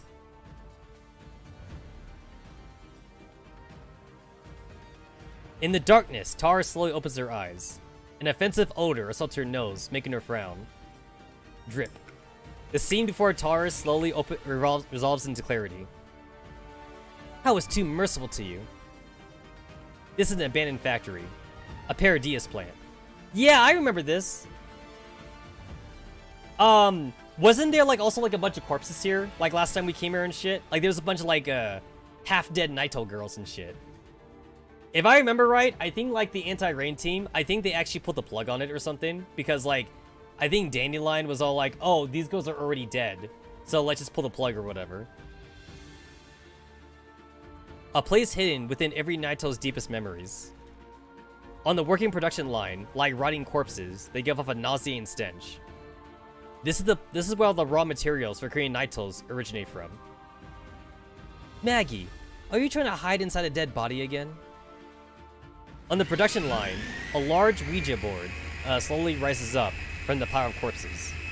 Then a planchette appears out of thin air. Whoosh!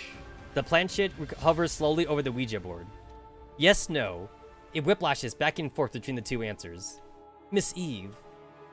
Taurus inhales sharply. Maggie, you did it. You get to see the real me. Yo, that's kind of cool.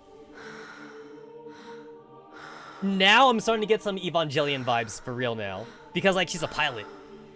Yeah, I'm starting to get some real Evangelion vibes. The angels, man, the angels. This time, her hover cannons don't just appear individually. Instead, a whole wall of them are arrayed behind Taurus.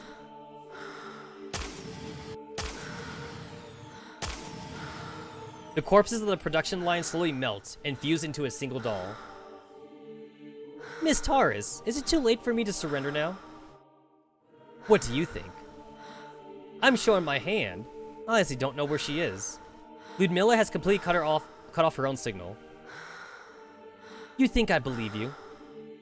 I'm telling the truth. I swear on gold. Terrace gives her no more time to speak. The entire plant is now completely distorted.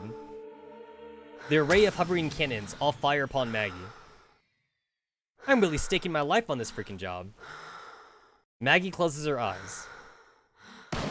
A crisp gunshot rings out. It hits Taurus on the mechanical arm, but the round just ricochets into the ground. It's not quite time to give up yet. What are you doing here? I couldn't just leave someone with an attack point of 5 to fight on her own, could I? Yo, I love like the RPG stats right here. Ooh, N327. Yo, 7,000? Damn. 26,000. 38,000.